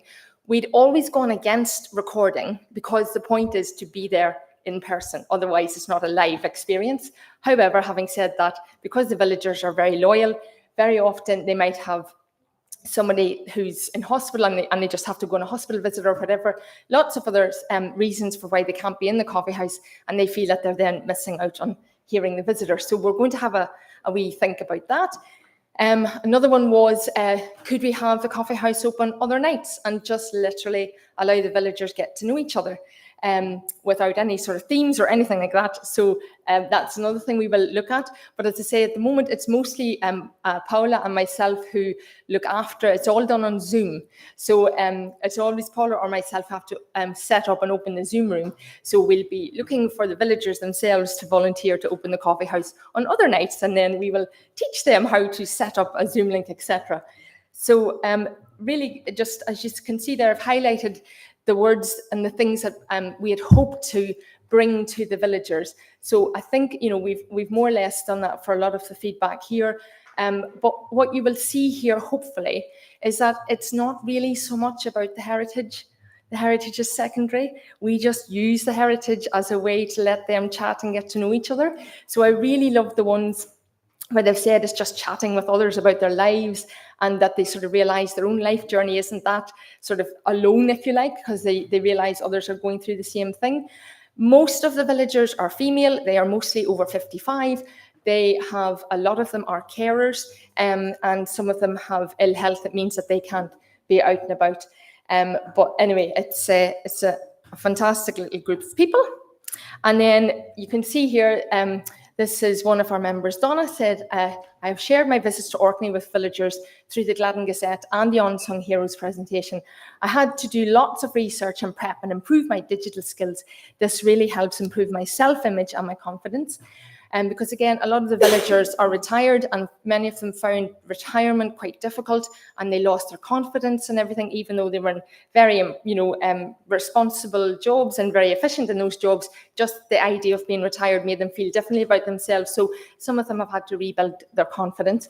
Again, just more examples of how to using the keynote presentations and learning from scratch how to do and share a PowerPoint has developed new skills, and they just want to continue learning, exploring and contributing. So how can you be part of Gladden Village life? So if you're from the heritage sector, then do please volunteer to be a visitor in the coffee house. Also, you might want to just send in a guest writer to the Gladden Gazette. Again, you can encourage your volunteers in your own organisations if they want to join Gladden or come along and again come to the coffee house and just share some heritage stories that excite them. Write an article for the Gazette, and maybe it would benefit your own health and well-being, because I come home from work and I have my tea, and then I really look forward to seeing all the villagers online and listening to the visitors or what they have to share with me. Also, if anybody in the room from the health and social care and community care side of things, again, register to be a villager, get a taster of it so you would know what you were potentially referring any of your patients or clients to. Again, particularly for anybody who might be quite housebound. again, you could consider becoming a villager yourself, or shock horror, you may work in health but actually love some bits of heritage, and you could just come along and be a visitor and deliver heritage that excites you in the coffee house as well. And what I hope to do now, the magic of my phone, you will hear from Mary, because Mary is one of our villagers, and Mary moved from quite south of England to the very north of Scotland for a variety of family reasons, and she was quite happy to give us a recording, but unfortunately we couldn't get it embedded into a slide, so hopefully this will work. I found out about Gladden Village through another project called Art and Nature Connections. The coordinator, Nicola, suggested that Gladden might offer an interesting diversion and might be worth exploring a bit more. So I contacted Ruth Ann and Paula, was warmly welcomed, and soon had a link to join my first Gladden Coffee House session online. I decided to become a villager as soon as I discovered it could offer a shape to my week, something stimulating to look forward to, and also opportunities to take an active part in exploring and sharing heritage activities. Interests and memories are valued by everyone in the group. I've been a carer and more recently became a widow, having moved hundreds of miles to be closer to family. I've led a full and interesting life travelling and living in various parts of the UK and abroad. Gladden gives my life experiences and interests a voice and allows me to share others' experiences too. Since becoming a Gladden villager, I feel more connected and grounded. I've rediscovered the pleasure that can be had in sharing experiences with others and in discovering new interests and heritage-based stories. I've discovered I can still tell stories too, and have regained the confidence I had when leading a class as a tutor and teacher or a WEA group. I look forward to our regular coffee house Zoom meetings, to seeing familiar faces and to gradually taking a more active part in the Gladden experience. And I have Gladden to thank too, for my 11-year-old granddaughter giving me a Zoom and PowerPoint tutorial this weekend. So I'm more ready for whatever Gladden offers next. Thank you.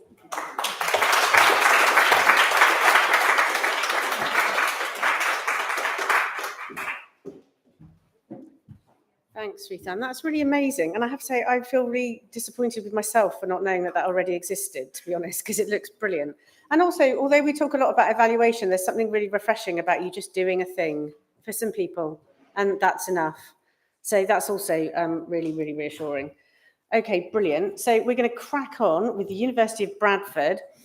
I actually met Karina and Andrew quite recently online and suddenly realised that I was so interested in what they were doing. Again, a bit like Gladden, I really wished I'd known about it before. So I'm really pleased that they were able to come here and present for us. And I'm going to find their slideshow. And they're going to talk to us about place, identity and wellbeing, Bradford and beyond. Thank you. Thanks very much, Linda. Lovely to see everyone today. I hope you enjoyed the silent disco. Karina and I certainly did. We were strutting our stuff. And hello to all of those of you online. So we've got quite a task. It was great to meet Linda online. But even better to meet Linda in person. We've got quite a few things we want to share with you. Everything from the sort of place-based research that we're doing in Bradford and across the globe, and right the way through to concepts of death, dying, bereavement, and how we work collectively at that social scale. So my first sort of task is very much, if you don't know Bradford, to really encourage you to get to know Bradford, and you have a real chance next year because Bradford is the next UK City of Culture. And Karina is our representative, our bridge between the university and the team behind City of Culture. But we are an incredibly young city. I know there have been one or two themes through the course of today about the youth in our communities. We're an incredibly rich and diverse city, a very welcoming city. We were one of the first cities of sanctuary. We have 2 World UNESCO designations. We are the first city of film, UNESCO City of Film. But I suppose one of the things that we're going to revisit through the course of our presentation is the fact that actually we are more than 2/3 rural. So as a metropolitan district, we've got a lot of interesting things and a lot of positive stories beyond the sort of challenges that as a city we also face. I'm going to be talking about digital in a different sense. So I lead our capabilities around visualizing heritage at Bradford. And one of the key things that we've been looking at is the use of digital twins. From the perspective of some of our partners within the local authority, it's about how we bring that to bear on planning and regeneration, some of the heritage aspects that are critically important in terms of things like townscape heritage. And it is that heritage connection that, of course, we bring from the university, whether that's for education, for interpretation, for tourism. But that sort of concept of digital really comes to the fore in other ways. We've been talking about green, blue infrastructure, and very much our sort of connections there are important in terms of the sort of linkage to very contemporary issues. So this is some work we've done in Tanzania. One of our co-authors from the University of Dar es Salaam, picking up on music again, bongo flavor music, very young population in Tanzania as well. So connecting with youth through key initiatives around here, connecting climate and heritage. And there is a lovely link if you ever get a chance to listen to that. Do. It's a brilliant piece of work. So natural heritage, tangible heritage, that concept of heritage at risk, and of course digital very much capturing that snapshot in time, how we can sort of use that for baselining of information.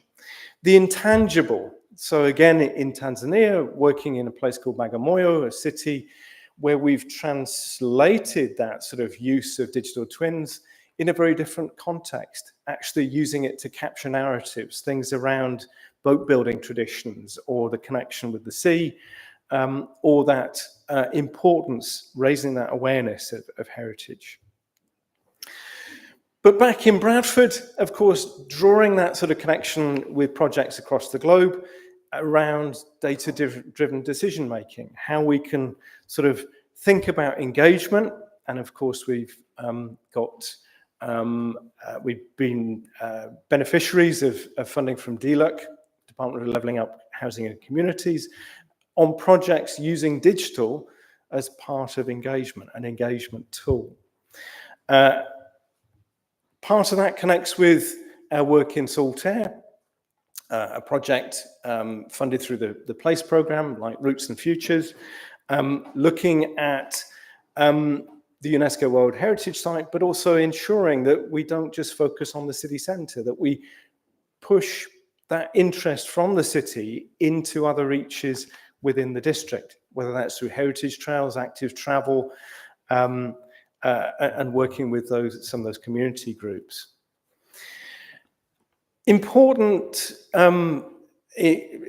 as this moment is for Bradford with City of Culture, there are other key things that are ongoing. One is a new project that is starting next month called Up North, a lovely play on healthy urban places led by the Born in Bradford team, a longitudinal study looking at life chances for the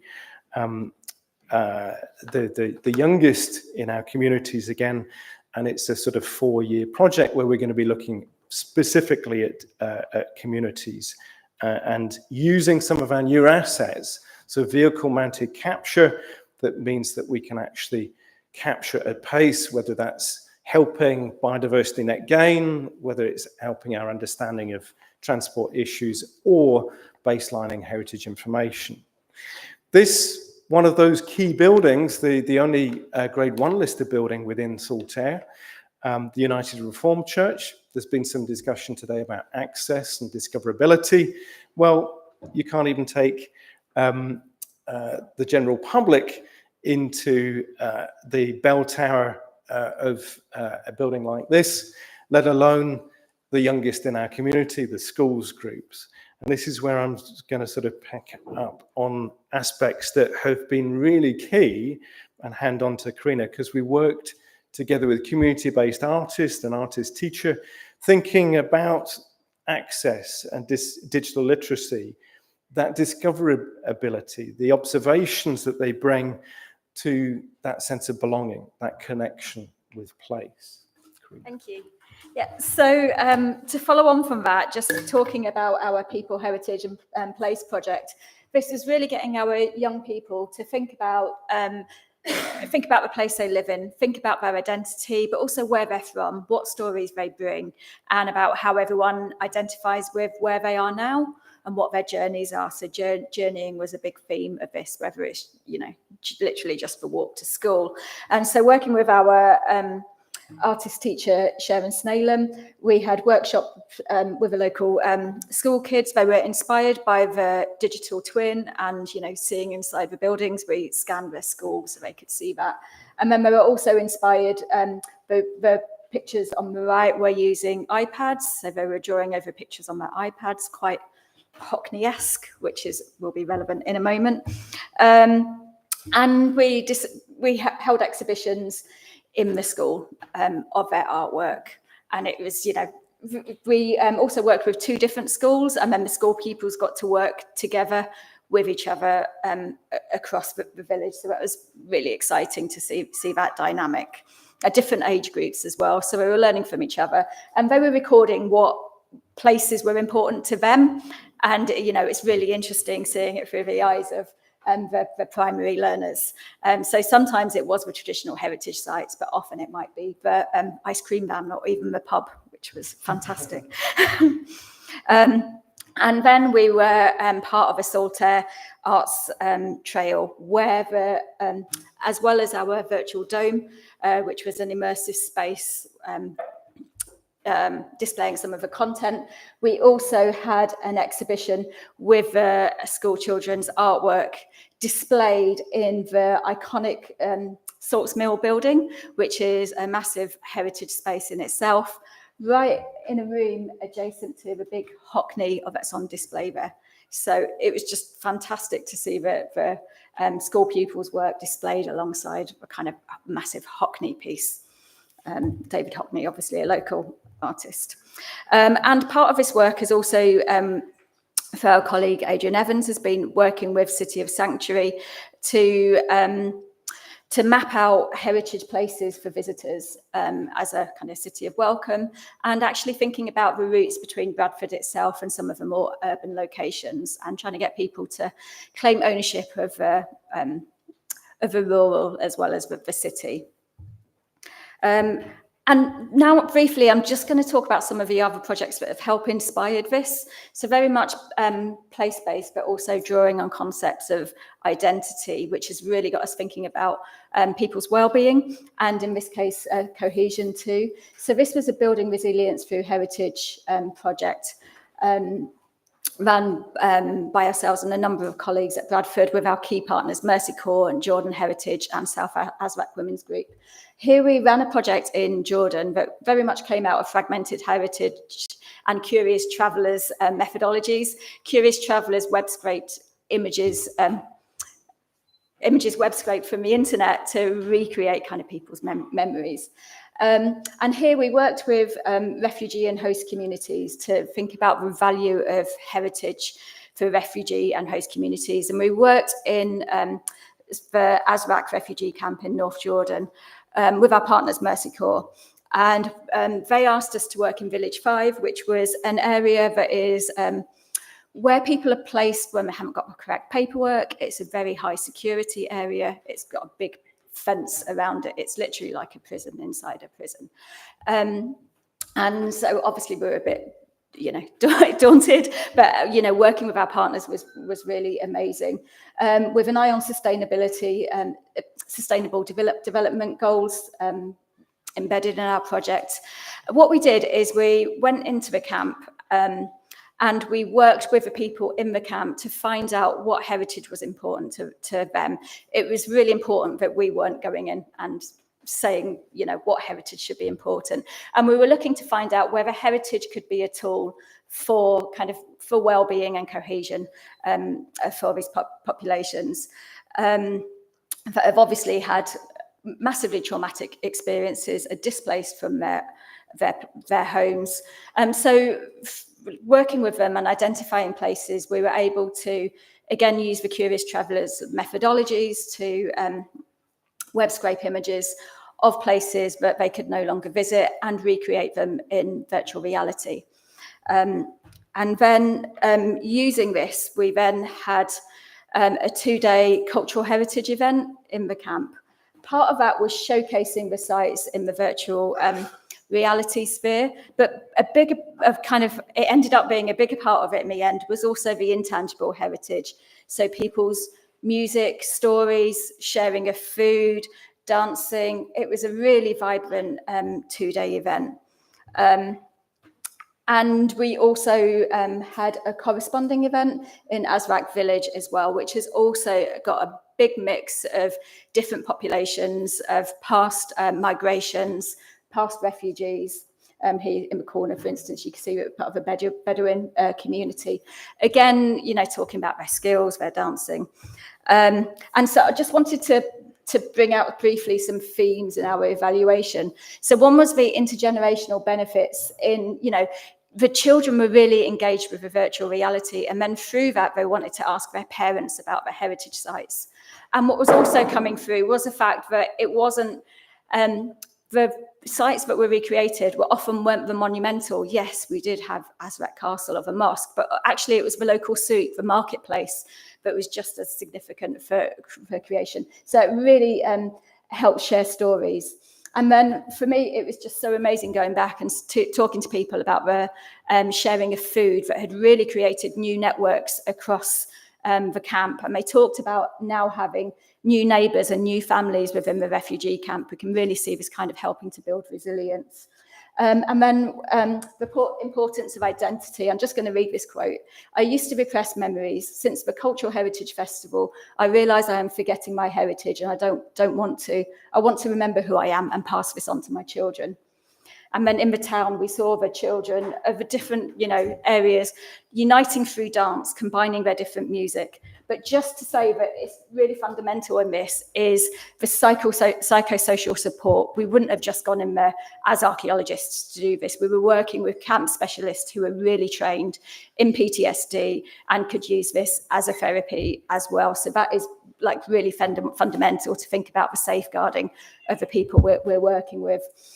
Also the importance of co-creation, so then telling us, and then the importance of legacy, so us training the camp, leaving equipment out there, so that now the cultural heritage festivals and the virtual reality happens without us, and that's the best scenario. So it is, carrying on without us being there.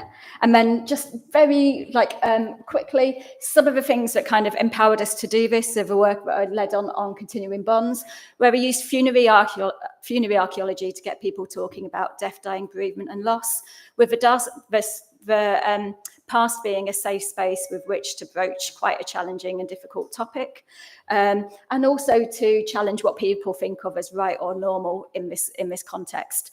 Following on from that, so we worked with health and social care, and that my partners were working in end-of-life care, so it's quite an unusual collaboration between archaeology and end-of-life care and psychology. And from that came the Dying to Talk, which embedded the same principles, but we co-created with resources with young people, for young people, to enable them to talk and build resilience around the topics of death and dying. And we used their resources in festivals of the dead with local schools, again aimed at building resilience around talking about death and dying. And finally, we created a toolkit for counsellors and psychologists based on some of the work we've been doing to kind of as a contingent CPD tool, but also for use with their patients if they wish to. And just to finally end on my point, but none of this would have been possible without collaboration. But collaboration is key. So fantastic partners, the concepts of co-creation going into this, and just that importance of place-based research for kind of building resilience, thinking about people's heritage and for their general well-being, which is work we're looking forward to continuing, especially with Linda and team.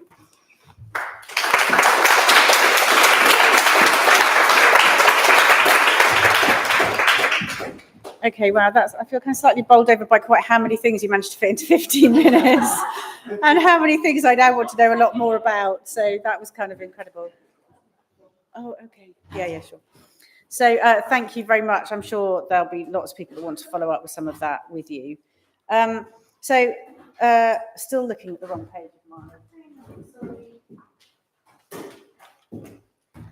So yeah, I was going to say last but absolutely definitely not least, we're going to hear about History, Health and Happiness, Back to Nature, which is going to be presented by Yorkshire Wildlife Trust and the City of Doncaster Council Culture Services.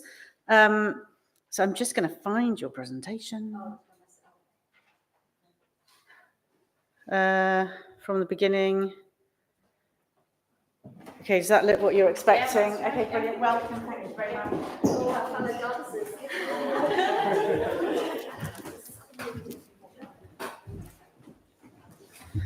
Hi everyone. I'm Jo McQuaid. I'm the Community Development Officer at the City of Doncaster Council, and I lead the Community Outreach team. We deliver a wide creative health programme, including History, Health and Happiness, which is part of the Back to Nature, which we're going to talk about today. We evaluate all of our work using a slimmed down version of the Warwick Edinburgh evaluation tool. And that's how we monitor how we are embedding the 5 ways to wellbeing in all of our planning. So we do that by, we know that people are feeling connected both to their local place and to each other. And we do that through stories of Doncaster's history. We give them an opportunity to stop and take notice of art, of history, and also through different mindful activities. There's lots of elements of being active, whether that's wandering around a massive arts venue or the forest, or just doing quite vigorous crafts, which you'll get to see some of those in a minute. And everybody gets an opportunity to share, whether that's different interests that they have, memories, and different experiences, and also skills. We like to give people the opportunity to get involved in delivering some sessions where that's relevant. And we're always learning from each other. There's different skills, different games, and it's always a two-way street of information sharing in our sessions.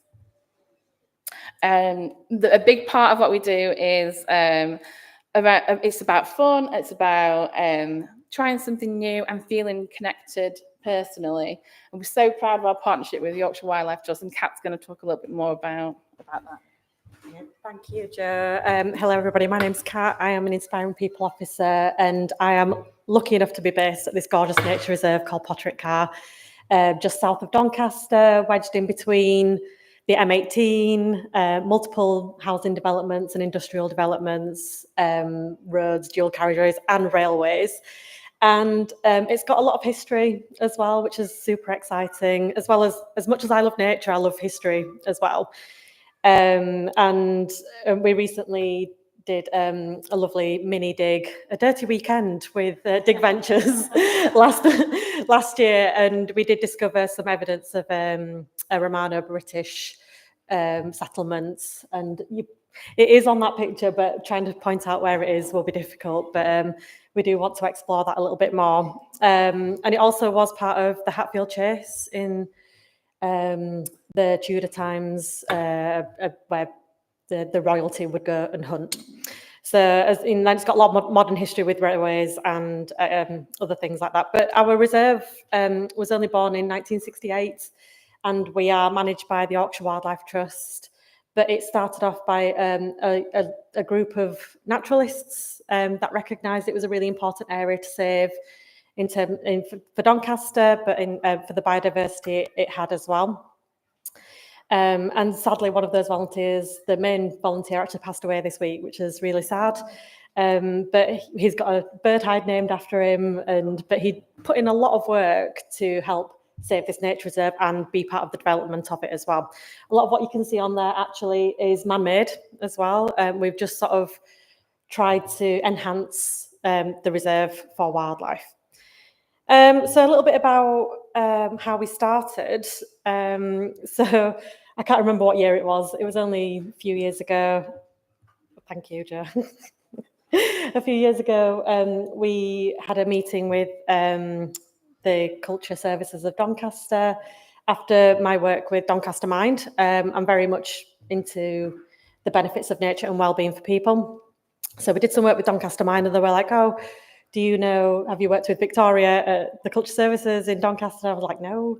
So we had a meeting, and then we've just developed these lovely programs of work, and we started off with Taste of History. This was funded by the Rotary Club of Doncaster St George, so small pockets of money, not a lot. That paid for my time, and everything else, we just sort of like ran with, and we would start bringing together recipes, ancient recipes, some back from the Roman times, and we would try and recreate them over the fire. And then we would bring, the museums team would bring some artefacts from the museum for us to look at more closely. And then from then, we were like, "Oh, should we try some crafts instead of food? See how that goes." So we did some corn dolls. So we would pick maybe a theme of history, or we'd maybe pick a celebration or something that we could tie these activities into. And interestingly, on the house tour this morning, our volunteer mentioned the rush candles, and we actually had a go at making those as well. So you can see that in the photograph just there. Really to make, we'd use natural materials. We could actually go harvest the rushes from our nature reserve and bring them back, harvest them and work them, and then dip them into beeswax. We didn't use, what's that stuff called, Jo? Tallow. Tallow, yeah. Tallow. We didn't use tallow, but we used beeswax instead. And yeah, so then Back to nature. Back to nature. I'll pass you on to Emma. Thank you. Cheers, I'll go Kat. there. The lady with the mallet. Hello. My name's Emma Kelsey, and I work at Doncaster Council's Culture Services. I'm in Jo's team, and I work under the History, Health and Happiness programme. And I facilitate Back to Nature alongside Kat. So I'm the heritage part, and Kat's the nature part, and together we collaborate and create some fantastic sessions, and we've built this fantastic partnership together with everyone else in our team as well. So the format of Back to Nature, we like to work in blocks of 6 over 12 weeks. Each session works on a different theme, a different topic. We would like people that book on to book on to all 6 sessions, but it means that if you can't make every session, then one session's just hopefully will get you and pique your interest in some way. The format of our sessions, actually, as you enjoy them, is we like to start with a nice light quiz to start everyone off. And then what I do is bring some heritage objects, some handling objects.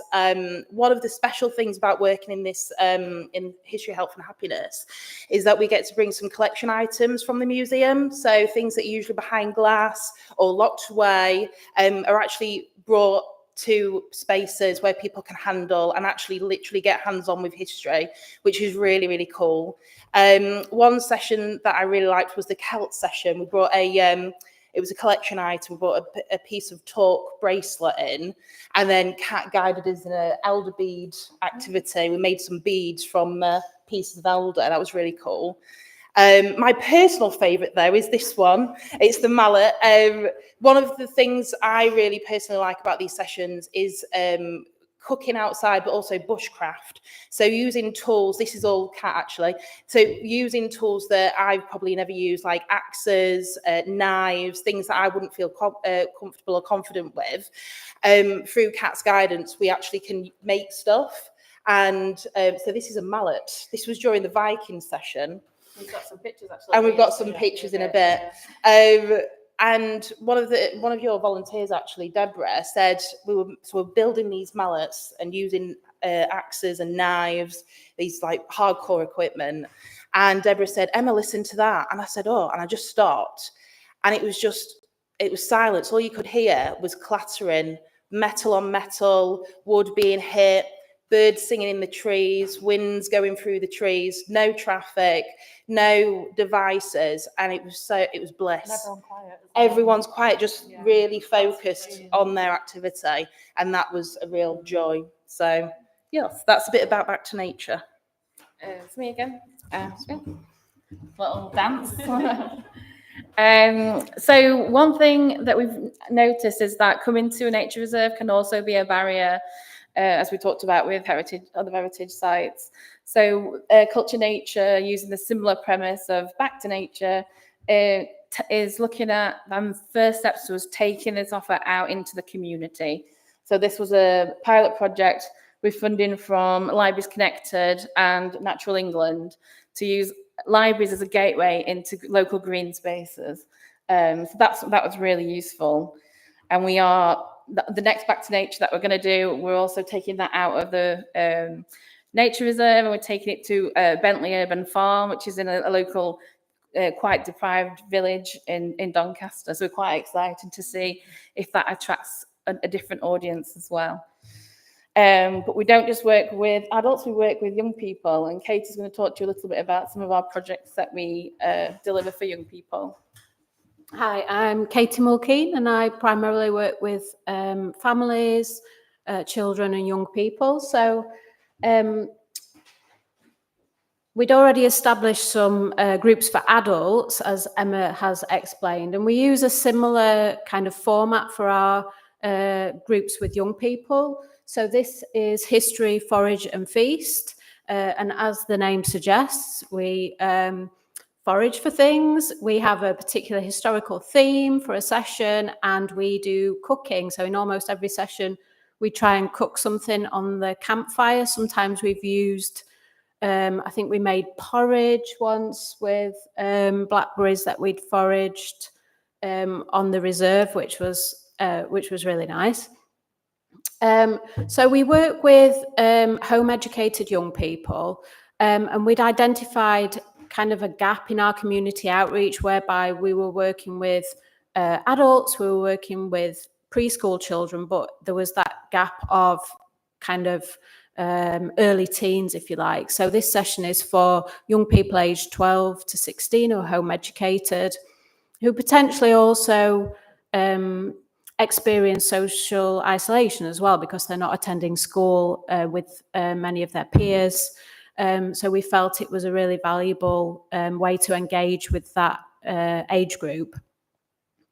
And it's been a real success. We've got kind of a real established cohort of families who come back to each session. So we run generally one session per month. We've got 6 sessions coming up this year, starting next week, actually. And we're really excited about that. I think some other things to say. The purpose of it really is not education. It's more a space for these young people to come and socialise, to experience something different from what they might do generally in their week of education at home, to see their peers, and then kind of hopefully learn something as a byproduct of that, really. So the education part of it isn't the central thing. I didn't want it to be something where they had to learn something. That just happens naturally. Yeah, hopefully. And as Emma also said, we're really kind of privileged to be able to have such an eclectic and historically rich array of museum objects to take to sessions with us, and that's something that's extremely beneficial to be able to take those objects out with us to Potterick Car. And just a couple of comments from the young people who've attended the session that they've enjoyed. I enjoyed hanging out in the woods and working with like-minded people. it's fun and engaging while remaining a relaxed environment, and that they've enjoyed being in the wilderness and have made new friends. So some really nice positive comments from the people who've participated, really.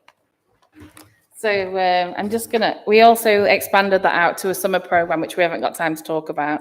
But we just wanted to quickly run through some of our favourite blends of heritage and culture and nature. So this was my favourite that I picked. It's Roman. So you can see there we've got a genuine mortarium from the Roman time. We talked about what Romans ate. We went foraging for hedge garlic, and then we came back into the education centre and we made pesto, which we enjoyed on bruschetta. It was very fancy pants. This is a session we did. It was during autumn, during the harvest, and we ended up, so we brought some farming equipment in. It doesn't sound exciting, but it was, I assure you. And then we did some pickling in the end, and everyone got together and we had a good time pickling, didn't we? Oh, confectionery. Yeah, Doncaster's got a great heritage, confectionery history in the city. We've got lots of things that were made there. We made some sweets, some toffee apples. That was one session. Katie did a session on this as well, didn't you, on the confectionery? Yeah, so one of the most popular sessions we did was History of Chocolate, which unsurprisingly was tremendously popular, and we kind of linked that to Doncaster's history with sweet making. And so we made some spiced Mexican hot chocolate and baked some oranges filled with a chocolate pudding on the fire, which was really successful, actually. Yeah. And Kat, have we got time for one of your favourite? One more. This we tried with our HAF group, which is the Holidays, Activities and Food Programme that are funded by the councils and the government. So we ran that last summertime, and we tried something really different. This is something I hadn't done before, but I'd read about, was melting pewter and making a cast and then pouring it and making an amulet for them to take home, and they would do their own design, cast it, melt it, and then file it down and wear it, basically. Yeah. That was fun. We're going to do that again, aren't we? And mallet baking. And mallet baking. We all love that. And lastly, there was a lot of talk this morning about behaviour change, and as a movement of the Wildlife Trusts, we are very much focusing on that. And we've got a campaign called Team Wilder, where we're very much aware that we can't save nature just by a few conservationists. We need more people on board. And based on research where it says, if you can reach at least 1 in 4 people of the population, then you can then ignite behaviour change, because they will then have an effect, on a domino effect, basically, on people around them. So we have got a campaign called Team Wilder, and it's through nearly all of the 46 Wildlife Trusts, 47 including our umbrella organisation, Royal Society of Wildlife Trusts.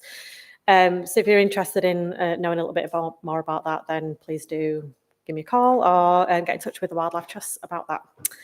And that's how to get in touch if you would like to. But thank you very much, everybody.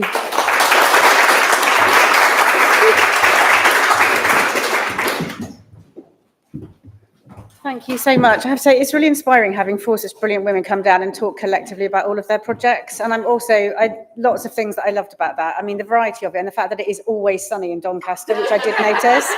So it's really good to know that for sure. But that's a brilliant, positive, energetic note to end on. So thank you so much. I think we have got time for questions. I hope we have, because I haven't got a clock in front of me. There we go. I think we should have a couple of questions if anybody wants to ask them. And then I will explain what's going to happen next. So are there any questions from anybody? There's kind of like so much, I'm still digesting it. Yes, Richard. Can you just use the mic so that we can all hear? Sorry, thanks. Thank you. Just really interested, picking up on the Holiday Activity Fund, and for sites, it's what we've seen locally is not a lot of heritage or nature, but a real shift. Have you sort of created documents that we can learn and emulate, I guess? And did you?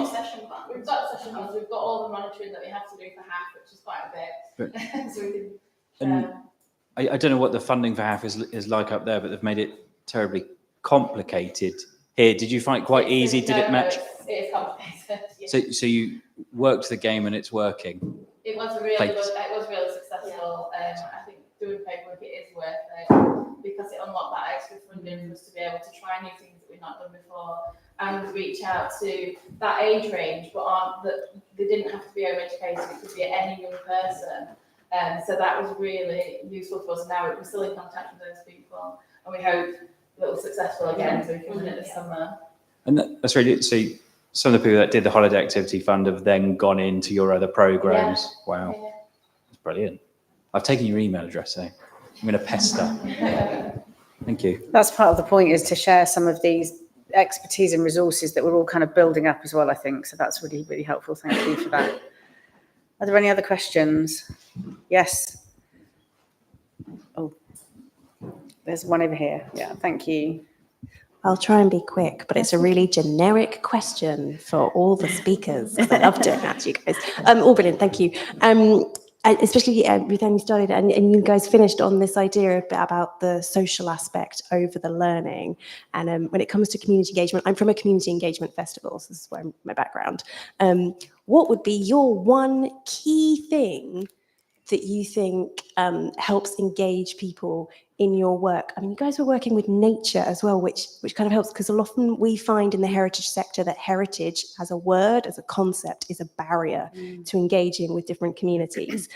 So what would be your one key tip? Fun, just keep it fun. Start light, have a laugh, and then the more serious things, and you can get into the, more complex things as time goes on. Something different. Yeah, different. I think that was a key thing, that it was something they'd never done before. Yeah. But it was something that was pitched at the right level as well, that we thought they would engage with. And that's just down to, I guess, experience in working with people and knowing of different ages and knowing what would work, probably. It was a bit of a shot in the dark as well, but it worked. The other tip that I'd like to share is that what we found over trialing different projects is that sometimes we can overshare what the themes are, and that can be scary and can put people off. So we do a mix of sharing themes that we think will bring people in, but then we might not mention things like tree worship, which happens, and they like it, but it might put you off just getting that foot in the door. That's really interesting. Thank you. That's actually a very helpful generic question. Thank you. I think there was a question over there. Shall I? Thank you. Who was it? Thank you. Oh, that's weird, hearing my voice through the speaker. So yeah, mine's also a slightly generic question. I was thinking about, and this is obviously there's huge structures behind why people are programming for young people and old people separately. And there's, different aims and accountability to the funders and so on. But it's been striking me across your projects, actually across the whole panel, that there's all these opportunities for kind of intergenerational work. And I don't know how you can bridge those kind of funding barriers, I suppose. So. Yeah, a lot of the sessions that we run actually, Back to Nature and then History Forest Feast, they can link. We do similar things. Half Get Wild and Back to Nature, we did similar activities and themes. So yeah.